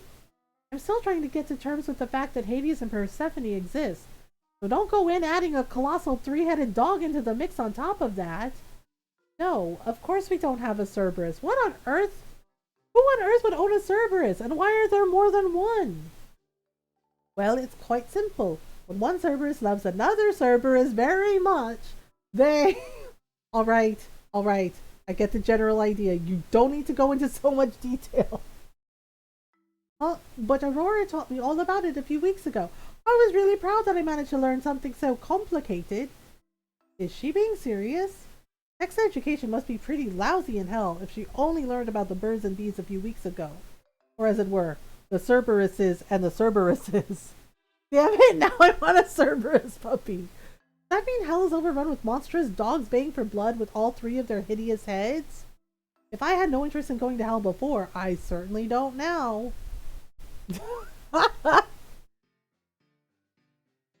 So it isn't a Cerberus after all. Don't sound so disappointed. I already told you, our school doesn't own a Cerberus. Why did you think it would? I don't know. A girl can dream big, can't she? I don't think any normal person would dream about owning a Cerberus. This isn't as exciting as I hoped, but I guess it'll do. I've never been inside one of these tin cans before either. It isn't a tin can, it's a bus. But it looks like a tin can. A massive tin can on wheels. Licia has a point there. This bus is an ugly rectangular shape made of metal, and us Hikage elementary school students are crammed inside it like canned sardines. One of our more eccentric teachers tried to pretty this bus up, but it didn't really work. A bus is still a bus, and these poorly planned attempts to make it look cute and cozy instead make me feel ill. I don't like traveling at the best of times, but being shut away inside the bus with the rest of my class is far too overwhelming. I can feel their eyes trained on me, observing me, the poisonous words dancing through the air like scattered pollen. I'm so glad Licia looks better now. It isn't fair though. I wanted to sit next to her. Me too. Why did it have to be Sakuraba? Why is it always Sakuraba? She doesn't even like people. Alicia's wasted on her. I duck my head, clenching my hands into fists. I don't usually agree with the rest of my class. I care so little about their opinions. They're nothing more than a faceless mask to me. But now I wonder. Maybe Alicia would have had more fun if she'd stayed with my other classmates. Any of my other classmates. I must be so plain and boring compared to the rest of them. I don't say anything in class, and I don't go to any after-school clubs, and I don't even have any friends. None of this bothered me before, but it's starting to bother me now. Lucia's only ever been positive about spending time with me, but maybe she was just being nice. How could a bright, bubbly girl like her capture the hearts of my whole class in under a week, like a grumpy, gloomy girl like me? Hey, do you think I could be Lucia's partner for the rest of the day? That's a good idea. She might be sitting with Sakuraba now, but that doesn't mean she wants to. Maybe she just didn't want to say no. Well, Sakuraba can be kind of scary. We should go ask her then. Let's liberate her from that tyrant. I mean, wow, really? Tyrant? Is that how others really see me? Hey, Licia! Hmm? Licia turns her head. One of the boys from our class is talking to her. His face is so nondescript I can't remember his name. Maybe it was Fuji something? Do you know who you want to partner up with on the trip yet? Yep, I'm going to be with Rie, of course. That's because you're living with her, right? I know you don't want to hurt her feelings, but you don't need to stick to her so closely. Why don't you try talking to the rest of us? It might be fun. But I have fun spending time with Rie, too. Are you sure about that? Don't you think she's kind of difficult? I mean, dude, she's right there. Like, really? That is so rude. What do you mean?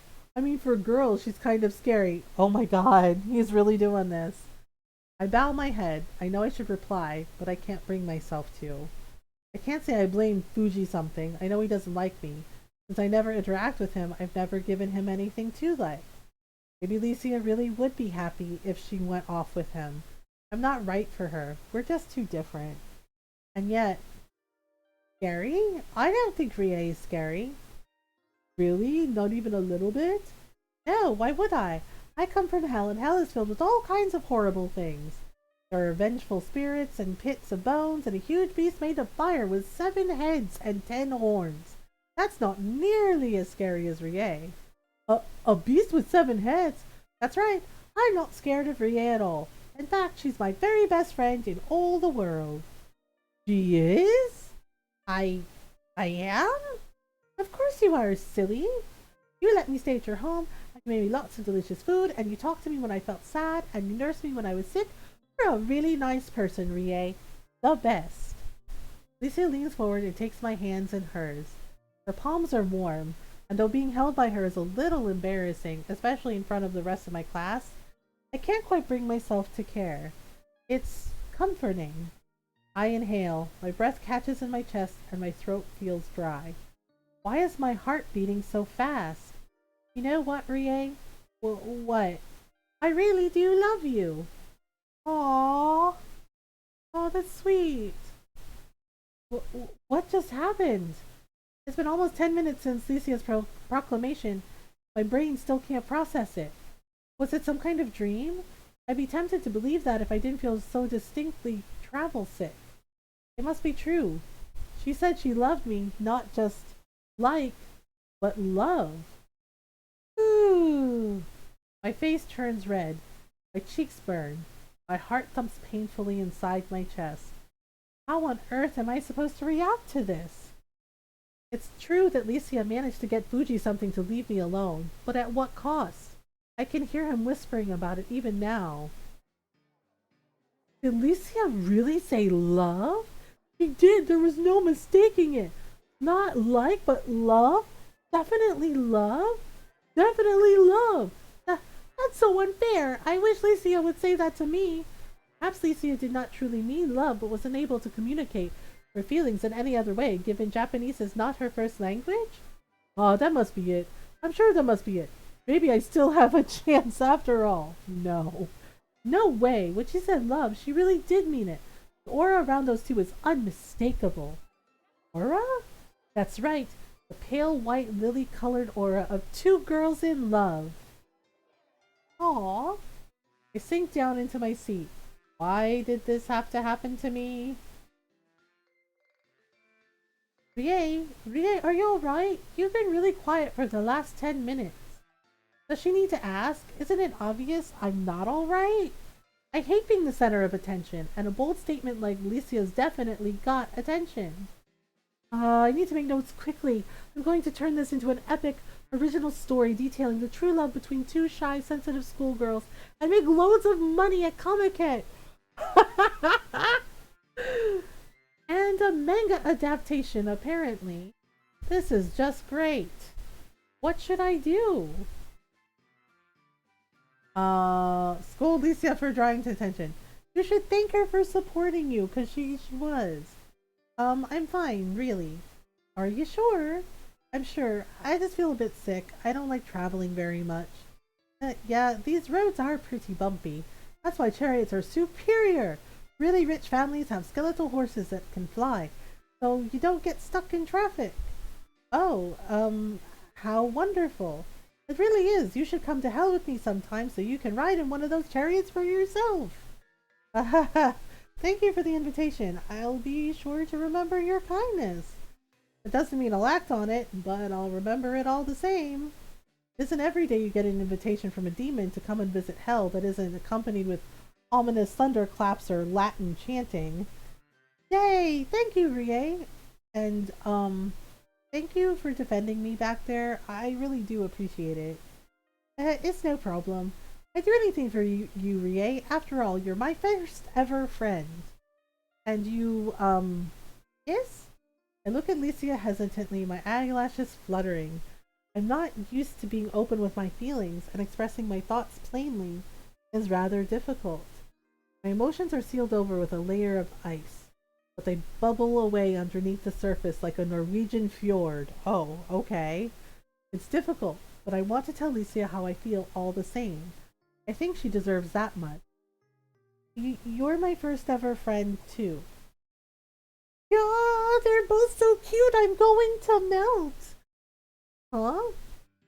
Oh my goodness. One of my classmates, a girl with braids and freckles who I think might be called Mayura, is watching us, her face flushed bright pink. I need to take more notes, quickly! Innocent, awkward friendships which later blossom into love are incredibly popular. What on earth are you talking about, Mayuri? I swear I don't understand half the things you say. Oh, so her name was Mayuri, not Mayura? I should have known. I'm sorry, Hime. It's just, whenever I see two cute girls together, I can't help myself. There are far too many mainstream stories about male and female childhood friends who grow up to be lovers. There should be some stories like that about women, too. I mean, yeah. That's a good point. Perhaps that's true, but I think we're too young to write romance stories. It's shameless. You say that, but you'd be surprised to know how much fan fiction on the internet was written by elementary school students. I hardly know Mayuri. I didn't even know what her name was until a few seconds ago. But I think she might have a point. Yeah. The internet is a very strange place indeed. Yeah, she has a point. Like, there should be more. Wow. This place is so amazing. Look at this, Rie. I know what these fields look like. I've been here before. But I haven't. Licia stands there with her arms spread out, staring out at the horizon. Yeah? Can't deny these fields are pretty. A hidden bower of strawberry plants tucked away amongst the mountains. But the aesthetic experience is somewhat dampened by my past experiences with this place. We went here for our school trip last year, too. Wandering around the leafy field with a wicker basket in my hand, prodding strawberries to check whether they were ripe enough to pick or not, wasn't very exciting. How can you be that enthused? It's just a bunch of fields. It might be a bunch of fields to you, but it's like a whole new universe to me. I've never been anywhere so green before. Well, that much is true. It certainly is green around here. Not all of it, though. I point at one of the more bedraggled strawberry plants. Its leaves are a sickly light yellow, and it's ridden with holes. I don't think this plant is going to last much longer. It'll probably die soon. Rie, you're such a pessimist. Why do you always have to look at the negatives? I wasn't trying to look at the negatives, I just happened to notice it. It's not my fault. Some of the plants might be a little, dead. That doesn't mean my enthusiasm is. They don't have anywhere like this in hell. I can't imagine the climate down there would be good for farming, what with all of that fire and brimstone. You're right. How did you know? It was just a guess. Even the air here smells nice. I can feel all my worries melting away.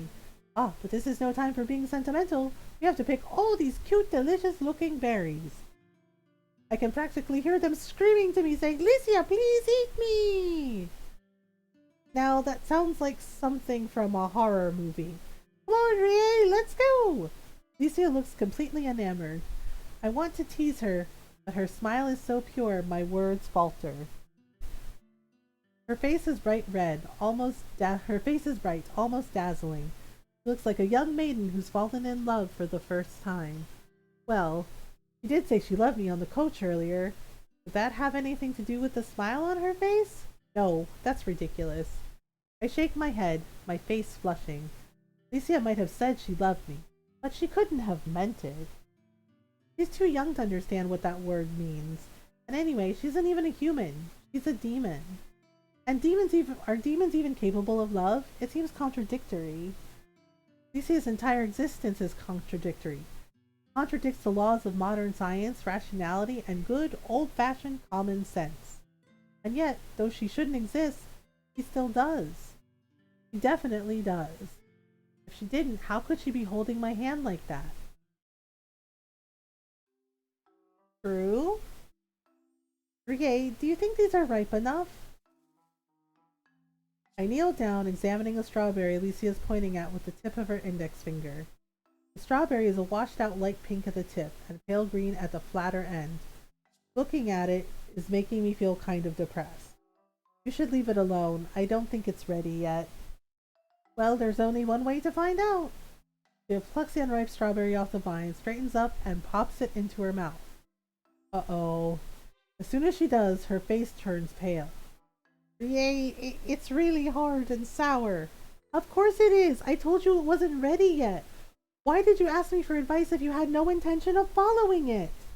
Because I didn't know for sure. Well, now you do know. Why don't you spit it out? Because it'd be a waste of food. I'd have to finish what I started. Even if she's a complete airhead, at least she has some sense of duty. I just wish it wasn't about weird things like this. You've been eating every single strawberry you see. You haven't saved a single one. But I need to test if they taste good before I put them in my basket. But by that point, it's too late. The strawberries are already gone. Honestly, do you ever think before you act? Not really. That's boring. I want to live in the moment. Like, ba-da! Licia punches a fist in the air. A loud yell startles a few birds nearby, and they flap off with a series of alarmed squawks. I don't even know what you're talking about, but thinking about you, you're giving me a headache. Oh my goodness. Anyway, we still have the lunch his dad made. You don't even need to stuff your face with strawberries. You'll ruin your appetite. Oh yes, lunch. I could eat that, couldn't I? No way, it's only 10 a.m. But I'm hungry now. Licia pouts and stamps her feet. You should have known I'd want to eat lunch as soon as you brought it up. Maybe so, but I won't let you disregard normal meal times. You're a human. Well, strictly speaking, she isn't, but she looks enough like one it still counts. Not an animal. So you're saying I can't eat any of my strawberries, and I can't eat any lunch either? No. But in that case, I'll just find something else to eat.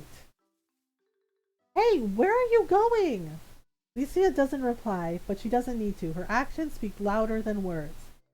Takes a running leap at a nearby tree, then grabs hold of the lowest branch and with her right hand pulls herself up the trunk like a monkey, shaking her feet against the rough bark for purchase. Come back down from there. If you fall, you'll get hurt. It's fine. I'm good at climbing things. I've climbed the red sulfur stacks in hell 4 times than I can count. Given Lycia's less than spectacular grasp of rudimentary mathematics, I'm not sure if this feat is quite as impressive as she'd like me to believe. I don't care. That isn't a sulfur stack, it's a tree. The two are very different.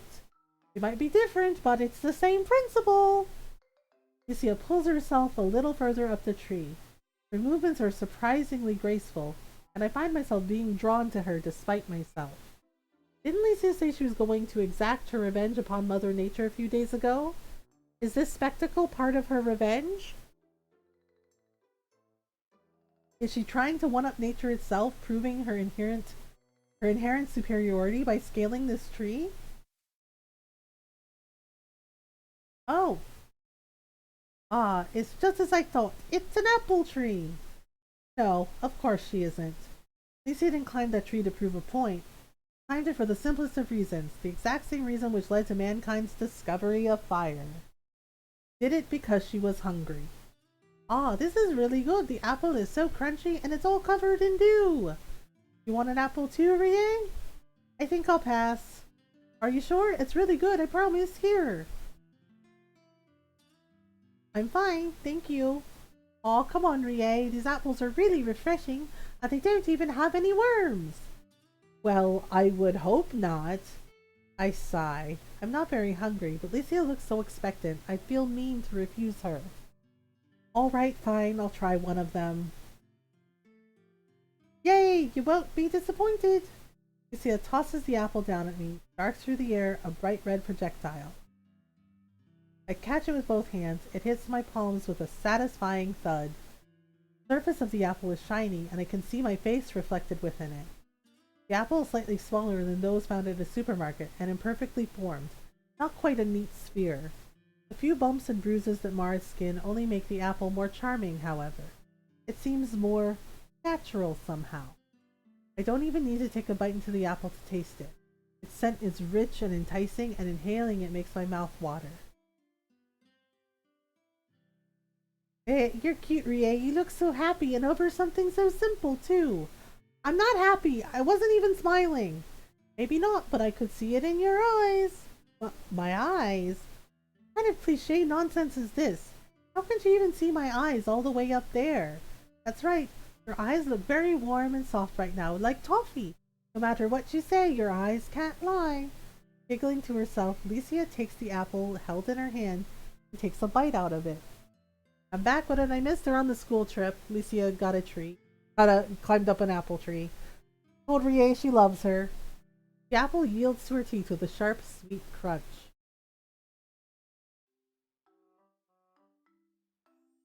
And even though we've been here for hours, you still don't have a single strawberry in your basket.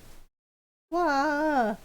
Lucia stares at her basket and gives it a shake, as though this sad little motion might make a bushel of strawberries appear inside it. It doesn't. How did this happen? I picked so many. Where did all my beautiful strawberries go? Well, I wonder. I must have been sabotaged. It's witchcraft. You're going to pin this onto a witch even though you're a demon? I offer my condolences for any witches who might exist within our modern society. They seem to be the unfortunate scapegoats for all the world's woes, even those of demons, apparently. You ate them all, right? Poor witches, wherever they may be. They have my sympathy. Alicia, however, does not. Yeah, she ate them all. Our teachers let us keep the berries we picked during the trip. They said we could regard them as souvenirs of a sort. They're not the most durable of souvenirs, since strawberries have short shelf lives, but I don't think Licia would appreciate any other kind of memento. Incidentally, Licia perked up about her own paltry, non-existent haul after I said she could have some of mine. She's such a simple girl. Licia doesn't look quite as excitable right now, though. If anything, she seems exhausted. Licia, are you alright? I'm okay. She yawns, her pale eyelashes falling shut. When the coach goes over a bump in the road, she starts, her body jerking and her eyes snap open again. I'm just sleepy. Is that because you woke up so early? Maybe. You're so silly. It's nice that you got so excited about our school trip, but you've tired yourself out. You should have taken it a bit easier since you were sick yesterday. Well, I couldn't. Why not? Because it was my very first school trip with you, Rie. I didn't want to waste it. I wanted to see lots of things and pick lots of berries and play with you. But now you're worn out. It was still worth it. Hehe. Lucy's laughter trails off, and her ashen eyelashes flicker shut one more time. As it turns out, it's the last time. She falls to one side like a marionette with cut strings, and her head rests against my shoulder. Licia? Hey, Licia? I call her name, but she doesn't stir. She really must have been exhausted to fall asleep like that. Her eyes closed, her lips pursed, she almost looks like a doll. A life-size doll with uncannily human features, save for the horns on that tail, of course. I can feel her hot breath against my neck, and see, though just barely, her chest rising and falling in her sleep. I'm not uncomfortable like this, but the rest of my classmates are staring at me, and it's kind of awkward. What should I do? Let her stay like that. Own it! Licia's hair brushes against my cheek and tickles my nose, but I don't make any comment. I can't bring myself to. I don't really want to wake her. For now, I'm more than content to let her sleep through the rest of our coach journey, her head against my shoulder. I can pretend to be annoyed about it when she wakes up. Really, I wouldn't be pretending because I don't like telling lies, and being used as a pillow is kind of dehumanizing, isn't it? But in the end, no matter what I tell myself, I know I'm not really upset. If anything, I might be happy about our newfound closeness. Just a little bit. Oh, here we go. So, how was your trip? Did you have fun? Yes, I found a load of berries. Look, look. Licia holds my wicker basket of berries aloft, almost shoving it into Dad's face. Wow, you really did find a lot. That's impressive, Licia. You're such a smart girl. Huh, don't you think that's a bit misleading? I was the one who found those strawberries, not you. Well, I suppose so. Hey, being slept on is a compliment, right? At least she has the decency to look ashamed. For a few moments, anyway. But we worked as a team, right, Rie? You're my partner, and that means whatever is yours is mine, and whatever is mine is yours. But you didn't contribute a single thing to our so-called partnership. You just ate everything. Well, I'm sure Licia tried her hardest, Rie. You shouldn't scold her like that. No, it's alright. I'm sorry, Rie. I shouldn't have lied. I wasn't trying to take the credit for your hard work. I just wanted to show off a little because I was so happy you managed to find so many delicious strawberries. I suppose that's okay then. That really is how it is, then it's fine. Dad looks between the two of us for a few moments, a small smile on his face. You two really do get along well, don't you? What do you mean? I thought you held grudges for longer than that, Rie, but you forgave Licia in a heartbeat. I know Yuki wouldn't be that merciful. Whatever, I'm not my mother, so that's irrelevant. Well, maybe. I think you look more like me than your mother, that's for sure. Way you act, though, uncannily similar at times. Dad frowns. He looks kind of nostalgic. Was he thinking about Mom? Maybe he's sad because she hasn't come home yet, even though it's already 6:30 in the evening. That Sato guy must be working Mom hard. She's always out late nowadays, and she never has enough time to eat dinner with us as a family. Dad tries to smile his troubles away, indulging himself in cooking or sewing to pass the time, but I don't know how effective that is. He's been happier with Licia around to pamper, but that's only a temporary solution to his troubles. What will happen to him when Licia leaves? What will happen to me? I don't want to think about that. The thought is painful. Anyway, since we have all of these delicious strawberries, it would be a shame to waste them, wouldn't it? That's exactly what I was thinking. I want to make these cute little strawberries into something really, really yummy. Strawberry cheesecakes, strawberry pies, strawberry tarts, strawberry milkshakes, strawberry daifuku, strawberry mochi, strawberry panic. Was the last item on that list something you can eat? I wave a hand in front of her glazed eyes. Yeah? Licia, are you still with us? Strawberries are so tasty. Guess not. This girl has nothing but food on the brain. Well, it's nice that you're so enthusiastic about strawberries. I don't think we have enough to make all of those dishes. No way! Is that really true? Unfortunately, we could probably make at least one dish out of this, though.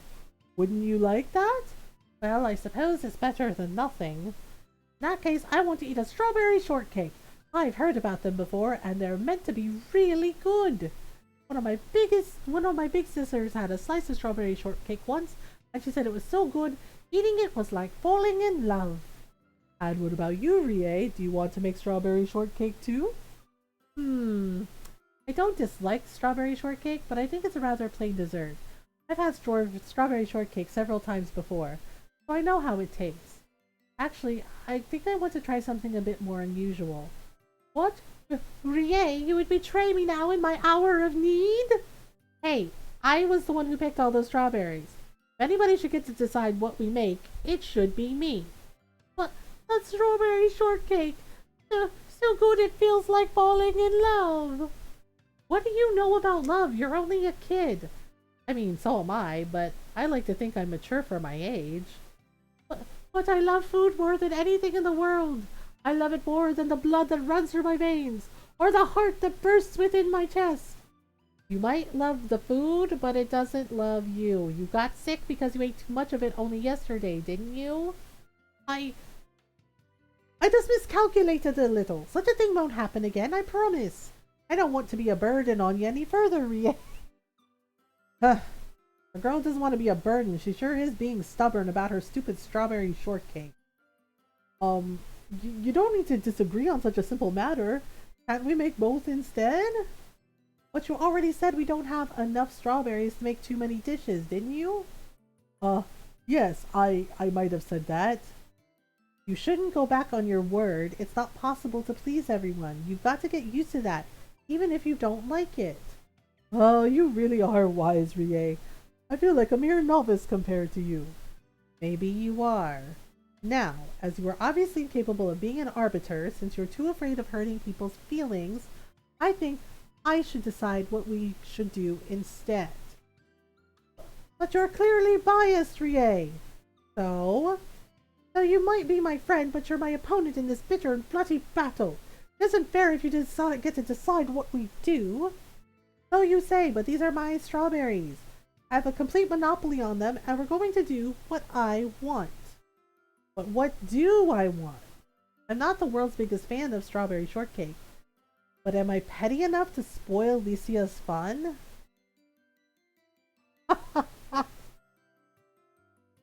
Yeah, strawberry shortcake doesn't really... Oh, absolutely. I'd like to think I'm more mature than that. Yeah, it's just like, it doesn't really have that many strawberries. I think at most, when I make mine, I think it's like half a cup of strawberries. It's not a lot. We're gonna make her be nice. We're gonna make her be nice. We're gonna make strawberry shortcake. Oh, it looks so good. Thank you, Rie. You don't need to thank me. If you want to thank anybody, it should be Dad, since he did most of the work. Well, of course I'm going to thank Kazuki, but I want to thank you too. Why? Because you let me make this adorable strawberry shortcake even though you don't like it. It was very thoughtful of you. I glower, trying to quell the blush that I know was threatening to rise to my cheek. I didn't do it for your sake. I just didn't want to argue about something so petty. It would be childish. I don't know if my half-hearted rebuttal sounds particularly convincing, but this doesn't seem to bother Lycia. She accepts my words unquestioningly with a good-natured smile. Hey, well, no matter the reason, I really am thankful, Rie. Okay, so, I look down at the floor, biting my lower lip. I think I'm an honest person, but when I'm with Lycia, it becomes a lot harder to tell the truth. My heart is filled with complicated and contradictory emotions. I'm not sure which of them to believe. All of them? None of them? It's true that I caved into Lycia's demands because I didn't want to have a stupid argument. That wasn't the only reason. I don't want to admit this to myself, least of all to Lycia, but something about her smile warms my heart. Lycia might be a demon, but she's still one of the sweetest people I've ever met. She's the only person who's ever tried to befriend me, not given up along the way. Is that why I agreed to make her a cake? Did I feel indebted to her? I don't know if that's entirely right either. My actions were born out of a sense of duty. Why do I feel so satisfied when I see her smile? Maybe I had some selfish motivations too. Most people do. Everyone in this world is pushed along by their own greed, and I don't think I'm any exception. Does that mean Alicia's happiness is my own happiness? I shift, awkward. I don't think I've ever been this invested in somebody else's well-being in my life. To tell the truth, it's a little disconcerting. I'm not used to it. Ah, the cake looks so cute. It's so adorable. I want to add it to my family register. What are you talking about? Since it's hot in hell, wouldn't it melt? Hot? Isn't it meant to be cold in Norway? It might be cold in Norway, but that has nothing to do with hell. Hell doesn't abide by the rules of the human realm, be it Japan or Norway or the center of the Bermuda Triangle. Wow, I had no idea hell was such an incredible place. I thought it was only a small village. It is a small village. Just ignore Alicia, Dad. She's spouting nonsense. I wouldn't want the poor people who live in the real village of Hell, Norway, to feel misrepresented. That's called love, girl, right? Residing in a place that's literally called hell must be difficult enough. Now people like Alicia further sullying their reputation. Now, aren't you going to eat your shortcake? We made this for you. But it's so pretty. I feel guilty. That's a first. But at the same time, it's so cute. I want to cut it. I want to cut it wide open and watch it ooze all its cakey innards all over the table. Is that what people usually do to things they think are pretty? Maybe it's a common custom in hell. The one with fire and brimstone, not the one in Norway. I wouldn't be too surprised. Yep. Can I cut the cake, Kazuki? Can I? Can I? Of course you can. You're an important member of our team, too. Alicia stares down at the cake, knife in hand, frowning. Looks like she's trying hard to make sure each and every piece she cuts is perfectly equal, which is a little unexpected. Knowing Alicia, I thought she'd take the whole cake for herself and leave everybody else to fight over the crumbs. I guess there are some things even she takes seriously. Those things being food, of course. Wow. Alicia cuts through the soft sponge cake slowly. The sweet scent of cream hovers in the air, mingled with the tartness from the ripe strawberries freshly picked this morning. Yay! Look at that cake. Not a big fan of cake, but this might be enough to convert me. The layers of sponge are an inviting light yellow sandwiched between a thick layer of white cream and cut strawberries. The top of the cake is frosted with cream in a pure white sheet, like fallen snow. Delicate little rosettes of cream have been piped around the edges, and sliced strawberry halves nestle against them. Rie, here, this piece is for you. Lucia hands me a plate with a piece of strawberry cake on it. Not a very neat slice of cake, but it looks delicious all the same. Are you sure I can eat this? Of course I am. You're hardly going to wear it, silly. I know, but you were the one who wanted to make a cake, so you should get the first slice. But you're the one who made it. You deserve the first slice more than anybody else. Well, I look away, biting my lower lip. Do we sound foolish? We might as well be a pair of lovers, twittering to one another over the end of a phone line. You hang up first. No, you! My face feels redder than ever. My cheeks are burning. What? Oh, nothing. I just thought your face looked a little funny, Rie. You have no right to call me funny when you're wearing an apron like that. Is there something strange about it? It's kind of gaudy, isn't it?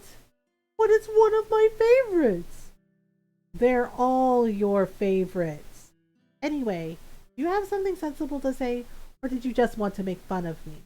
Well, I just thought maybe you and Lucia could compromise. If you share that slice of cake, you can both eat it first.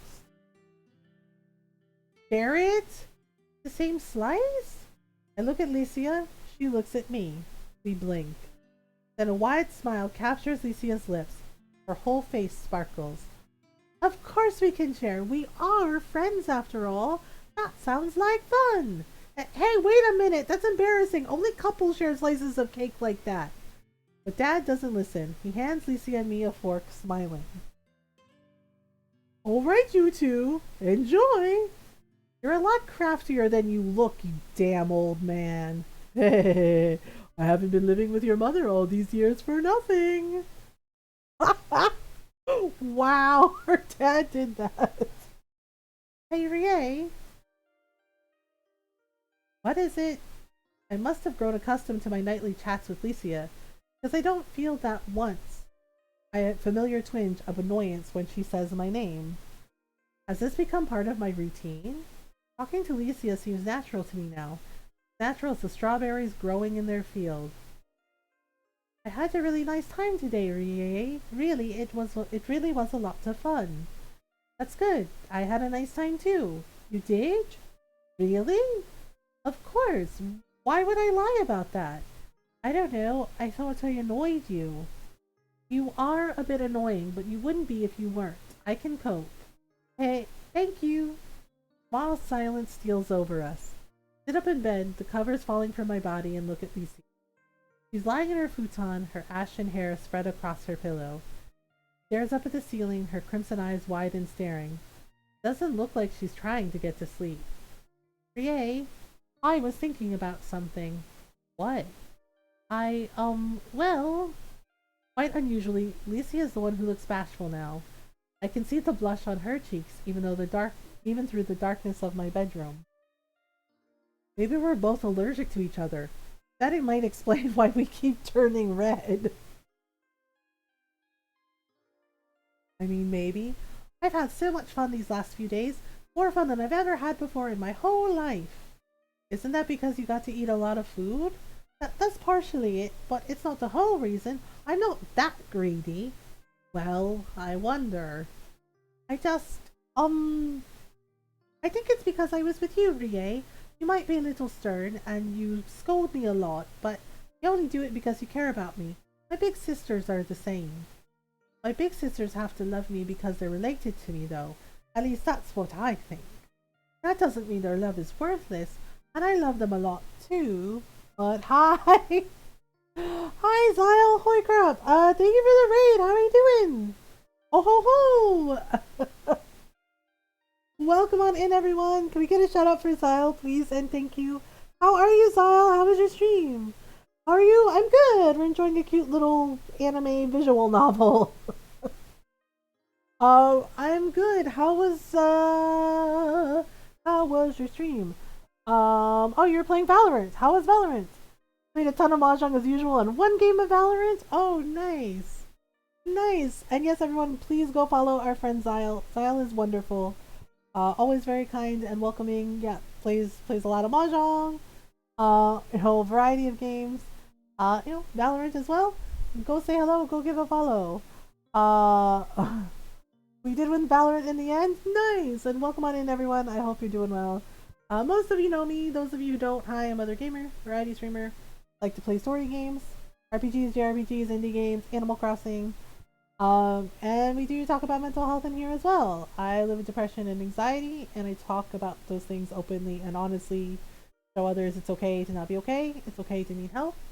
And we do our best to be kind, welcoming, and supportive of everyone, so welcome on in. Until we couldn't get enough people for the game, oh my goodness. Yeah, I need to catch up on like some other stuff that I'm watching before I start Bleach. Okay. So Licia is talking about loving her sisters. That doesn't mean their love is worthless, and I love them a lot too, but having a friend is a little different. It's not the same sort of love. I'm not used to it, and it's a little weird, but I think it's love all the same no matter what you say. I might be a demon, but I can still feel love, and I love talking to you. And I love being with you, and I just love you as a person. You really are my bestest friend in the whole world, and the human realm, and in hell. Licia, I blink, a little taken aback by the sincerity in her voice. Since Licia is quite a silly person, bobbing along through life like a rubber duck in a bathtub, I never thought she could think about things so seriously. Yeah, this is called strawberry vinegar. I wasn't sure, but I wait for the stream of the game. It's actually really cute. They're both 9-year-old girls. That's the thing. It's like basically about friendship. Lisa is a demon. Lisa is a demon. Ria is a very serious, like 9-year-old kid. Right, and she doesn't like have any friends. Like she's like, I'm not interested in making friends. I don't want any friends. Um, so the introduction was really cute. Yeah, the introduction was really cute because all of it. Rie made herself some cookies, like like she likes to bake, and all of a sudden there's this little demon girl in her kitchen eating her cookies, and she said, oh, she really likes her cookies. Yeah, and basically told Rie, like, how about you make me food? He's like, you make me all kinds of yummy food. He's like, and I won't take your soul. It's just like, oh, okay. Yeah, and when she like honestly said, yeah, I'm a demon from hell, right? Her Rie's parents are like, oh, you're from Norway? And I'm just like, oh, come on. Yeah, and even her classmates too. They all think that she's like an exchange student. Like it's a cultural exchange, and it's like, okay. Uh, I do take cookies instead of souls. Yeah, so as time has gone on, it's just like Rie's realizing she likes Licia. Like they're getting to be friends. So yeah, but it's really cute. The artwork for the food, I have to say, is amazing. Like because it's set in Japan. So like the Japanese food that they had like a picture of like takoyaki, and I don't really like takoyaki, but it the picture of it looked really good. Yep. Yeah, and they had like pictures of like miso and rice, so it's just like, oh my goodness. Hi! I love the takoyaki. Hi, Korean Lerms. Thank you for the follow. Holy crap. Hey, welcome on in. Thank you for the raid. It's a Filipino raid. Mabute. Uh, Mustaka. How is everyone? Thank you so much. Thank you for all the follows. Oh my goodness. Thank you for the raids. Oh my goodness. So many raids tonight. Um, thank you for the raid. Korean Lerms, I hope you're doing well. I hope your stream was good. Welcome on in, everyone. Thank you for the follows. Oh, you're playing Overwatch too? How is that going? Good lord, the raids tonight. Yeah, it's a busy night. I love it. Show mom all the love. Oh, thank you. I appreciate that. I appreciate everyone bringing their communities over. I've been lurking. This game looks so cute. It's really cute. Hi, Animal. How are you? It's really cute. It's called Strawberry Vinegar. I'm playing it on the Nintendo Switch, so it is available on the Switch if you're interested. I think it's on Steam also. I think we're almost towards the end of the game because it's not very long. From when I looked it up, apparently it's like 2 to 3 hours. Pretty good. Cheers. How's you? I'm good. Well, well, shall we do this again? Hello. I'm Mothergamer. I'm a variety streamer, and I like to play story games like this one. That's not bad. Yeah, it's really short. But the story is really good, and the artwork is really cute. And the characters are really funny and really cute, and there is definitely some tongue-in-cheek adult jokes here. But hi, I'm Mothergamer, and I'm a variety streamer, and I like to play story games, RPGs, JRPGs, indie games, lots of Animal Crossing, sometimes Stardew Valley. We do talk about mental health in here as well as social issues. I live with depression and anxiety, and I talk about those things openly and honestly. I'm also Filipino and queer, and I talk about that as well. So the reason we talk about mental health is to show others it's okay to not be okay. It's okay to talk about it. It's okay to need help. Do our best to be kind, welcoming, and supportive of everyone. So welcome on in. We're so glad you're here. And yes, very much a queer community, very much a safe space. We have people from all walks of life in our community. Queer like myself, trans, ace, non-binary. And we talk about those things. We talk about social issues. We were actually talking about some of this stuff with TwitchCon earlier. When it was just like, oh, not good. They're usually relatively short, but they pack a lot into it. Yeah. So the same. So the publishers of the game, Rata Laika Games, they were very kind and they gave me a game code for it. So we're checking it out. And the last one we played was also from them, and it's called A Little Lily Princess, and it's based on the book A Little Princess, and it's really cute. Uh, like a few hours ago when I am flabbergasted, yeah. No, I am not.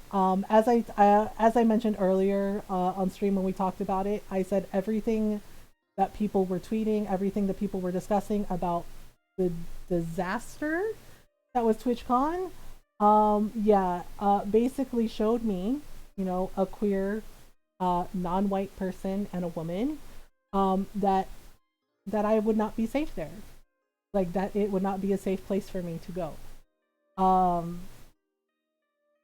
Yeah, yeah, I'm so sorry, Crete. Yeah, it just happened over the weekend. Yeah, and I was horrified. Was I surprised by it? Not at all. Because, you know, that I'll message you about. Yeah, I did fix the Discord link. We do have a Discord. I fixed it. It was my fault. I I hadn't fixed the link. It should be fixed now. If you're new and you would like to join Discord, you can do that. Um, yeah, it was very upsetting, right? Like I'm glad that people had fun, but for the people who didn't, like disabled people, um, I that's what I was most horrified about. The way that disabled people were treated at TwitchCon this past weekend is absolutely horrifying, and there is no excuse. Uh, thought they were meant to be so good. It was not. Everyone, like content creators, people that attended, they tweeted, um, someone broke their back, like in two places. Like seriously, literally broke their back. Because the foam pit that they had, it was not padded enough. It was clearly not safe, and that wasn't the only injury they had with that area. They had multiple injuries. Um, yeah, and it was right. And then hearing about the way that disabled people were treated, who attended the con by Twitch staff. Okay, that was kind of upsetting. That was absolutely upsetting because I'm just like, y'all really did that, really? And I'm just sitting there because one of my friends, they did go and they were telling me some of this stuff, and I'm just sitting there horrified, and yeah, and she was just like, you don't look surprised. I was like, nope, I am not surprised. Like, am I disappointed? Yeah, yeah, because they keep claiming they're gonna do better. They're like, we're gonna do better, we're gonna do better, and yeah, and now I'm just like, yeah, there you are. So, yeah, and I was like, yeah, I'm not surprised by it anymore because they showed very clearly that they don't care, and they say they care and they say all the right things, and they didn't put their money where their mouth is. No, and all of those injuries alone that happened, that's like multiple lawsuits. That's multiple lawsuits waiting, and honestly, they should get sued seriously, because there was no excuse. It was irresponsible, not to mention people going without masks after they said masks would be mandatory, and there were far too many people not wearing masks, right? And people were like, well, masks don't really work. And I was just like, yeah, and of course you have the people going, well, masks don't really work. Why are you wearing your mask? This is like, do you really need to ask that? It's just like, are you really, like, everyone I saw asking that, I was like, are you really asking that? And they were like, well, yeah, and people were, it was wild to see it, and I'm just like, yeah, and I'm not going. And frankly, so here's the thing, I have arthritis, right? But Ron, my husband, he's diabetic. Um, so yeah, we don't go anywhere. Groceries get ordered and delivered. Like he has to go to work, absolutely. But he wears his mask when he's at work. Everyone does, at his new job. And when he comes home, all his clothes go in the wash. He takes a shower, like all of it, right? And I mean, I canceled plans to go to a movie because my friend was like, "Oh, I'm feeling a little sick, but I feel good enough to go." And I said, "I'm sorry, I can't go to the movie with you if you're sick." It's a Filipino raid, welcome. Yeah, and they were like, what, seriously? And it's like, yeah, I can't risk my husband's health. Ron has type 2 diabetes. He is diabetic. If he gets sick, I don't even like go near him when I have a cold, like, because I know that if he gets sick, that's bad, and I know that it will take him longer to get better. Because he had the flu before 1 year, and he was sick for at least like a good 2.5 weeks, right? And I know that some of his family, some of my family, like, oh, it's not that big a deal. It's just a cold. It's just like, but for Ron, that is a big deal, right? Because diabetes attacks everything, attacks the entire immune system. So when I said, if you're sick, I can't go with you. And she's like, well, you can wear your mask. And yeah, my friend was like trying to be like, well, just go to the movie with me. And I was like, I can't go. And I was like, and I don't really like to go out anyway with everything. Yeah, and insisting that it would be fine. And I was like, are you sure it's a cold? And she goes, well, yeah. She's like, I just like have a sniffle. She's like in a little bit of a sore throat. And I'm just like, no, I can't go. It's still a nasty thing to deal with on top of being sick and vice versa. Yeah, and it's just like, I can't risk my husband's health because that, honestly, like, frankly, that would be selfish of me. To just be like, oh yeah, I'm gonna go out and have a good time, right? And just no. Oh, yeah, like it's still something that can affect him. It's still something that can, you know, make things really hard for him. So yeah, so I see people just like being kind of rude about it, just flat out being rude, and I'm just like, okay. And of course, and of course, it's already started oh, I got COVID. And it's like, really? Really? You don't say. Um, because she didn't want the day to get COVID. Oh my gosh, are you serious, Lyle? Uh, wait, you had to miss her birthday? Had a friend who got so angry when I had to miss her birthday because she didn't want to wait the day to get COVID tested when she had high contact with someone positive. Yeah, it's just like,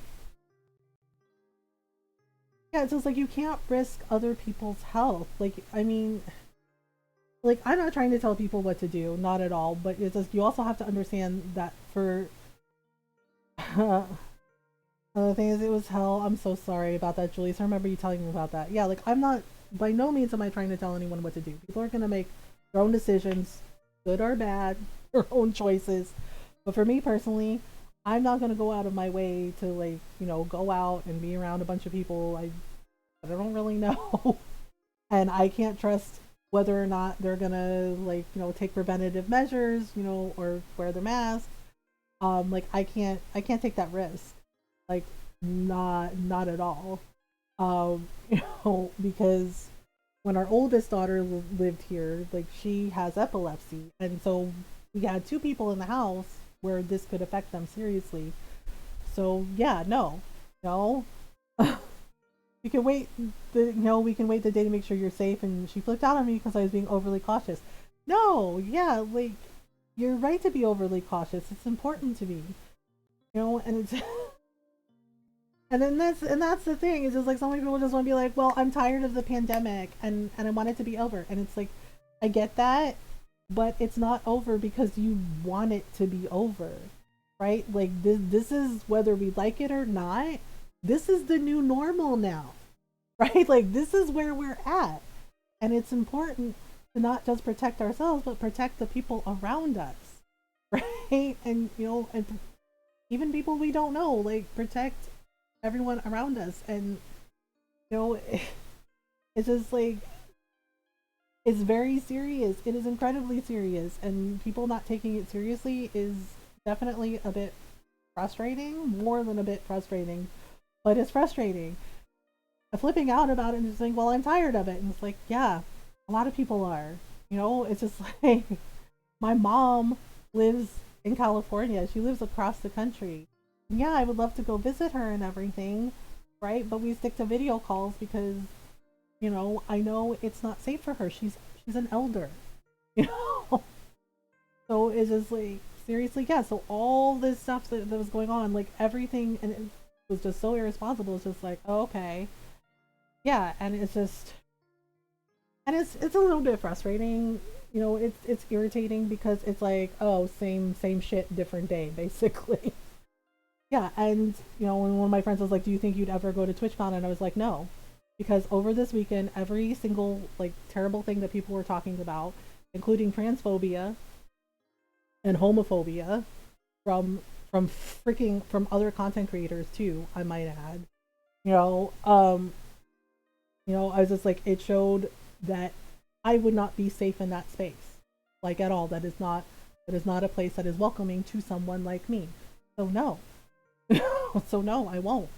Right? And besides that, you know, all the people running around without masks, I'm like, nope, don't think so. Yeah, I'm just like, I'm fine staying at home. I'm like, I'm fine staying at home. I'm good. You know, it's just like, it's not like I never leave the house. Like I take the dog for a walk and everything, but I still wear my mask.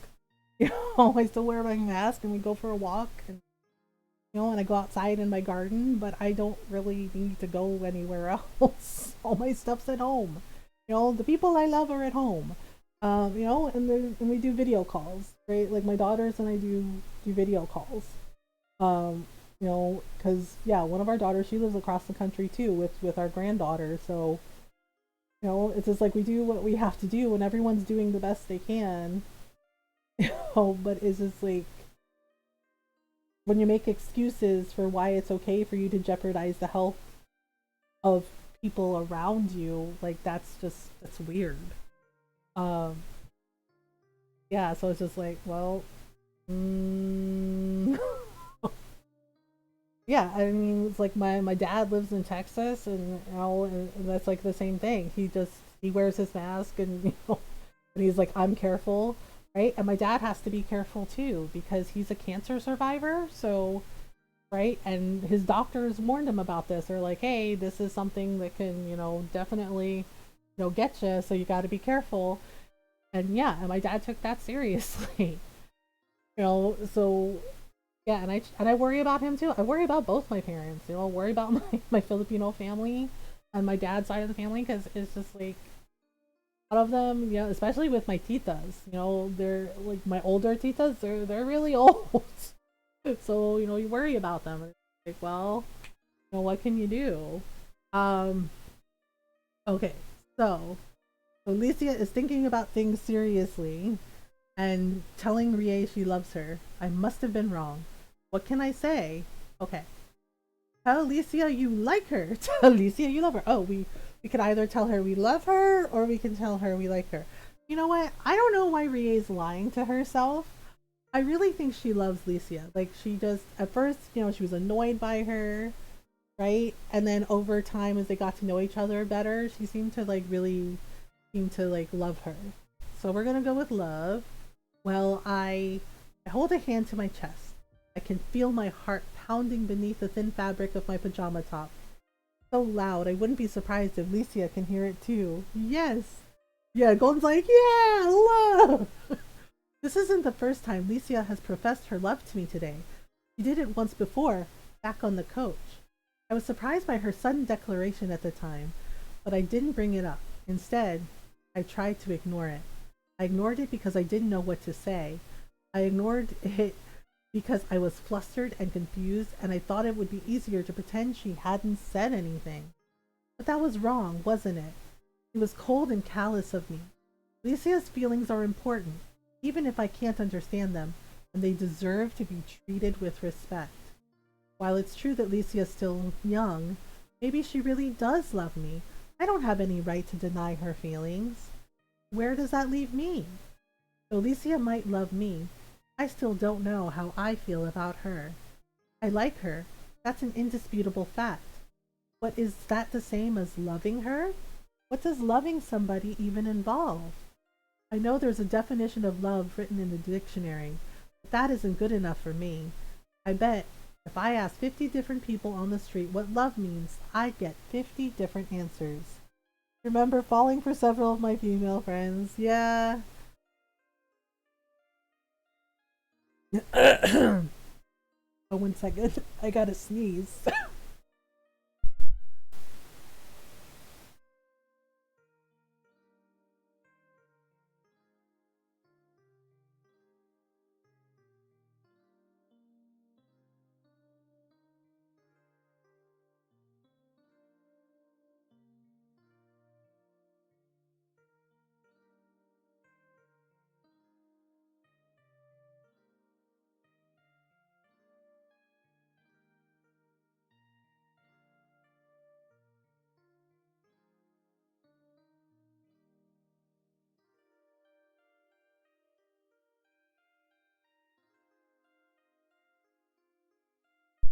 am I doing? What am I saying?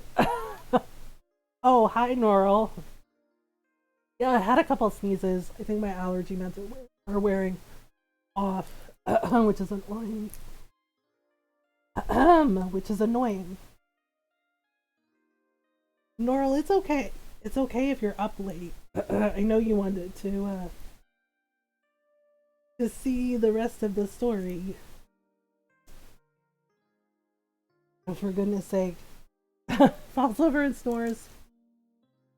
Yes, you could get 50 different answers. Yeah, because love, I don't know, I guess it's different for each person, like what their idea of love is, or what it means for them to love someone. I'm not really all that sleepy for some reason. That's okay. I have nights like that. Alright. 50 different answers, but I don't care what the dictionary says or what 50 other imaginary people might say. Oh, okay. What am I going to say? What do I think? I know it's normal for girls to get crushes on other girls when they're younger, but isn't that something you usually grow out of? No. No, not necessarily. That's what I've heard on TV, but it doesn't always work like that, does it? I don't know. I don't really get it, but Alicia really is pretty. She's fascinated me from the very beginning, and she still does now. It's true that she annoys me, and she exasperates me, and she tires me out. But there's more to it than that. I've enjoyed her company these last few days, and I don't want her to go back home. I can hardly stand to think about it. Yeah, I mean, first, Linda Carter was how I knew I wasn't straight. Linda Carter is Wonder Woman. Like, seriously. Still love Linda Carter. Plus she's awesome, so. Is that what love is? Wanting to be with somebody all the time, no matter what? It might be a flawed answer. Imperfect from my lack of experience, but it's still my answer. I'm going to stick with it. Geralt of Rivia? That's a pretty good choice. That's what love means to me, then. Lucia, I, um, I, I, I think I might love you too. Rie? Only a little bit, though. I mean, I'm still just a kid. I can't believe it. Rie said she loved me. Rie said she loved me.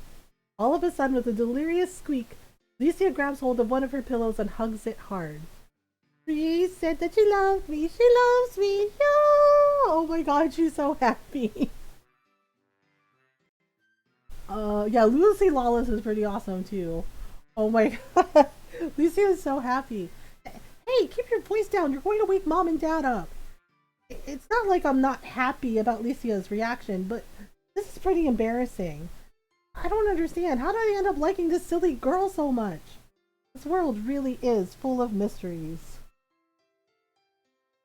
A thing for taller women, even though in real life she's only like 2 inches taller than me. Oh yeah, I think she said the boots like added to her height.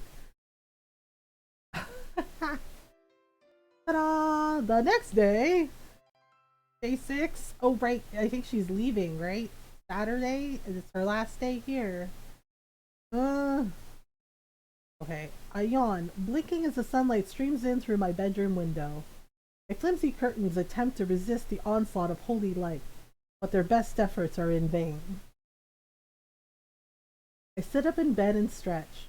I don't think I'll be able to go back to sleep now, but might as well get up. As they say, there's no rest for the wicked. Not that I think I'm particularly wicked. Wouldn't that apply to Alicia more than me? Unsurprisingly, Alicia is still fast asleep. Hair spills across her pillow, tangled up in her horns, and her pale eyelashes are tightly shut. She's snuggled up underneath her futon. I can see her covers rising and falling with each breath of air she takes. Alicia? She doesn't respond. She doesn't even stir. Roleplay Gabrielle's only like 5'4". Oh gosh, I forgot Gabrielle was like really short. Alicia? I try again, my voice a little louder this time, but it still has no effect. Alicia continues to sleep squirreled away inside her dreams. She looks so peaceful lying there, her face free of tension. Not that I've ever seen her look particularly tense, but I feel guilty for trying to wake her. Of course she's sleepy. She was sick a couple of days ago, and she woke up early yesterday to go on our school trip. To cap things off, she isn't a human girl at all, but a demon. So spending time in the human realm, as she terms it, must be tiring. While I've been going about my daily routine, only slightly disturbed by Lycia's presence, every single thing that Lycia has seen, smelt, touched, or tasted these past 6 days must have been new for her. Visiting a whole new world would be a lot for anyone to take in, especially a small girl like her. But I should at least try to wake her. Lycia loves food, and she'd probably get mad if I let her miss breakfast. More importantly, this is her last day here. She'll be going home this evening, and I might never see her again. I want to spend as much time with her as possible, even if that time does eat into her beauty sleep. She can rest as much as she likes when she returns to the warm, sulphurous embrace of hell, with all its eternally flickering flames. Lycia, wake up! Wake up! Ah! She winces but doesn't open her eyes. Is she trying to ignore me? Huh. If that's the case, then I won't hold back. Let's see how well she can ignore this. Yeah, maybe. Lycia, if you don't wake up right now, I'll eat all of your breakfast, and then there won't be any left for you. No, my food. Not my food. That's right, your food. I'll eat all of it right in front of you. Just imagine it. All of that fluffy white rice with a bowl of salty miso soup and delicious pickled plums. No, anything but that. Anything. Wow, that's what gets her? I'm sorry, but you had your chance. I'm eating it right now, Lycia. I'm dipping my chopsticks into your bowl of miso soup and picking out the biggest block of tofu. It looks so good and so soft. I can't control myself anymore. I'm going to put it into my mouth now and... No! Give me back my tofu, you monster! I'll kill you! I'll really, really kill you! I can't believe that worked! Oof. I fall over backwards, holding one hand to my mouth. My lower lip throbs and something sharp spreads across my tongue. Is that blood? Did she just punch me in the mouth? At least that's one way to start my morning. I know. Wow, apparently Lycia takes food really seriously. I'm sorry, Rie. I didn't mean to hit you like that. It's alright. Don't worry about it. Dad fished a bag of frozen peas out of the freezer and held it against my split lip, so the swelling has mostly gone down. The blood has stopped too. I probably need to wash Lycia's futon though. I bled more than I thought I did, and the futon was splattered with so much gore. It looked like somebody had been murdered on those sheets. Oh no! Oh my goodness. I think I've learned something valuable today. Demons are not only incredibly fast, they're also incredibly strong. But I hurt you. I even made you bleed. I didn't mean to do it, I swear. I know you didn't. I shouldn't have teased you. I just didn't realize you were so strong. Lycia's lower lip wobbles. She stares at me, her eyes large and doe-like. I really am sorry, Rie. Is there anything I can do to make it up for you? Anything at all? I already said I'm fine. Just eat your breakfast. It'll go cold. But I can't. I still have to apologize. You already have done. I need to do it properly. You really don't. Oh, I know. I just had a great idea. Is it a great idea, though? It really is. I'll be back in a second. I think I can feel a headache coming on. You young girls are always so energetic. If I didn't have such an ominous feeling curdling in the pit of my stomach, I'd ask my mother what she's doing in the kitchen at this hour, instead of getting ready to go to work. I guess it doesn't matter that much. Maybe she has a day off. Is it to make it better? You start by waking up when you're told to wake up, right? It seems unlikely from what little I know about the director Sato. It could happen. Stranger things have. Things like a demon girl called Lycia Dia Iblis appearing in my kitchen and turning my whole world upside down. True. Less than 5 seconds later, Lycia appears in the kitchen wearing that cute maid dress Dad made her. And what are you doing in that? Isn't it obvious? I'm going to act as your personal maid for the day. That's the only way I can show you how truly sorry I am. Now, is there anything I can get for you, milady? You can start by not calling me milady. But why not? As your maid, it is my duty to address you in a respectful manner suited for your station, milady. Please don't do that. It's making me feel weird. Oh, do you feel sick, milady? Alicia walks toward me, her skirts fluttering around her legs, and presses one hand against my forehead. Ah! I feel my temperature skyrocket. My whole body trembles. My cheeks feel like they're burning. You do feel rather hot. Maybe you should go back to bed, milady. I'm feeling hot. If I'm feeling hot, that's because of you, you idiot. Huh? What was that, milady? Oh dear. Yes, what was that, Rie? What you said just now was rather interesting. You feel sick. Maybe you should take some cold medicine, milady. Dad, are you trying to tease me too? What? No, I would never dream of it, milady. You are. You're trying to make me look stupid. I'm not trying to make you look stupid. Honestly, I guess I just got caught up in the flow of things. Oh, goodness. Alicia frowns, fiddling with the hem of her skirt. I'm sorry if I made you mad, Rie. I was just trying to cheer you up. Press one hand against my chest and lean back in my chair. I need to gather my composure. Imagine a cool, tranquil oasis. Breathe in and breathe out. Breathe in, then breathe out. Alicia didn't mean to upset me. She was just trying to cheer me up with her own odd, incomprehensible Alicia logic. This isn't anything for me to scold her for. I guess I feel a little jumpy around her than usual, given my musings last night. I told her that I loved her. Is that really true? My feelings exposed to the harsh morning light, I'm not sure. I don't entirely understand what love is, but I think I was sincere when I confessed to her how I felt at the time, and it's how I feel now. If I didn't love Licia, why else would my stomach be twisting itself into knots at the sight of her face? I sighed, brushing a strand of hair out of my face. I'm all right. I'm not mad at you. I was just a bit surprised, that's all. So you don't mind if I act as your maid, do you? Well, I'm not sure about that, but Licia looks so hopeful I'd feel mean if I shot her down. Didn't Licia say her mom liked dressing up in silly outfits? It must run in her family. What do the rest of her sisters look like? Sure, if you want, you can be my maid. Just for the morning, though, okay? I don't want her calling me as milady when we go outside. That would be problematic. I'd never be able to live it down. Yay! Thank you, milady! You can rely on me! Let's hope so.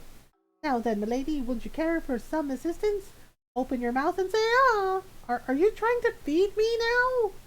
Of course, what maid could do more for her most beloved lady? I don't know if maids usually feed their masters. Well, this maid is going to go above and beyond her line of duty. I just want my lady to feel well cared for. But why? Isn't that obvious? It's because I love you, silly. Now say, ah! Hey, that isn't fair. How on earth can I counter something like that? Oh my goodness. Why did you want us to take us out here, Mom? Oh, no particular reason. I just thought since it's such a nice day, it would be a shame to waste it inside. Mom's right about that. The sunshine washes over me, warming the top of my head, the tip of my nose until it flushes deep pink. I know, right? Dragonflies and butterflies flutter in the air, flashes of color against the light blue sky. The trees sway gently, rocked to and fro by the breeze, and their leaves rustle. This is the same old river I walk past when I have to go to school, but it looks different today. Maybe it's because I'm with my mother. I hardly ever get to spend time with her, so just being by her side makes the familiar and every day seem new and exciting. Special somehow. I glance at Licia. She's staring out at the water, her lips pursed, blonde hair framing her face. Could almost be a painted figure if not for the fluttering of her hair. Might be the last time I'll ever look at this river with Licia. Something inside my chest twists. I wince. Thinking about that is painful. I need to say something else. Anything else. But what? Even though it's such a nice day, I noticed you didn't invite Dad out on our walk. Of course I didn't. Your father needs to clean everything away after breakfast. I can't abide living in a messy house. But Dad was the one who made the breakfast in the first place. Shouldn't you help him a little bit? Miss Tisgrier, you might be a smart girl. But you have a lot to learn about adult relationships. People in this world can be split firmly into two categories, sadists and masochists. For any relationship to work, each person should fall onto a differing side of the spectrum. Oh, that definitely explains a lot about her parents. I don't know if bringing the Sade into the politics of romantic relationships is a very good idea. I've never read any of his books. From what little I've gathered about him during my 9 years, he wasn't exactly the most romantic of people. Vice Norl. Norls is like, oh boy. Are you saying Dad's a masochist? That's right.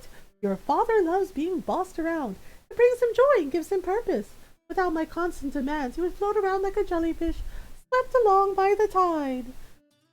Well, there might be a bit of truth to that. Oh boy, this explains a lot. Honestly. I'm kind of confused. Rie looks grumpy all the time, so she should be a sadist, but then she blushes and stammers when she gets embarrassed too. And maybe Rie is a rare mix of both. Such a thing might be inevitable given that she's the daughter of an extreme sadist and a massive masochist. Oh my god. Oh my god. That's not actually how that works. I know, I'm just like, wait a minute. Wait a minute now. I mean, on the one hand, it explains a lot about her parents now. Now it makes sense, like the way they talk to each other.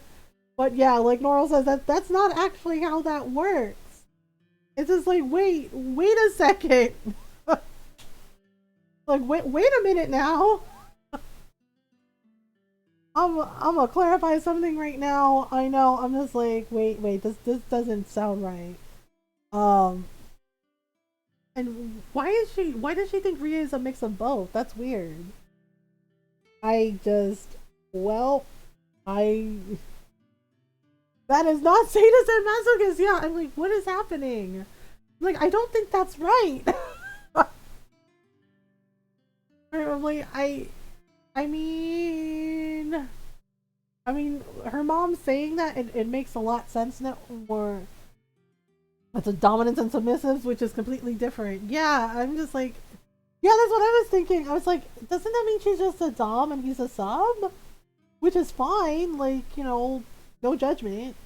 Relationships come in all shapes and sizes. And not something that should be told to a 9-year-old. Yeah, I'm like, why are you telling your 9-year-old kid this? It's just like, I don't think she's ready for that conversation. It's just like, what is even happening?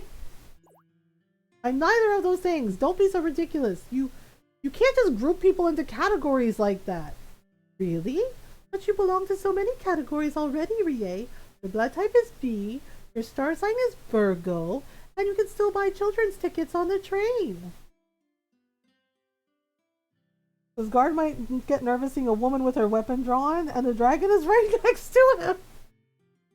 The last one doesn't have anything to do with my personality. And blood groups and star signs are stupid. They don't have any bearing at all on what you're like as a person. Only your actions should decide that. Let's agree to disagree for now. Okay. Mom giggles, pushing her glasses up on the bridge of her nose.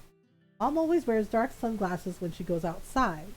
She says it's to hide her identity so people won't realize she's a semi-famous actress, Hirakawa Yukine, but I wonder. Sunglasses she wears are huge, and they always draw more attention to her, not less. That's probably what she wants, though. I mean, blood types are useful, yeah, but it's just like, I'm like, why is she discussing this with her kid? Mom's such a showy person. By the way, Alicia, you want to see where I've been filming? Oh yes, that sounds cool. Where is it? Might be a bit hard to see with all these trees, but if you peer all the way over to the other side of the riverbank, you should be able to spot it. Mom points and Alicia follows her fingertip with her eyes. Gets onto the tips of her toes, clutching the metal barrier that separates the bank from the river with both hands, and stares. What is it? Where is it? You see that big gray building over there? That's the hospital, and that's where I've been these last few days. Ah, I think I can see it. That's cool. That's really cool. I know, right? My mother might be many things, but humble is not one of them. I enjoy working, but Mom sighs. I'm tired of whiling my days away inside that glorified mausoleum. The patients look like they're knocking on death's door. The staff are so serious. There aren't even any attractive doctors. Isn't that what TV dramas are for? I suppose so. We're selling teenage girls and lonely housewives alike fantasies about attractive doctors, as reality is sadly incapable of providing them for us. If any doctors around here were as good looking as Yamada, I bet more women would be coming down with colds and headaches. Hey, are you sure you should be swooning over other men like that? Especially a popular actor like Yamada, who's beloved by everyone, old and young. All the girls in my class love him. I might be the only one who doesn't. I don't even think he's that good looking. Are you chastising me, Rie? Not really. I just think it's sad. You shouldn't talk about other men when you have Dad. Oh, don't be so serious, dear. I'm just joking. You are? I never tell with Mom. Yes, Yamada might be physically appealing, but he's quite dull in real life. When he doesn't have a script to read from, all I can ever talk about is tennis or his car or the benefits of drinking vegetable juice every morning. It's strange how there are so many talented actors in this world who can bring their viewers to tears with a few lines. When they drop all pretense and act only as themselves, they become incredibly tiresome. Maybe that's because people have high expectations of them, so the mediocrity of their real lives is disappointing. Well, that might have something to do with it. Doesn't change the fact that Yamada bores me to tears. And if he didn't? Well, let's see. Even if I did find this conversation intellectually stimulating, which I don't, I still wouldn't be interested, busy enough as it is without trying to have an affair on the side. Ah, that's good. I don't like thinking about such things, but I can't deny that I have wondered once or twice whether Mom might be cheating on Dad. I mean, why wouldn't she? I mean, Mom is beautiful, and a lot of men like her, and she's constantly surrounded by attractive actors. She works with some of the most sought-after men in our prefecture on a daily basis. Kazuki and I might be rather different, but I really do love him. We've been together for almost 17 years now, and I wouldn't want to trade the time we've spent together for the world. Might be a popular actress now. Kazuki fell in love with me before all of that. We were in high school when we started dating, you know? Of course I know. Yeah, I question this woman's life choices, right? Mom's told this story a few times before, when she's in her more sentimental moods, i.e. when she's had too much to drink at a wrap-up party and has come home smelling of expensive champagne. Alicia, however, isn't privy to these details about my family like I am. She looks at Mom with wide eyes, excited. Really? You've known each other for that long? Yes, it was during our 3rd year of high school. Oh, okay. Oh, do we get a flashback of them? We lived in the same neighborhood, walked the same way to and from school, but he was too nervous to talk to me. Oh my god, her dad was so cute when he was younger. I mean, he's still cute now. But look at him as a cute little high school student. He was cute. Even though Kazuki's always been tall, he was so shy, even back then. Perhaps he was even shyer since his height made him stand out so much. The PE teacher thought he might be good at basketball, which was a complete joke. He flinched every time the ball came near him. He got teased quite a lot. Maybe that's why he was so shy. It took him a whole 3 years before he finally plucked up the courage to ask me out. I'd never really paid much attention to Kazuki before. I knew of him since we were in the same class. I saw him on my way to school, but I never approached him. I was always surrounded by all of my girlfriends, you see, and I did have a lot of girlfriends back then. I was too busy gossiping to pay attention to anyone else. I never knew the whole time a boy I'd hardly spoken to and managed to fall in love with me. Aw, in my 3rd year at school, I got a part in the play with the drama club. It was Carmen, and I was picked to play the lead. I was happy about that. It meant I had to stay behind at school a lot to practice. On this particular day, I was walking back home alone. Beginning of spring, the cherry blossoms were blooming all across the river bank. It's sad that they don't have as many blossoms here. That's one of the things I miss about Onomichi, even though it's a rather small town. The trees were swaying in the breeze, and the sky was a perfect blue. It was almost like something from a movie. That was when I saw Kazuki. I knew him only vaguely, but this was the first time we'd been alone together, and I was a little curious. Isn't it strange? You can be aware of another person for years, but still not know anything about them. People drift in and out of our lives all the time, just like those cherry blossoms. We may never know how they feel about us, because we never stop to ask. I think that's why I decided to approach Kazuki. I wanted to do something impulsive, something I hadn't done before, so I called him over and introduced myself. He seemed surprised. He was so lost in his own thoughts he hadn't noticed me. He jumped like a startled kitten. Then, when he saw who I was, his face went bright red. He started apologizing. For what, I wonder? Being alive? Breathing my air? I thought it was funny that such a tall guy was so very flustered by a small girl like me, so I started to laugh. That might have relaxed him because he smiled, and the two of us began to walk back home together. I asked Kazuki what he'd been doing, staying behind at school so late. He said he'd been trying to do his maths homework in the library. It was too difficult, and he still didn't understand it. He looked a bit tearful about it, actually. He really hasn't changed at all since then. I said since we were in the same class, I could help him if he wanted. I was a good student, and I liked helping other people. Maybe it's because I liked feeling superior. Oh boy. I never offered to tutor a boy before, though. I mostly spent my time helping my female friends, so it was new and it felt exciting. Maybe it was because of the cherry blossoms. When you see cherry blossoms, they inspire you to take chances. At least they do for me. Kazuki and I became friends after that, and would always walk to and from school together. I introduced him to my friends, and they seemed to like him. Maybe that's because they were scared of me. Must have known if they teased Kazuki, I'd find a way to take my revenge. Maybe they whispered things about us behind our backs, but I didn't care. I never have done. All I knew was I liked spending time with him, even though we weren't very alike. He always made me laugh, though I doubt it was intentional. Teasing him was fun too. I liked asking him rate the girls in our class in order of attractiveness, or I'd ask where he kept his dirty magazines, and he'd always blush and stutter. Sometimes I even picked up the falling cherry blossoms and threaded them in his hair. I thought that made him look exceptionally cute, but he disagreed. He never told me to stop, though. Maybe I didn't want anybody else to bully him because I bullied him enough myself. Oh boy. Okay. Fortunately, my petty cruelty didn't make his feelings towards me waver. I might not have been the girl he'd hoped I was when he first saw me, but now we really were friends, and were closer than he had ever dreamed he would be. After a few weeks of our tentative friendship, he confessed his feelings to me, just like that. I never thought such a bold move would have been possible for a shy person like Kazuki, so I was impressed and flattered. I don't know why I agreed to go out with him. I've been out with a few boys before, but I never took it very seriously. I didn't even like Kazuki that much. We were just friends. I never considered that we could be something more. I think if I'm being honest, I accepted because I was bored, and I thought having a new boyfriend might be fun. I was toying about his heart. I didn't intend to keep it for very long. Then I ended up falling in love with him too. Okay, well, maybe it was because he was so earnest. Maybe it was because he was so gentle. Maybe it was because he was so sweet. Maybe it was because of the cherry blossoms that I was young. He was my first proper boyfriend. I don't know. But I don't regret meeting Kazuki, and I don't regret our relationship. He really is a good man, more than I might deserve since I'm not always very nice to him. I really do love him, even if he is an idiot.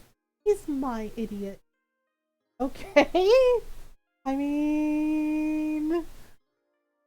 Mom's tone softens when she talks about Dad. She sounds unusually vulnerable, unguarded, despite those dark sunglasses. I can't see her eyes, but I can see her lips, curved upwards into a small smile. Ever since then, Kazuki has supported me through thick and thin. He always puts his own dreams to one side to support mine. He never tries to dissuade me from accomplishing my goals. I suppose he's like a trellis, maybe. A trellis? Yes, trellises support climbing plants, but they don't have a use on their own. Kazuki's the same. I think he's happiest when he's helping me pursue my goals.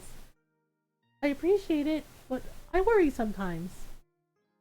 I don't know if he thinks about himself as much as he should. That's why he's been so down lately. His love and affection make me happy, but I wonder. I don't know if it's making him happy.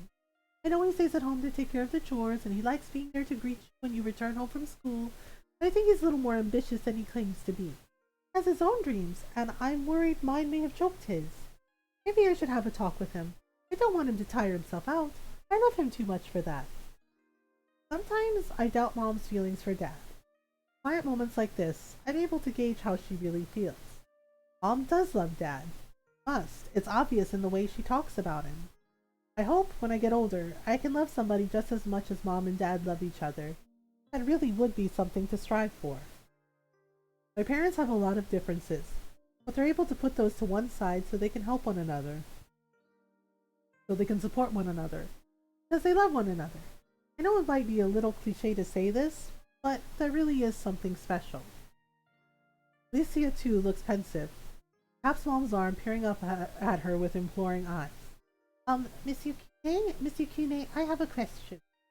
Yes, what is it, sweetie? I was just wondering, you sound really smart, so I think you should know.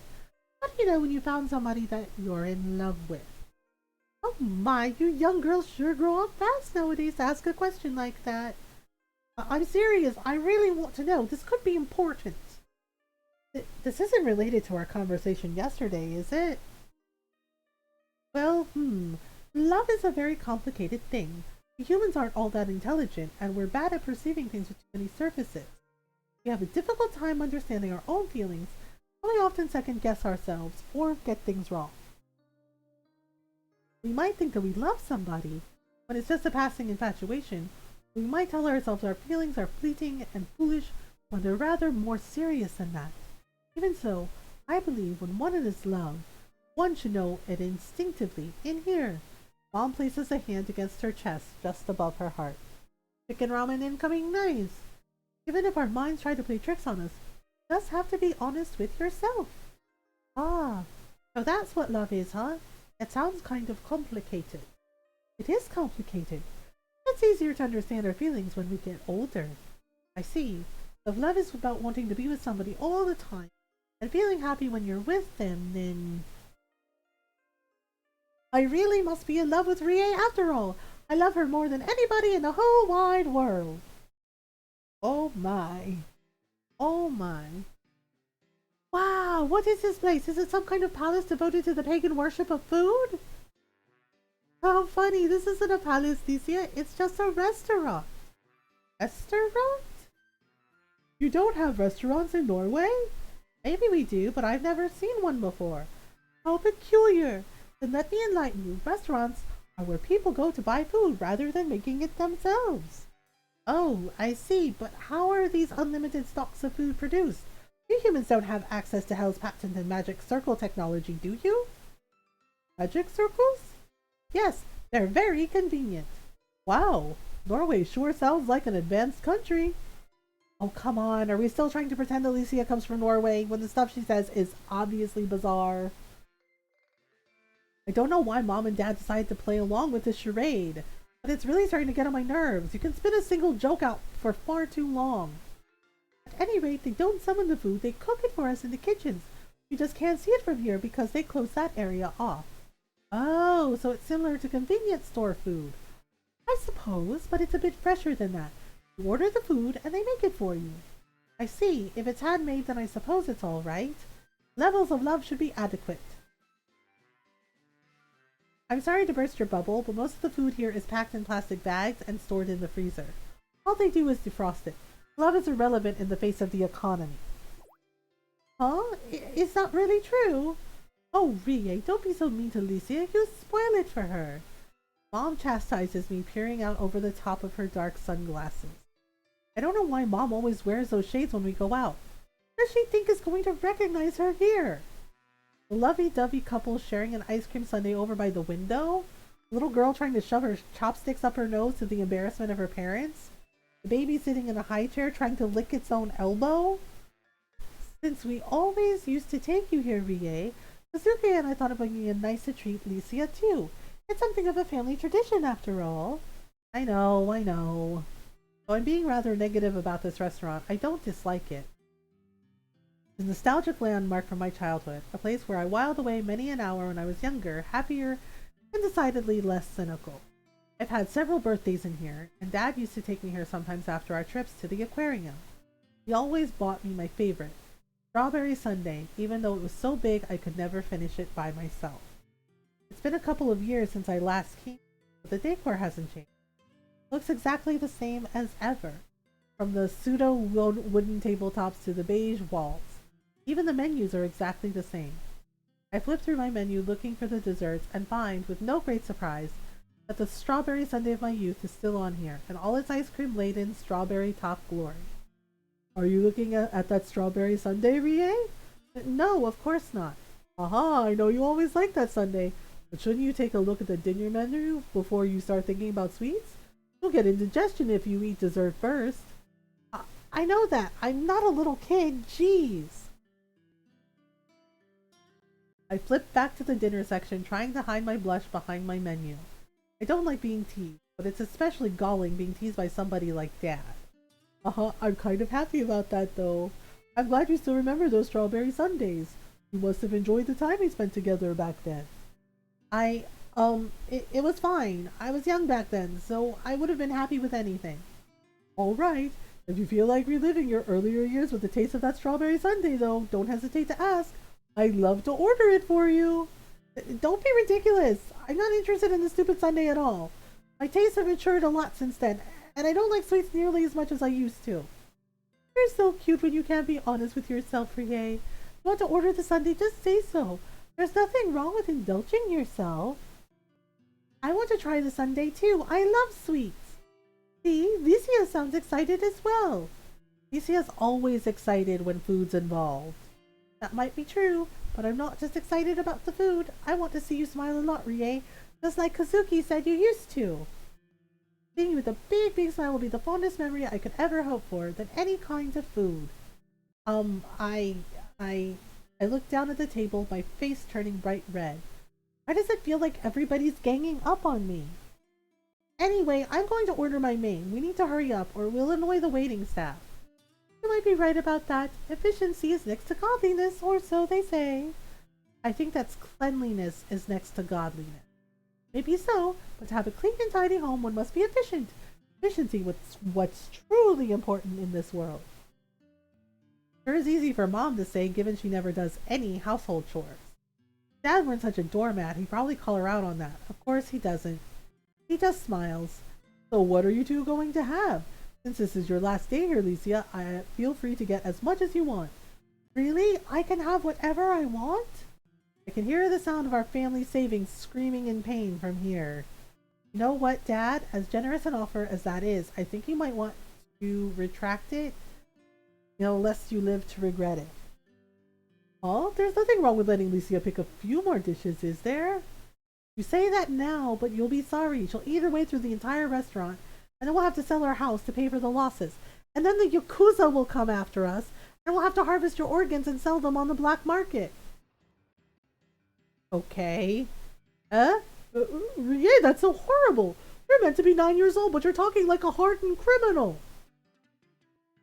I'm sorry, but the world is a cruel place. We can't maintain our innocence if we want to survive. But I have no problem selling my organs to support you and Yuki. But why do you want to kill me off so quickly? You didn't even try to think of any other options.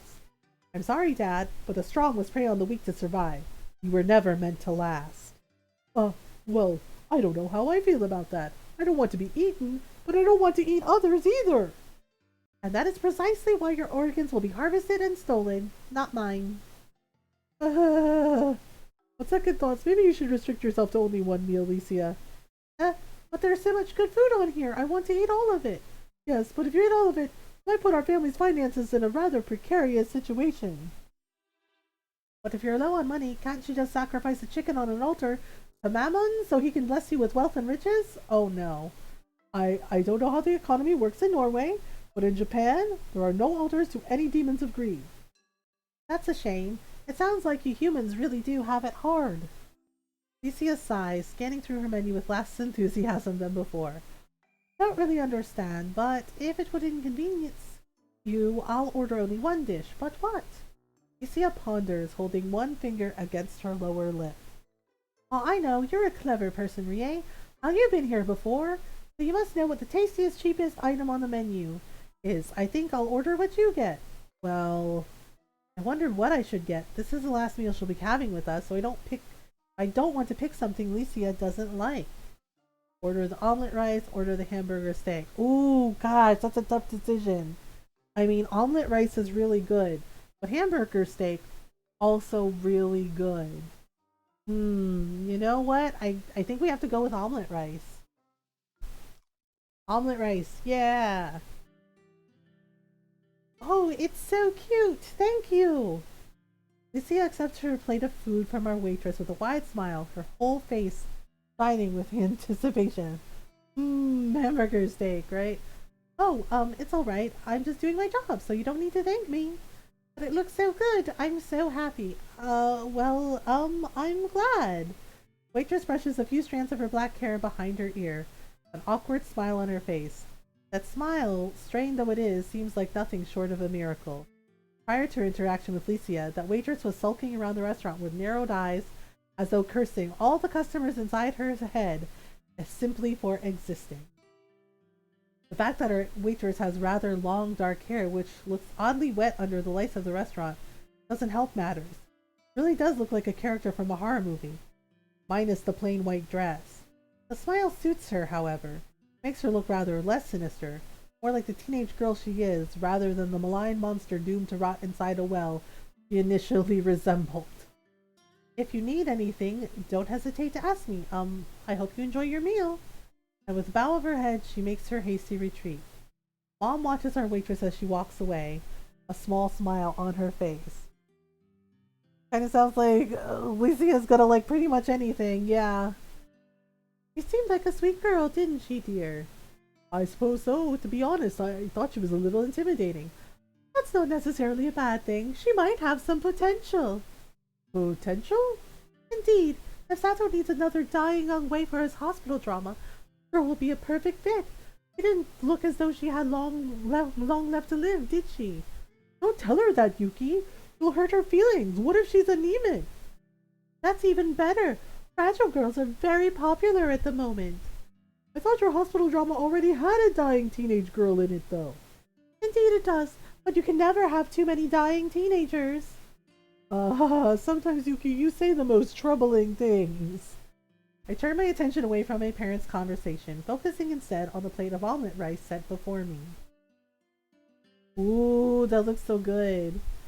Omelet is a beautiful bright yellow, perfectly cooked, folded over to hide the rice within. That really looks nice. Red tomato ketchup covers the surface of the omelet. The zigzag pattern, bright but not garishly so, only makes the omelet seem more appetizing. Omelet is accompanied by some vegetables, a few pieces of broccoli, and several cherry tomatoes with glossy red skins. There aren't that many vegetables, but the combination of colors, the yellow omelet, the green broccoli, the red tomatoes, creates a visually interesting experience. Omelet, yep. I don't know if Licia cares a great deal about the visuals of her meal, though. Thank you for the food! She's already digging into the soft skin of the egg omelet, exposing the rice within. The rice is white and fluffy, flavored with ketchup, and contains tiny bits of chicken. Is it good? It's delicious! Thank you for choosing this, Rie. It's no problem. I mean, I like omelet rice. Who doesn't like omelet rice? It's such a simple meal, yet it's so filling, and there's something about splitting apart the omelet to reveal the rice within that's incredibly satisfying. You try yours too, Rie. You try it. Well, I was going to. Steam rises from the omelet when I press the blade of my knife against it, and the sweet aroma of cooked rice and ketchup drifts through the air. Ow! The flavor, smell, and texture are all nostalgic. It awakens within me memories of going to this restaurant with Dad in the past, when I was only small. The omelet is soft, but it's warm enough to burn the tip of my tongue. Chicken rice is sweet. Omelet is savory. The two distinctly different flavors work together well, given how similar their textures are. The ketchup gives my first mouthful of food a certain kick, and the artificiality of the bright red tomato sauce complements the subtle flavors of the egg and rice. When combined with the fresh, crunchy heads of broccoli and the cherry tomatoes, this simple dish becomes something truly special. I feel almost as though I'm reliving my childhood. Yet unlike those peaceful days, I don't spill any rice down my lap, and I don't need Dad to wipe my cheeks with a napkin after my first mouthful of food. I might have grown older, but this omelet rice is exactly the same as always. Oh, that was really good. Thank you for choosing something so delicious, Rie. Really? I wasn't sure if you'd like it. The food here is pretty cheap. It might be cheap, but since you're the one who picked it for me, it was filled with love. Is that how love works? Nope, you don't need to make something by hand for there to be love in it. Choosing something to make somebody else happy is another act of love. For a demon, you seem to care about love a lot. Of course I do. I might be from hell, but I'm not so different from you. I also like to be loved and appreciated. And we do love and appreciate you. You're adorable, Alicia. Yes, I really am glad that you came to live with us. Rie should tell us about her cute pen friends more often. I was starting to worry that she didn't have any friends at all. Well, you don't need to worry about that now. I'm going to be Rie's friend forever, no matter what. Even if I can't be with her all the time, I'll still exist inside her heart. The fond memories we've made together can never fade. Of all the corny lines, I sink down into my seat. It's not like I'm happy about those sentiments, but having them expressed so clearly is embarrassing. So, do you want to order that strawberry sundae, Rie? I never said I wanted to order it. You're jumping to conclusions. But it was the very first thing you looked at when you picked up your menu. You don't need to be bashful. There's nothing wrong with liking sweets. I'm not bashful. Well, I want to try that sundae even if you don't. It sounds really delicious. And because I'm such a kind person, I'll let you share some of it too, Rie, even if you don't want it. How does that sound? Oh, nicely done, Lucia. Rie can't refuse now. If you're getting the sundae for yourself, then it's not like I'll stop you or anything. Jeez. But it's not like I wanted it or anything. Ramen isn't ready? Oh no. A few more minutes maybe? Oh, it's so cute. I hope you enjoy it. We will. Thank you, miss. You're the best. The waitress flushes, coiling a strand of dark hair around one pale finger. With that complexion, coupled with her ink-black hair, she really does look like a villain from a horror movie. I hope you enjoy your food. The waitress turns about on her heels and walks back to the kitchen. Wow. I take this as an opportunity to examine my strawberry sundae. The glass is filled with vanilla ice cream and cut strawberries, topped with generous amounts of cream. A single strawberry, plump and bursting with life, is set atop the mound of sweet cream. 2 silver spoons are sat on the table, glinting under the lighting of the restaurant. Try 50. Oh, this whole setup really does remind me of Lovers. Oh, really now? I'm hungry, but I want to make it properly? Yeah, that's fair. I can imagine a young man and woman sharing this dessert, taking shy glances at one another between mouthfuls of ice cream, or maybe nudging one another's feet underneath the table.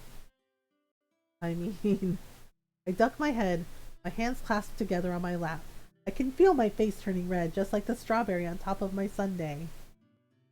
Are you all right, Rie? I squirm. I'm fine. Are you sure? You're not sick, are you? Did you get premature brain freeze? Is that a real thing? Of course. If men can get premature baldness, then I'm sure girls can get premature brain freeze. I'm not sure about that. I'm fine. I'm not sick at all. You don't need to fuss. Then you should start eating your ice cream. It'll melt if you leave it for too long. Think the sleepy has finally hit me? Okay, Norl, no worries. Rest well. Right. That's right. We can't let that happen. Here, Rie, eat this now. I don't need you to feed me. I'm perfectly capable of feeding myself. But I wanted to try it. Why? Licia pauses, pondering and pressing her finger against her chest. Well, I'm not sure. It's something that happens a lot in those romance mangas my mother likes. Oh, I know what you mean. I like stories like that too. You do? Yeah, well, they're cute. Innocent romance stories are so heartwarming. Is that because your romance with me was the exact opposite of innocent, dear? Dad's face turns light pink. He coughs, glancing to the right in a suspiciously coy manner. Well, you've always been rather, forceful. I don't want to know. I have no interest at all. But, we used to share food like that as well, didn't we? Oh, yes. I might have fed you once or twice, even though you always went, yeah, that's embarrassing, not in public. Dad's nervous laughter makes my skin crawl. I shake my head. Why do these two always have to talk like that? They're terrible. Yep, definitely a dumb relationship. You'd think they were young teens lost in the thrall of their first love, not grown adults who've been living together for more than a decade. Rie, your parents agree. It's a very cute and romantic gesture. But why are you so determined? I don't get it. Isn't it obvious? It's because I love you, Rie. I'm not unhappy about that, but then you should eat it. I've always wanted to do this. Is there any act more intimate than sharing food? I mean, we all need food to live. It's an important part of our lives. I guess I can see what you mean. I swallow, trying to dispel a lump in my throat, and nod my head. All right, fine. If I'm going to eat it, I should eat it quickly, otherwise it'll melt. Yay, Rie, you're the best. I don't know about that. Open up, Rie, say ah. Just me, or does this scenario feel kind of familiar? I feel my cheeks turning light pink. Well aware that Mom and Dad are watching us, I hesitantly open my mouth as though sitting in a chair at the dentist. Hey, thank you, Rie. And with a contented little giggle, Licia leans forward, holding the spoon aloft. I accept her kind offer, and lick the small amount of vanilla ice cream scooped up on the spoon. First mouthful is deliciously cool and sweet. Ice cream melts across my tongue and my taste buds quiver. The vanilla ice cream slides down my throat easily, without resistance, and the cream adds to the sweetness, though it isn't overpowering. It really is good. Maybe it's because Licia is the one who fed me it. Or maybe I'm just being sentimental. It's starting to get dark outside. When did you say your sister was going to pick you up, Licia? I'm not sure. She should be here soon. Aurora spends a lot of time on her appearance, so she's always late for everything. You don't think she missed her flight, do you? It's not something she can really miss. I'll get here when she gets here. Does that mean your family have their own private plane? A plane? Are those the steel birds that fly up in the air? That's right. Haven't you heard of them before? We don't really need to use them in hell. We have portals and things. They're a lot more convenient. Portals? Norway really does sound like an interesting place. I roll my eyes. If I weren't feeling so tetchy, I'd tell Dad to cut that nonsense out. It isn't even funny anymore. Where are you, Aurora? I hope you didn't get lost. Licia frowns, her arms folded, leaning back in her chair. She's wearing the same outfit she wore when I first met her. A loose, dark black shirt accented with pink ribbons like rosettes on a cake. I haven't seen Licia wear that in a while. She hasn't needed to since Dad made her so many clothes.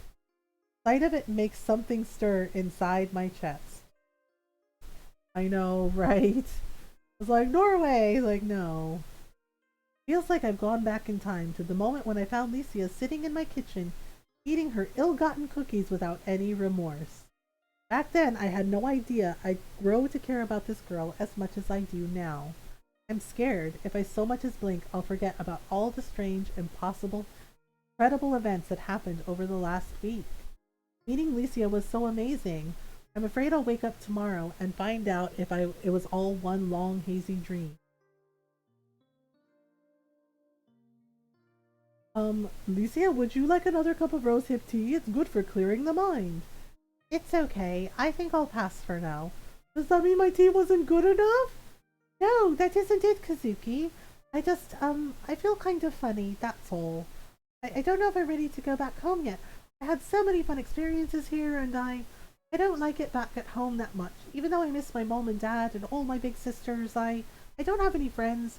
I can't eat lots of delicious food, and I can't see Rie when I'm back at home either. Alicia, Rie, I know I said I had to go home, but I don't want to leave you after all. I know I probably annoyed you, and you got mad at me for being selfish, and I'm being a bit selfish right now, but I wanted to stay with you. I want to go to school with you and play games with you and talk with you and spend time with you. You don't even need to eat food if you don't want to. I just like being with you more than anything in the world.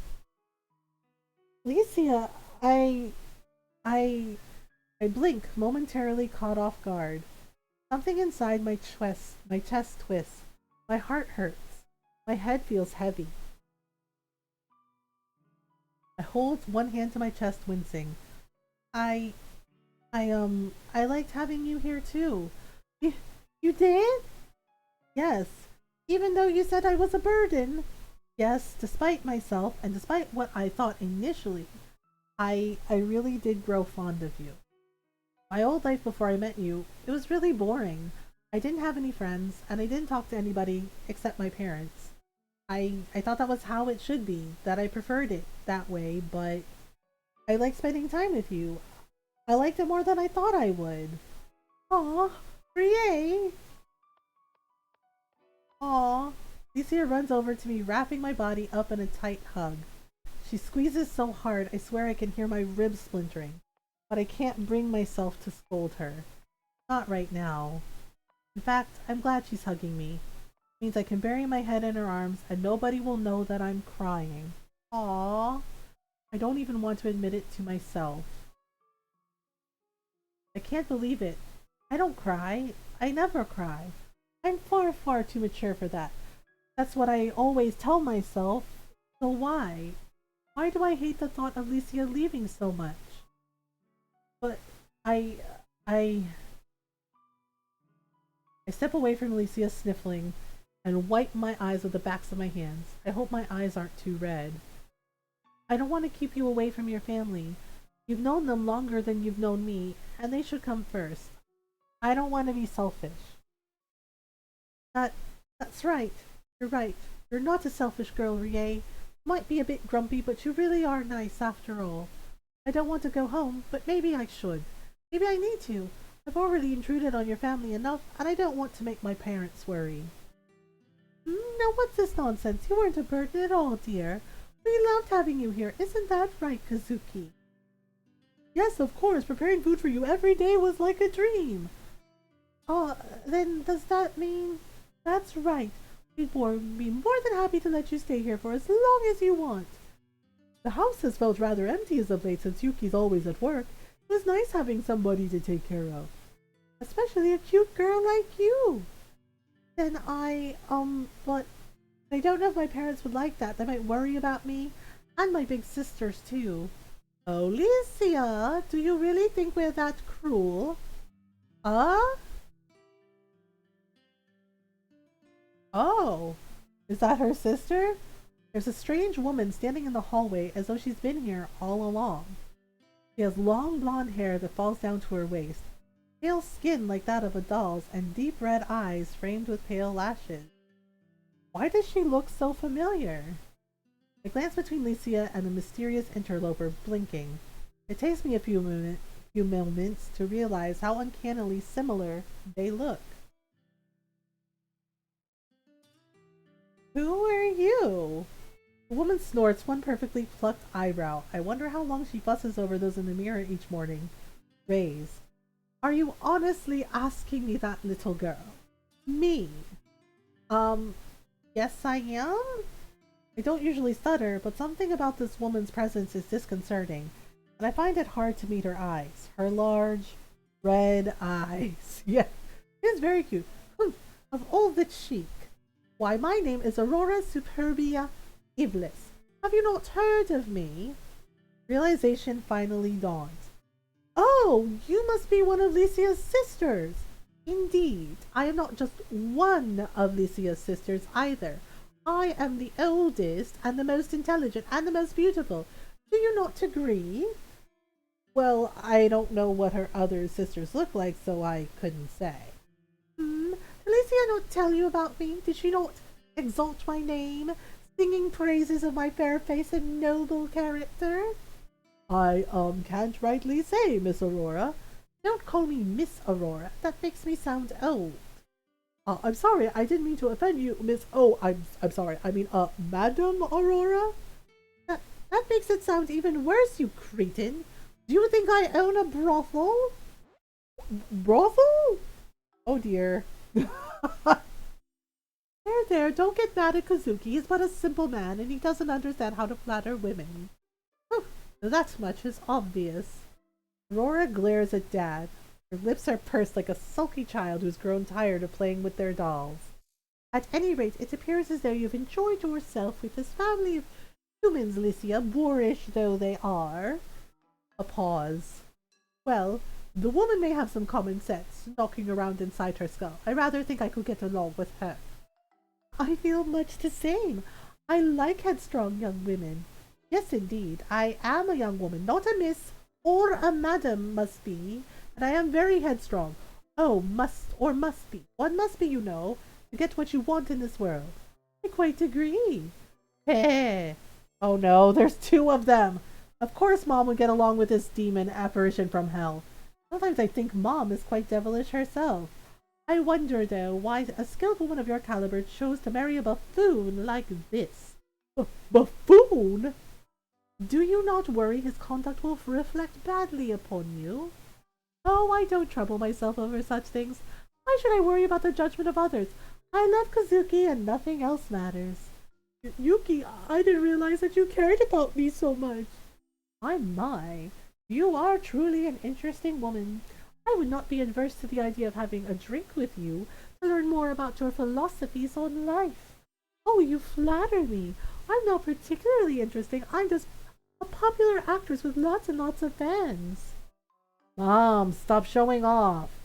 Showing off? Me? I would never. Yeah. At any rate, it seems despite my original plan, Alicia has rather enjoyed her time here. That's right, I really did enjoy myself. I got to eat lots of delicious food and wear nice clothes, and most of all, I got to spend time with Rie. Rie, is it? Yes, I'm Rie. Well, if that is how you truly feel, Alicia, who am I to begrudge you? You don't mean... Indeed, though I do not condone such behavior myself, and I cannot understand for the life of me why you find this unremarkable human family so interesting. I suppose it would be churlish of me to take you back home now. Does that mean you're going to let me stay here? Is that really all right? If you wish to remain here, I suppose it would be acceptable. But what about Mom and Dad? Mother and Father miss you a great deal, but I believe they would be happy if you let them be for a while. Raising us 7 siblings for such a long while has rather worn Mother out, and I believe she would like a break. Oh, yes, even though you're all older than me, none of you have left home yet, have you? That is none of your concern. I have not left home yet because there is no reason for me to. I thought you hadn't left because you were too proud to get a job. It's completely irrelevant. As the oldest sister of the evilest family, I should not need to work. It would degrade me. At any rate, Mother and Father declared in our family meeting this morning that they would have no objections to your continued residence in the human world if you enjoy it so very much. The human world? You Norwegians use some rather intriguing turns of phrase. Yes, I said that because I am Norwegian. Obviously, I am Norwegian. There is nobody more Norwegian than I. For le gardet? Oh my god, wait, her mom speaks Norwegian? I don't know any of this. Egghard det bratak. It's probably wrong. Sorry, people of Norway. I didn't know you could speak Norwegian, Yuki. I know, that's a shock. Every woman has her secrets, dear. Evidently. Anyway, Alicia, the offer stands. Would you like to remain here? I very much would like to. I would like to a lot, with all my heart. And we would love to have you, Alicia. You're such a sweet, polite, well-behaved little girl. I can't help but love you. How are you? And I'm good, thanks. Oh, okay. I'm just like, wait a minute. Since when does her mom speak Norwegian? You really did bring our household to life, and you brought a smile to all of our faces, too. Then, Rie, Alicia looks at me shyly, her hands held together at her front. You haven't changed your mind, have you? You weren't lying when you said you enjoyed having me here, right? It's strange seeing Alicia, usually so confident and headstrong, now unsure of herself, her head hanging. Is that a measure of just how much she cares for my opinion? Does she really value me that much? Isn't that a little strange? Maybe not. Maybe it's because no matter how cold I may have been with her in the past, she still cares for me. And as for me, what do I think about Licia? What is Licia dia Iblis to me? I already gave this a great deal of thought yesterday, and I believe, after questioning myself, I found my answer. I love her. I'm still a young girl. I don't entirely know what love is, but I'm sure there will be time for me in the future to learn. I want to learn more about this strange emotion which makes my heartbeat spike, my face flush light pink with Licia. I want to learn about my feelings alongside this sweet, funny, and possibly energetic girl. A girl that I care about more than anybody else. Licia dia Iblis, my first and best friend. And maybe even more than that. Of course I wasn't lying, silly. I don't like telling lies. Especially not about some important things like that. So does that mean we can stay together? If you desire it, then you can. But is it really okay? You're a demon of gluttony, Licia, so don't be afraid to be greedy. If you want something, you should seize it. Oh, she's a demon of gluttony. That explains a lot about the food. That's right. It's a good lesson to learn. Don't shy away from speaking your mind, and don't hold back when it comes back to what you desire. Although I don't really get the whole demon thing. Maybe that's because I'm stupid. Probably a Norwegian saying, dear. Yes, of course. Ha ha ha ha. Then in that case, Licia looks at me, her red eyes flashing. What I want more than anything else in the world is to stay with Rie. Aww. Licia runs at me, almost knocking me over backwards, and wraps her arms around my neck in a warm, tight embrace. Aw, that's really cute. That's really cute. The weight of her body is comforting. I hear the sound of her heart beating in sync with my own. My face flushes red, and I bury my head against her chest. Rie, I really do love you. My face turns redder still, like a candied apple. I shiver. Idiot! I don't know why I say it, I just do. I can't help myself. Licia should know by now that I don't mean it. Not really. That idiot, rather than being an insult, is more like a term of affection, an endearment. I call her that because I like her. No, that isn't it. That's wrong. I don't like her. I think I love you too. Aww. That was actually really sweet. That was really cute. Yay! Oh, the credits are really cute too with the artwork. Uh, that's really cute too. So yeah, so that's really cute though. Rie went from being kind of like standoffish to like, oh, I don't need friends, to like, oh yeah, now I have friends, which is really cute. Like that is very cute. Uh, yeah. So it's not very long. I mean, yeah. I think overall it's just like about 3 hours. Thank you for playing. Oh, that's a cute little drawing of them. That's adorable. 9 years later? Wait, there's more? 9 years later. Okay. I lie there, embraced by a sea of swaying green leaves. Tart aroma of strawberries hangs in the air, tickling my nose. Though my eyes are closed, I can almost smell the greenness hanging in the air. The soil is cool against my back, damp from the morning dew. It looks as it soaks through my shirt, chilling my skin. It's not entirely uncomfortable, however. In fact, I think it's rather relaxing. Romantic, yeah, 9 years later. So, my eyes closed, everything feels more intense, more alive. I can almost feel the earth pulsing underneath me, beneath the tips of my fingers and exposed thighs. When was the last time I came to this place? It must have been back when I was in elementary school. Time really does fly. I think back on it, it's kind of scary how much has happened so very, very quickly, almost in the blink of an eye. I used to hate coming here on school trips. I thought these strawberry fields tucked away amongst the mountains were gray, dull, and utterly uninteresting. Just like my life. That is, until I met her. Licia Dia Iblis. Now, my life has been nothing more than one long string of exciting and improbable events after the other, and I wouldn't swap it for the world.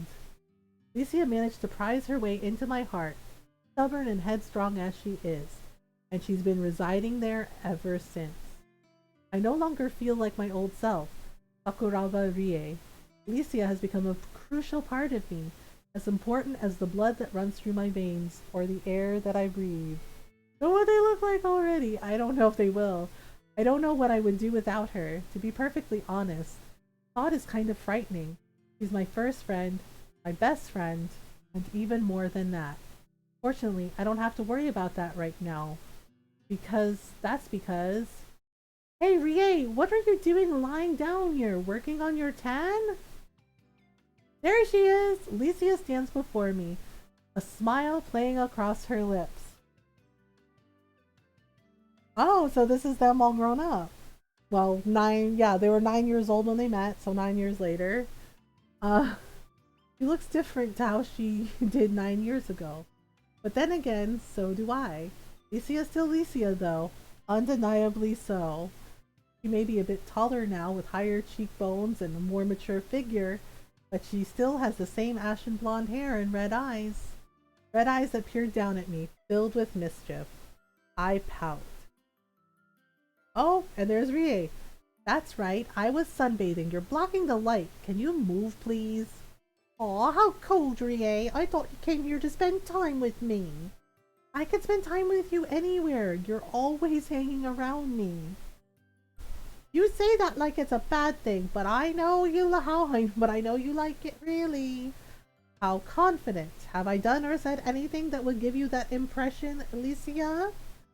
Oh, nothing at all. Just... With a mischievous smile tugging at her lips, Alicia sinks down to her knees and leans forward. She plants her hands at either side of my head and ducks her own, so our faces are suddenly close, only inches apart. If you didn't like me, you wouldn't let me do this, would you? And with that, she presses a soft, chaste kiss against my lips. You're so presumptuous. I let you kiss me once or twice, and you start acting like the Queen of the Nile. That's right. Just call me Cleolicia. That's a terrible pun. I'm sorry, my bad. I just wasn't born with your sharp wits, Rie. Why aren't you busy picking strawberries anyway? I thought that would be the first thing you do. Well, it's true that I like strawberries, but I like you even more, Rie. I suppose I'm flattered. Sitting here really does bring back memories. This was the first school trip I ever went on with you, huh? That's right. I can still remember how you scurried up that tree in search of apples. Yup, there she is. How could I forget? The memory that has remained with me for years now. Licia is still good at climbing trees, too. Just the other day, I saw her scurrying up one of the elm trees near the river to rescue a small child's balloon. I think the kids in the neighborhood like her. She's very popular. Every time I go out with Licia, they flock around her like she's some kind of superhero. Is that all it takes to earn the favor of today's youth? being marginally good at climbing trees? How sad. It's not like I'm jealous or anything, though. I don't care that Alicia is more popular than me. I don't care at all. Ah. Hey, cut that out! My cheeks aren't made of mochi! I'm sorry, you were just looking kind of pouty there. Heh. Howdy? That's right. Are you feeling jealous, Rie? Of course not! As if I'd waste my energy being jealous. That's just a waste of time. Good. I'm glad you realize that. I love you more than anybody else in the whole world, you know?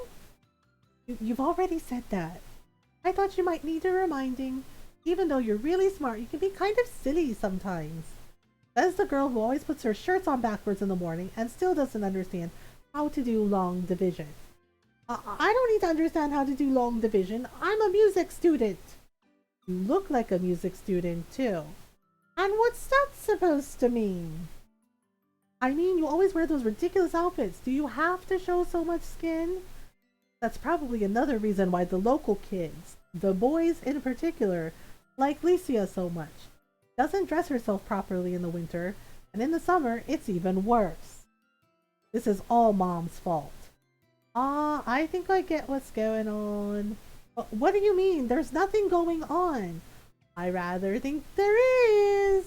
You're picking on me to try and hide your mad, uncontrollable desire, aren't you? What on earth are you talking about, you idiot? Oh, nothing. I'm just so unbelievably adorable, especially in this outfit, that you can't help yourself. You were lying here on your own because you were afraid. If I got too close to you, you'd be consumed by your desires. I'm not that depraved. I do have some self-control, you know. Oh, so you'll admit that this outfit is testing your self-control then? Oh my goodness. I just think it's improper, that's all. You shouldn't go shopping with my mother anymore. She always picks out weird outfits. I think your mother has good taste. This outfit is super adorable. Even Aurora said so.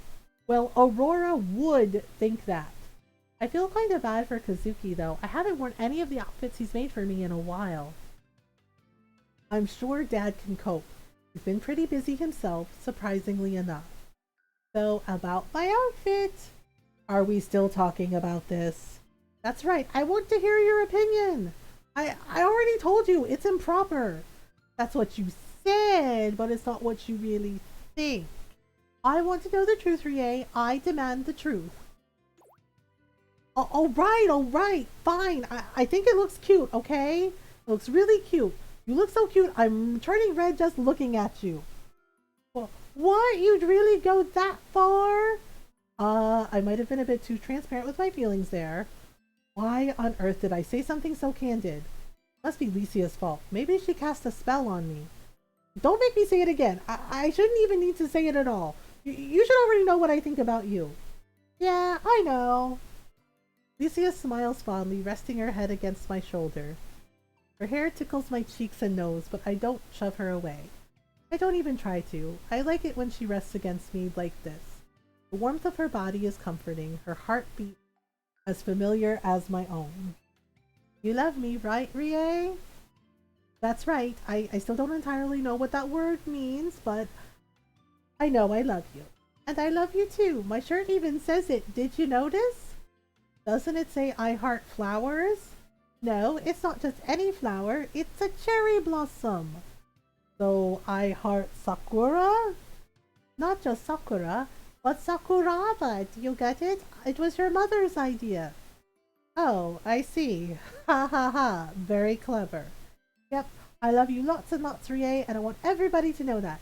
Beneath your cold exterior, you're actually a really cute, sweet, huggable girl. You're just trying to be nice. You're a lot cuter than I am. No, you! No, you.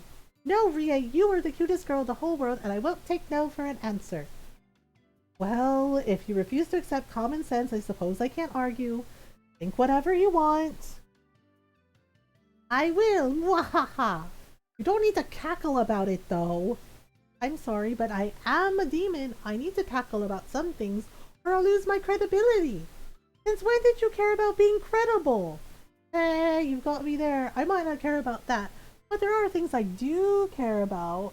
My blood is turning into syrup. Like what? Like this, for instance. Lucia dips her head and presses a kiss against my lips. Aw, that's really cute. Oh, hi, Nix. How are you? Aw, that's cute. They're so cute together. I flush and my legs tremble. I fall back against the trunk of a nearby tree, but Lucia's lips don't part from mine. Aw, I know. Though we've been dating for a couple of years, Lucia's sudden displays of affection still manage to take me by surprise. My cheeks turn red and my heart pounds, and a fluttery feeling spreads throughout my stomach. Aw, despite being such a cynic, I guess I'm quite a maiden after all. I thought Lucia was pretty when I first met her, her cheeks and lips covered in cookie crumbs, and my opinion hasn't changed one bit over the years. If anything, I think she's grown even prettier. I don't know if I'm worthy of her. Lucia is so bright and cheerful, but I'm reclusive and gloomy. I don't understand why she likes a plain girl like me. But it's not like I'm not happy about it. Hey, Rie. Lucia draws away from me. Her face is inches away from mine. Our noses almost brushing. Her eyes are half-lidded and she looks unusually serious. My heart seizes up in my chest. It's hard to breathe. Sometimes I forget, but Lucia can be pretty cool when she wants to be. Yes? What is it? Don't think silly thoughts. I love you and that's all there is to it. Don't question how I feel. I'd never lie to you. Ah, how did she know what I was thinking? Was it really that obvious? No matter how she looks, Lucia can be quite perceptive when she wants to be. Embarrassingly so. Maybe that's because we've been together for so long. Sometimes she might know me even better than I know myself. I'm sorry. I still can't believe it. You better start believing it you better start believing it soon. I'm not going anywhere. I, thank you. You don't need to thank me for loving you. I can't help it. It's all your fault because you're so cute. No, you. Lucia giggles. You're so adorable when you get stubborn, Rie. It makes me want to kiss you even more. Yes, they're very cute together. It's like, oh, it's really cute. My face is flushed. My bones have turned into gelatin. I feel like I'm melting. It must be because I love her. Her mouth tastes sweet, but not cloyingly so.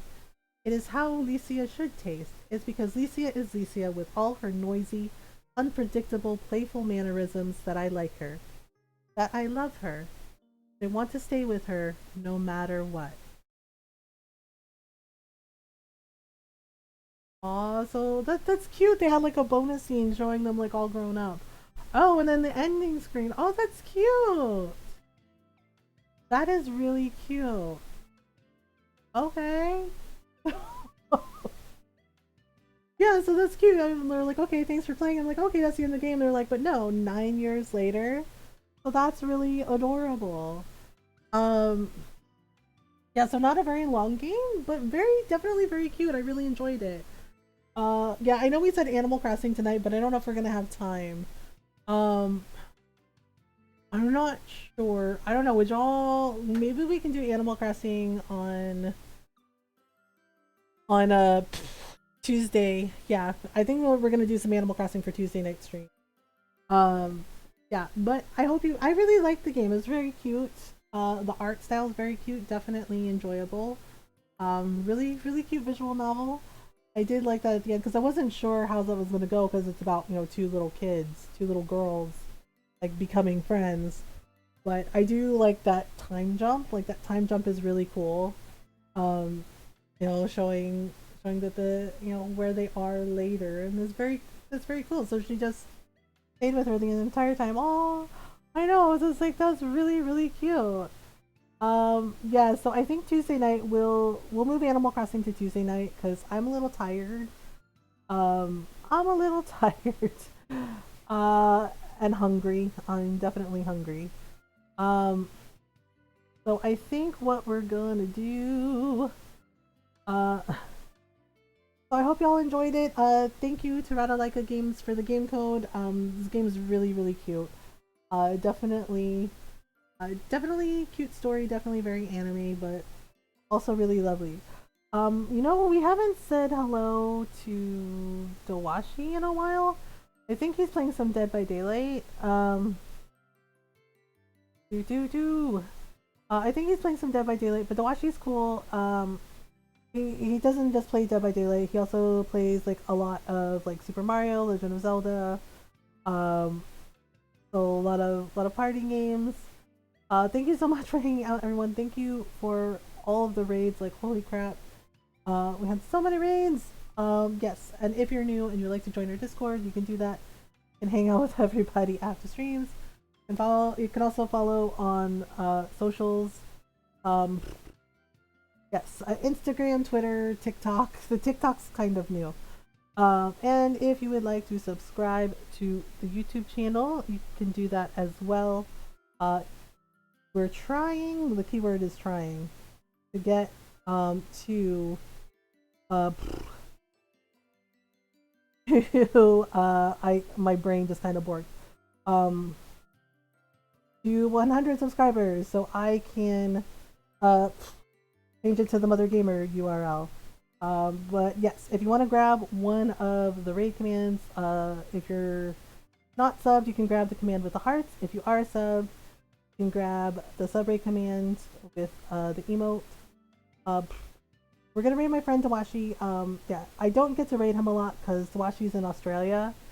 But he's really cool. He's really nice. His community is really, really friendly, really welcoming. And we haven't seen him in a little while, so we're gonna go say hello to him. I hope it's cool that we're moving Animal Crossing to Tuesday night, and then I think we're either gonna do Skyrim or Like a Dragon on Wednesday. But thank you so much for hanging out, everyone. Thank you for all the raids. Thank you for all the follows. I will see you all later for Tuesday night stream. Let's go say hello to Dawashi. Please remember to do your best, to be kind to yourselves and be kind to each other. Until next time, bye everyone.